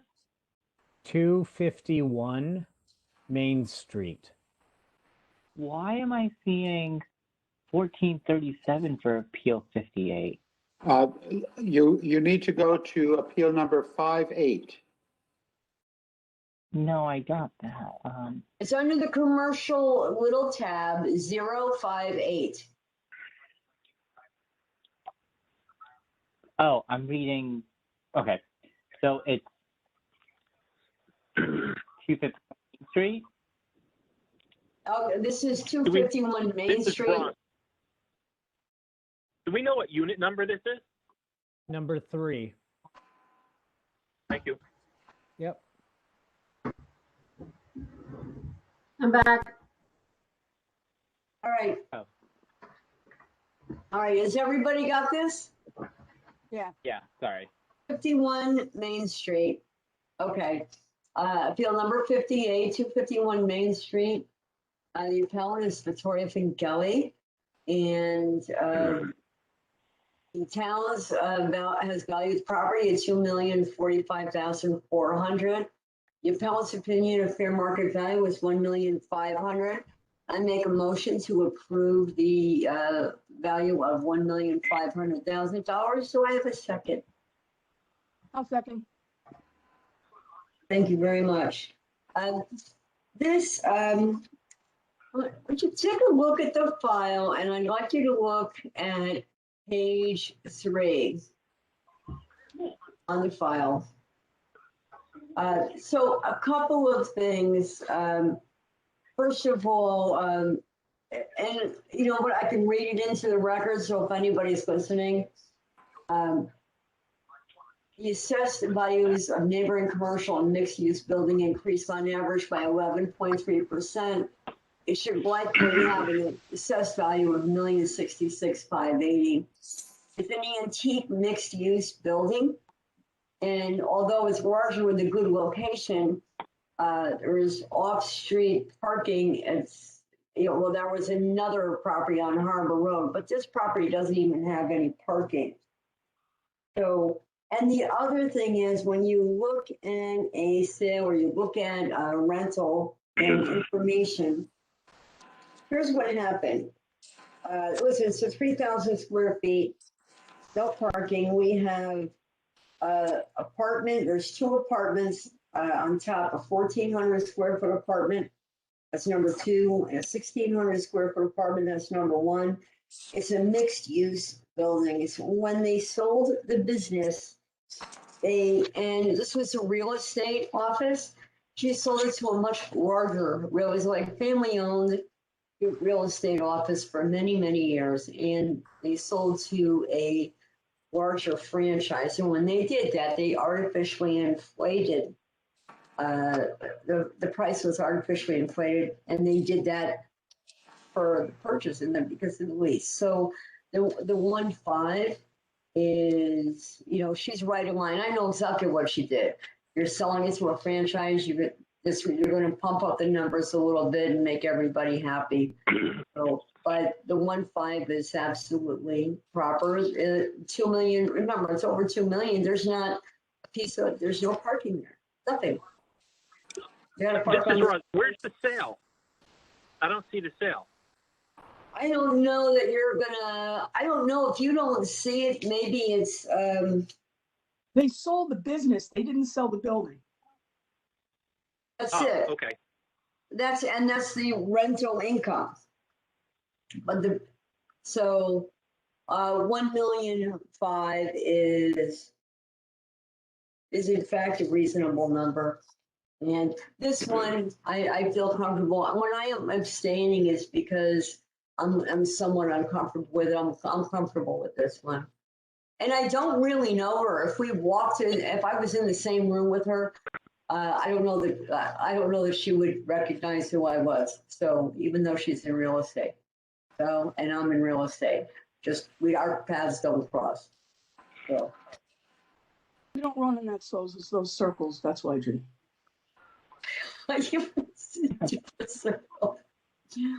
Okay, so that's what I got. I don't have anything more to add on this, other than the business was inflated to get it sold, but a tax increase of over 50% is nuts. The 1.5 I think Is the real estate office sold or is it being no, it is used? now operating as a franchise. No. What I'm saying is that lower level there Right. that's on the sidewalk, is that occupied? That's the word I'm looking for. Is it Yeah. occupied or Yeah. not? The main floor is occupied by William Pitt. Okay.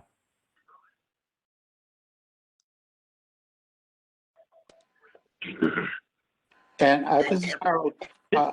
If this is one of 3 units, is each one separately owned? No, this is Yeah. the building. The 3 units are separately owned and separately assessed.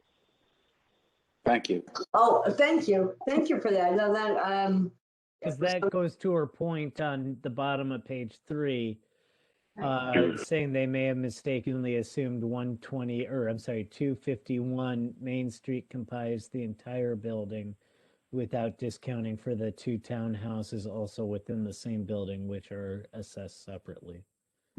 So I'd like to ask the assessor's office, is the portion of the building properly addressed in the field card?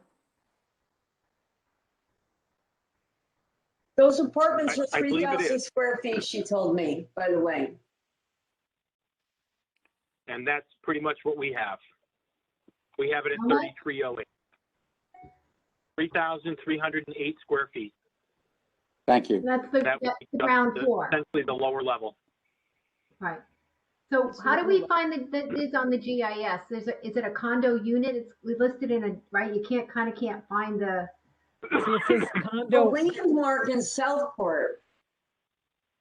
It's pretty much a landmark. I mean, I always thought it was a landmark. So, Ross, how does because the style is condo office and the model is commercial condo. So you look at a picture of it. Sean, Yeah. I know where it is. I know where it is. No, yeah. no. I know what you're talking about. I'm just wondering is to Harold's point, is this one correctly, as far as the style and model goes, is it correctly coded? I would say yes. It's a commercial condo. Okay. Even though that the building or the area in question is purely office and the condos are separate. Well, that first level is a condominium. It just happens to not be a residential use. So you can have commercial properties that are condoed. Okay. All right. I didn't realize so condo that. condo doesn't necessarily refer to only residential. No. If you're familiar with Target in Trumbull, over by Holly Lane, and that property is condoed. So Target is a unit, and where Kohl's is a second unit, and the common area is all the parking. Okay. Right. So this is Kathleen. Is there any common area for, I mean, she said there's no parking, but is there any common area for this condo complex? It's an office. I'd have to look at the declarations to determine that. There could be some common hallways or common interior space, and I don't know how much is on the outside. I'm looking at the GIS. There's a little bit of So like, land what there. are the rental units appraised at? Right? Because there's two condos on top, right? So doesn't matter. Those aren't part of this property. just for comparison's sake, to see You how, can't- Why would you? Well, You don't compare other rental. commercial.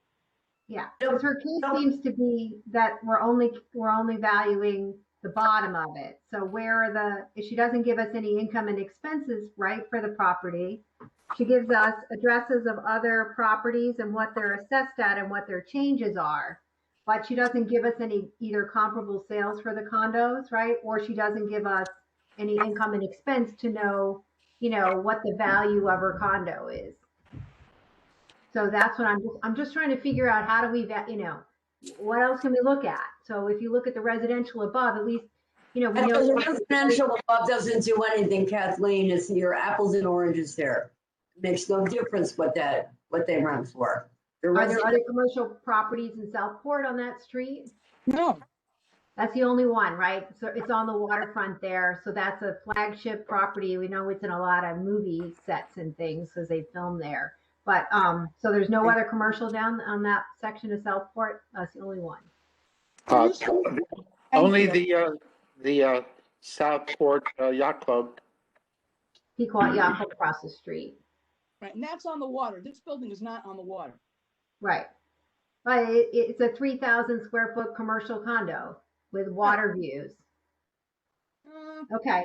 So I guess I would just like to see some, it sounds to me like she thought it was mistaken that the upstairs was included. So I kind of wanted to know what the upstairs was, but I can't find it on the GIS because I'm guessing they're all grouped together, right? The three properties. If you look up 251 Main Street, it doesn't show on the GIS. So yeah, and there is another condo I have in Southport Center.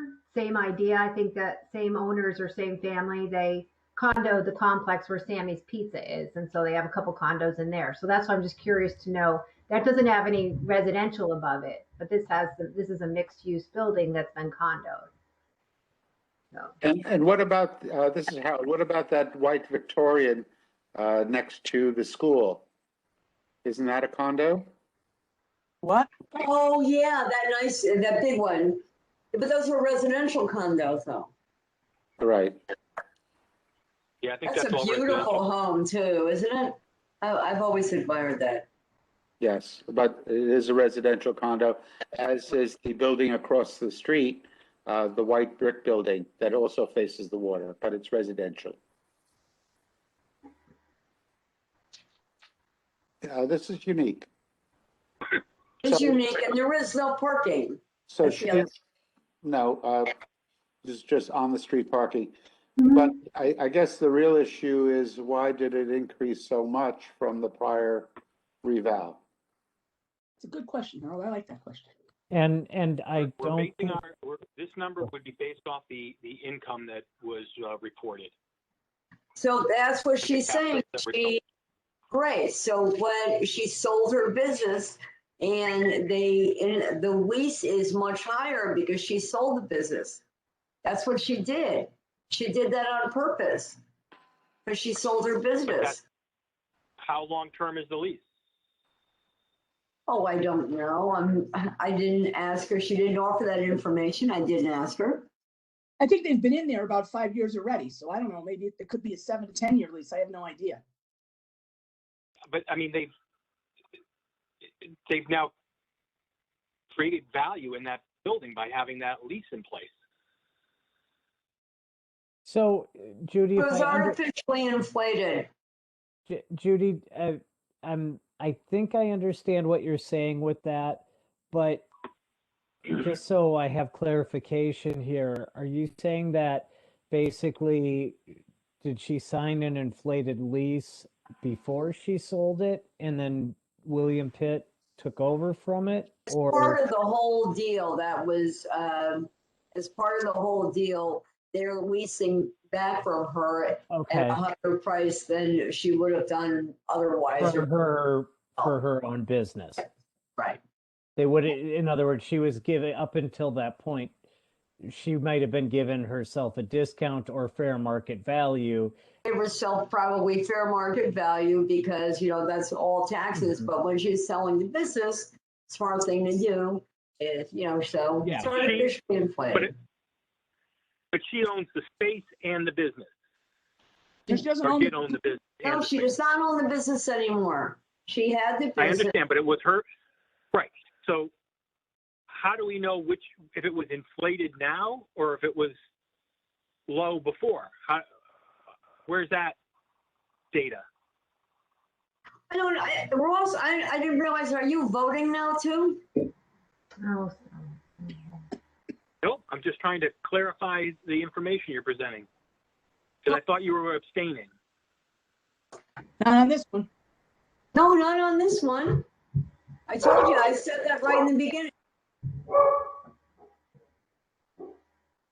so this is Kathleen. I have a couple questions on I'm just getting used to how to read condo. So on page 2 of the field card, it says condo data, right? Condo floors 2, condo units 2, office condo. And then the measurements on the right say BAS is 2692 and the finished upper story is 616.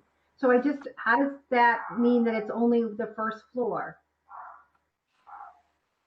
Those two numbers together add to the 3,300 square feet, right? The 616, but the 2692. Right. So Kathleen, why don't you go over there and check it out? No, I know where it is. I'm trying to understand the condo data on the card there. So Join the club. Sometimes we look at these field cards and we try to understand what they are too. I don't know what that, and I look at them every day, and Paulette looks at them every day. But who knows what that extra 616 is? Maybe there's some common area or something that belongs to that space. But this is the first floor for that.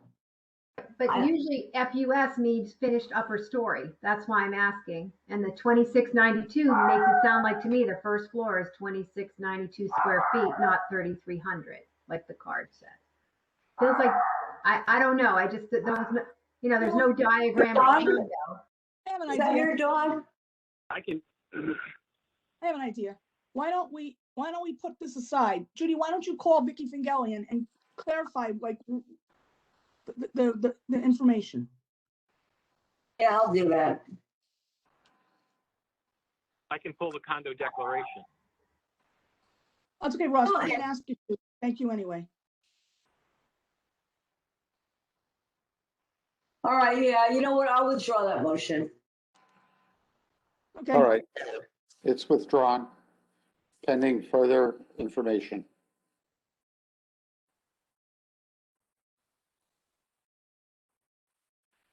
And does anyone have anything else?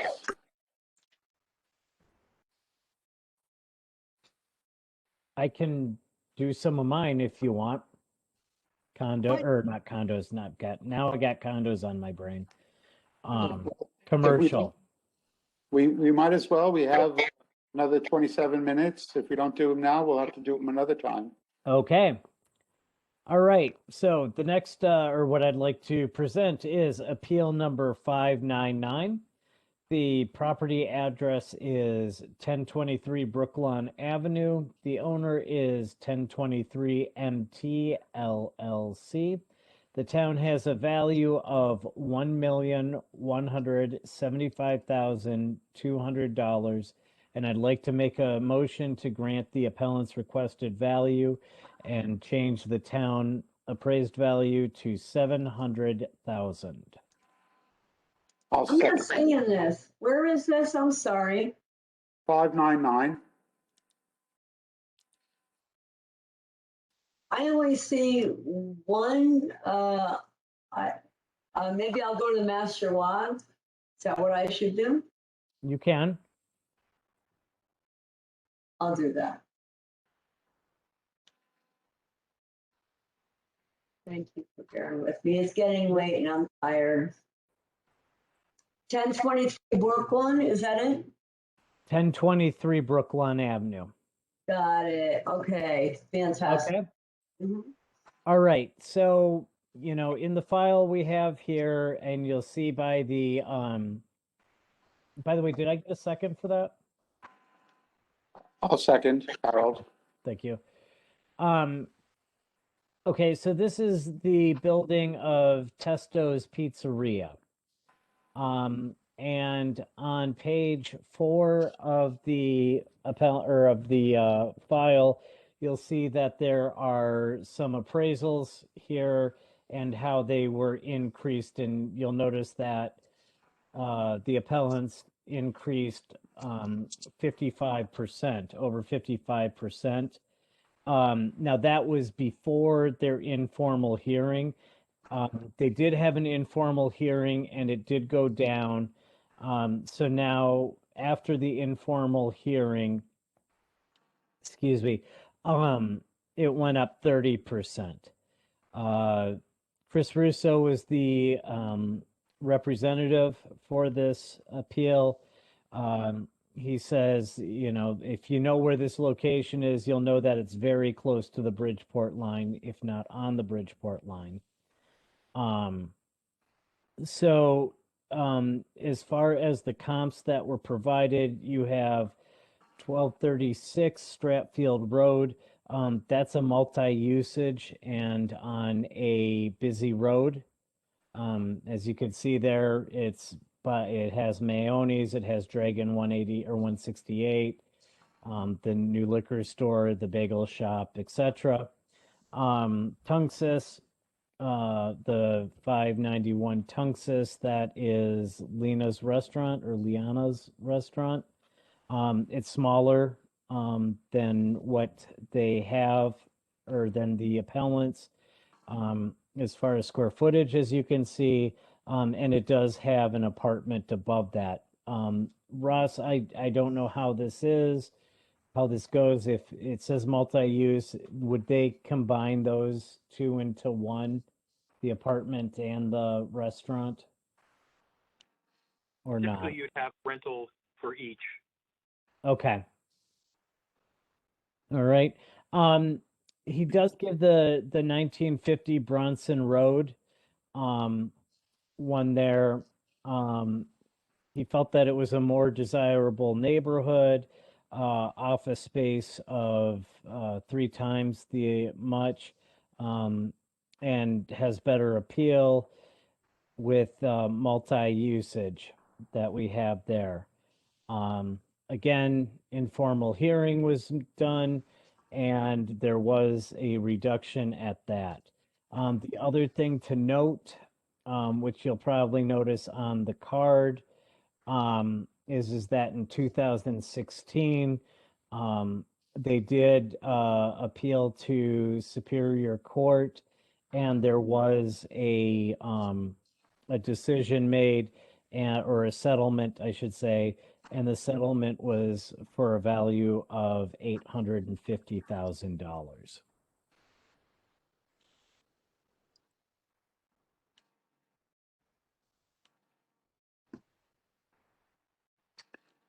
Okay.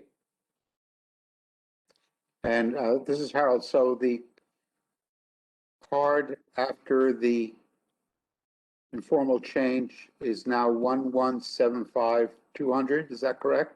No, that was what was on the card, I believe. Let me just pull up the card and see, because I think he had the original card before the appeal. Change to the informal. Yes, you are correct. I'm sorry that this is the 1175200 was after the informal hearing. He's looking to reduce to $700,000. Okay. Correct. And they did have, it was 850, I believe, prior to the revaluation based on the court decision, or I don't know if it was a court decision or if it was a settlement or a combination of both. I don't know, but I know that they settled for 850. So other than the comps that were provided, we don't have any other financial information in the file. It's just looking at other mixed use or restaurants in the area. Okay. That is correct. Yeah. John, did he provide an affidavit for this one? I was just looking in the file. He's not does he have an interest in the property? He's not an owner, right? No, he's not an owner, but I thought I thought he did have an affidavit for that. Okay, I just don't see it in the file. I'm sorry. Okay. All right. Any further discussion? Then I'll call a vote. All those in favor of granting this appeal to the requested value of $700,000? All those opposed, please raise your hand. 500,000, Harold. I'm sorry? 100,000. Oh, I thought you said 600 for the requested 500,000. 700. It's 700,000, is it not? Correct. 700,000. Yep. All those in favor of granting this appeal to the requested value of $700,000, please raise your hand. All those opposed, please raise your hand.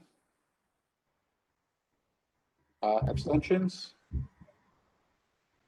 The appeal is not granted. The vote is 0-4-2. Paulette and Judy abstaining. Thank you. Thank you. All right. I'm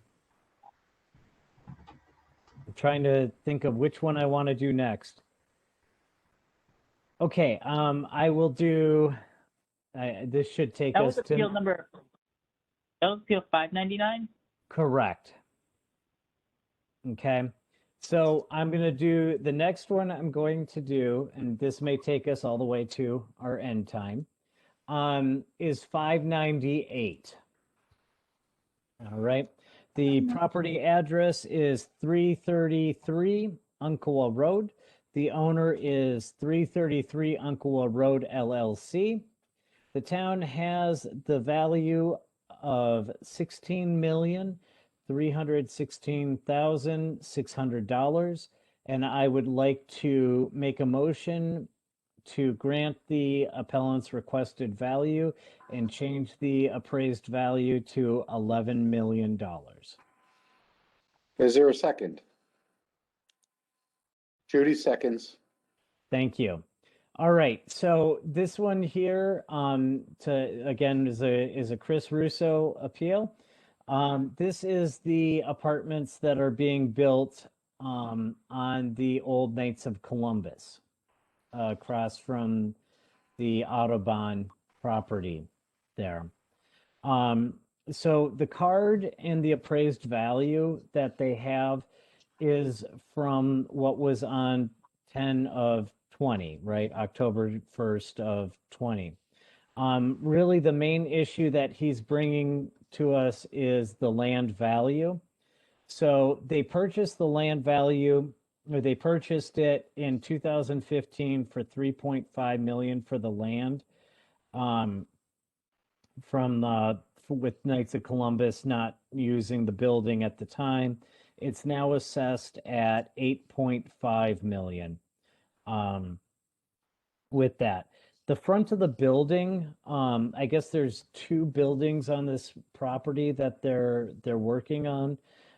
The front of the building has 57% of the space. The back of the building will have the rest of the units, but it will have less units than the front of the building.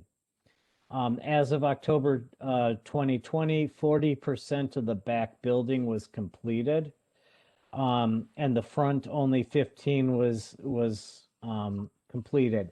So if you'll note on the card on page 2 that there was an inspection on November 2nd of 2020, and they marked 30% complete. He said it might be less than 30% completed at that point in time. He wasn't quite sure. He did provide a comp, okay, in here, which is, hold on, let me go to it, which is the 665 Commerce Drive apartment complex, which you'll see on page 6 of the file. That has 110 units plus commercial space, and has a full CO. Both the appellant property and this property on Commerce Drive are both close to train stations. However, if you look at it, this is appraised at 32 million, the one on. Yeah, this is also under appeal too. It is? Yeah. Okay, all right. Should we go head to head on this? Well, I can tell you the income expenses on file. I have no supporting documents. Okay. But I do. I might have. Actually, is it the same? Let me just check. Finish yours, and then. Yeah. No. So really, and he pointed this out because really, what he feels is that this comp here at 665 Commerce Drive has a value of 32 million. Okay. It's fully complete. It has more units and has commercial space than the appellant, yet the appellant has a town value of 16 million or 16.3 million on the Umpqua Road one, and it's not even half built. Okay. Anybody have any questions about what I just said? Does it make sense? I have a where question. he's coming from? Yeah, go ahead. Do you know who seconded that motion? I believe I did. Okay. Carol did. Thank you.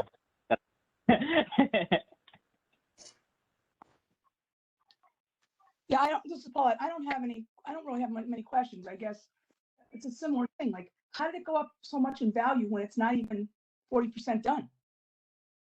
The land couldn't have gone up. And it has commercial. This doesn't have commercial, so, and less number of units and everything like that. So that's their argument. Yeah, it's a valid one. This is Ross. If you'd like me to speak to the differences, I can. If you could, I would appreciate that in helping. Yeah, especially since Judy has the other appeal, so that'd be helpful for both of them. So. Right. I'm really tired. If we don't finish this by 9, I mean, I'm not going to start it in 3 minutes. You know what I mean? Oh, no, I agree. No, but whenever we finish it, yeah. Okay. So Ross, could you? This one is very. Yep. Go ahead. This is very similar to the trademark property. The big difference in why this one comes in a little higher overall is the commercial in the trademark building is not renting. You know, there's that they've been having difficulty getting tenants into that space. So that's bringing that down a little bit. But the big difference is the mix of units.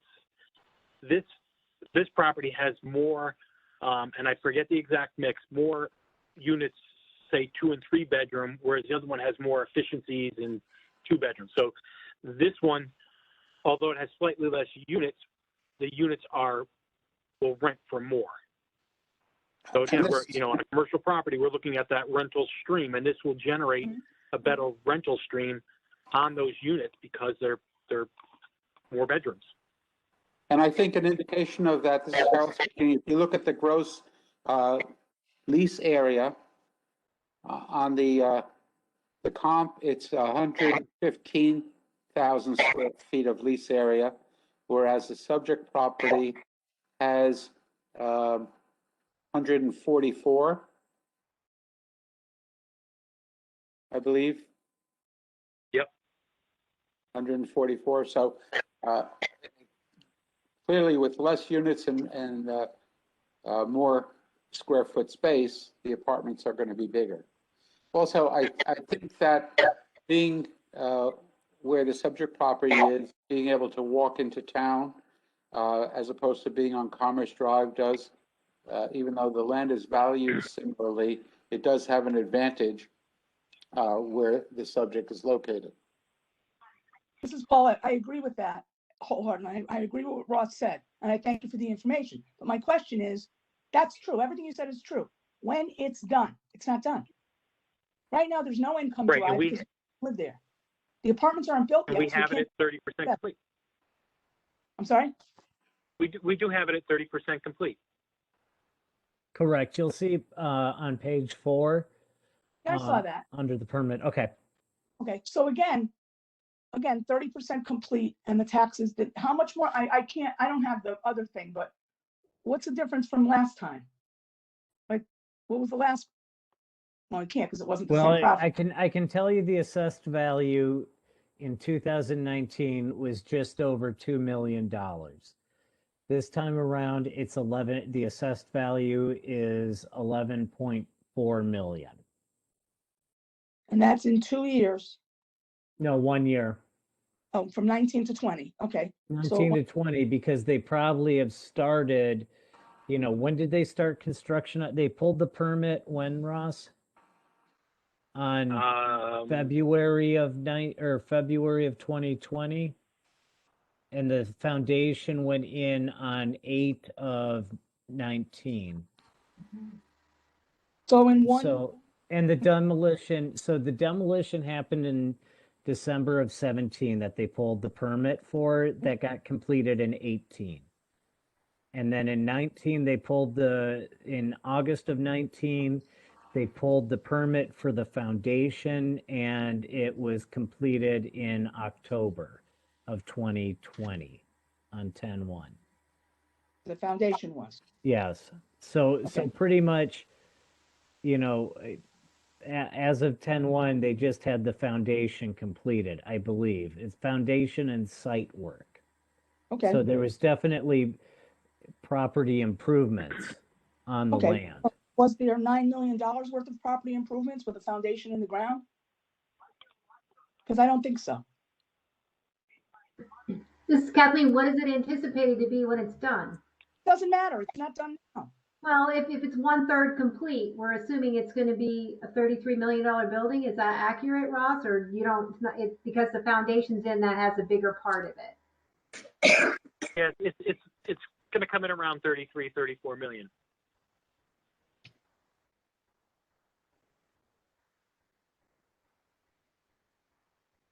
Okay, so we have another one of those properties that's not done. It's 30% done, so we valued it at 30% done. Mm-hmm. And we have another property that got a tax reduction when they're not done. I just don't. Mm-hmm. What? Yeah, the same with the one on Warner Hill, right? She got taken way down because she started her work, but she's 0% complete. These guys have, done a lot more work than she has, so she's measured at 0%. Well, she's uninhabitable house. right now, though. That's different. What? I didn't hear that. She's uninhabitable. No, she's living there. She's living there. They moved in last year.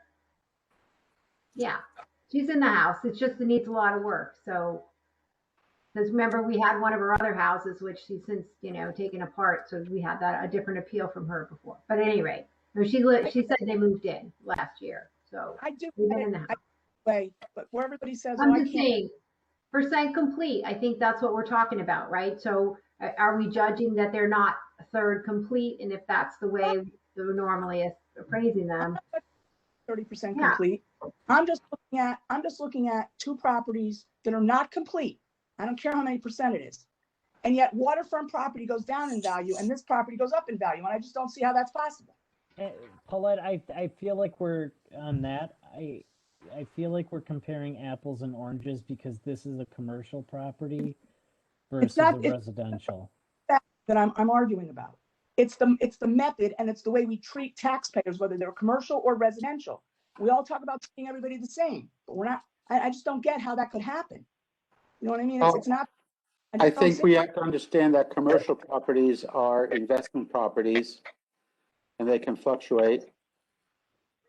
I guess we have to see that the person who got the discount got the discount, and that's all I'm going to say about that for today. Okay. The word Ready to vote? S. Mhm. I think that's the word for that. Small word. B ends with S, and that's what happened there. All those in favor of granting this appeal to the requested amount, please raise your hand. I'll raise my hand because I'm tired of it all. You know what? I'm going to raise my hand for this guy too because it's incomplete. It's 30% incomplete. I mean, okay. Yeah, I'm for it. Yep. All those opposed, please raise your hand. Abstentions? The appeal is not granted. The vote is 2 in favor, 3 opposed, 1 abstention. Ronique abstains. Okay. Paulette and Judy have voted in favor. It is now 5 minutes to 9. I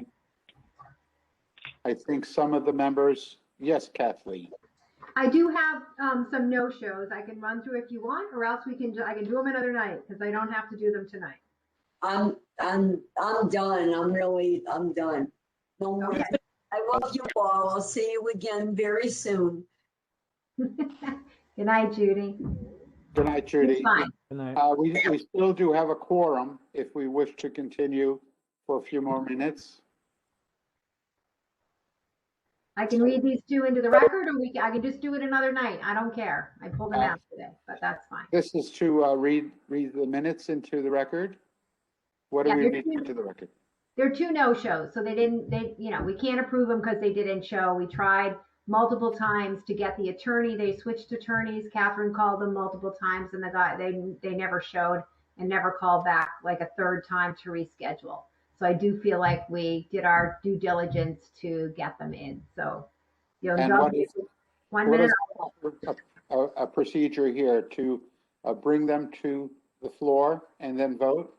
Yeah, because they're required to show, so we can't approve them if they don't show, right? But we Okay. still vote on them because they didn't withdraw them. So that's usually what All right, which two do you have? Yep, so appeal number 192, the property address is 260 Elliott Street. The owner of the property is Virginia McClinch. The town value, $1,544,400. And the requested reduction was to $1 million. So I'll make a motion to approve this, to grant this appeal and reduce the reduce the value to $1 million. This is John. I'll second. 1 second. Okay, you can take a vote if you want, Harold. And they, as I said, Yes. they did not show, and we tried multiple times to get them to come in. And did we contact the attorney's office as well? Yes, the original appellant was John Kaiser, and he was very responsive. He rescheduled twice because he needed more time. Then he switched it to a different attorney, Attorney Cohane, and Cohane did not show. Catherine called him twice, and he still didn't return her calls. All right. All those in favor of granting this appeal to the requested value, please raise your hand. All those opposed, please raise your hand. It's unanimous. The vote is 0-5-0. Thank you. And then the next one is the same situation where it was with Attorney Kaiser. So I'll read it into the record. It's appeal number 195. The address is 1320 Kings Highway Cutoff. The owner of the property is 1320 Kings Highway LLC. The town value is $4,210,300. The requested reduction was to $2,857,100. And I make a motion to reduce it to the $2,857,100. What was the appeal number one more time? Sure, 195. And I just rounded Thank off. you. The requested value was actually 145 or something, so I reduced it to 100. It is the Bank of America building on Kings Highway Cutoff. Mm-hmm. Any further discussion? All those in favor of Trying to keep- granting this appeal, please raise your hand. All those opposed, please raise your hand. It's unanimous. The vote is 050. So we closed off two additional ones, completed those. And so our next meeting is going to be scheduled for Monday at 6 p.m. I have it at 6 right now, unless we think we can get a quorum earlier, but the people with the majority to present are, unless we want to do a lot of commercial before that, Peter and Alexis will both be with, I guess Peter at 6:30, Alexis at 6. So, to continue with the beach. So, and Ronique, If we want to have if we can get a quorum together at 4 o'clock or 5 o'clock, I can run through my 42 commercial appeals and try not to be too boring, but that would take care of those, and then we could take a break until we have the rest of the membership. sure. So Paulette and Ronique, can you tell me your availability for Monday and your two people out less for me to reach out to? We'll check with the others. So the four of us make a quorum. I can't say today. I have to wait till Saturday. Okay. All I right. can't until 6. Oh, well, there you go then. It would Okay. be 1, 2, yeah. And Catherine is away, so it'd be Judy. So I think we should just make it 6, right? Okay. Unless, I might be yeah, able we're to not do going to get it any earlier than that. So 6 o'clock on Monday.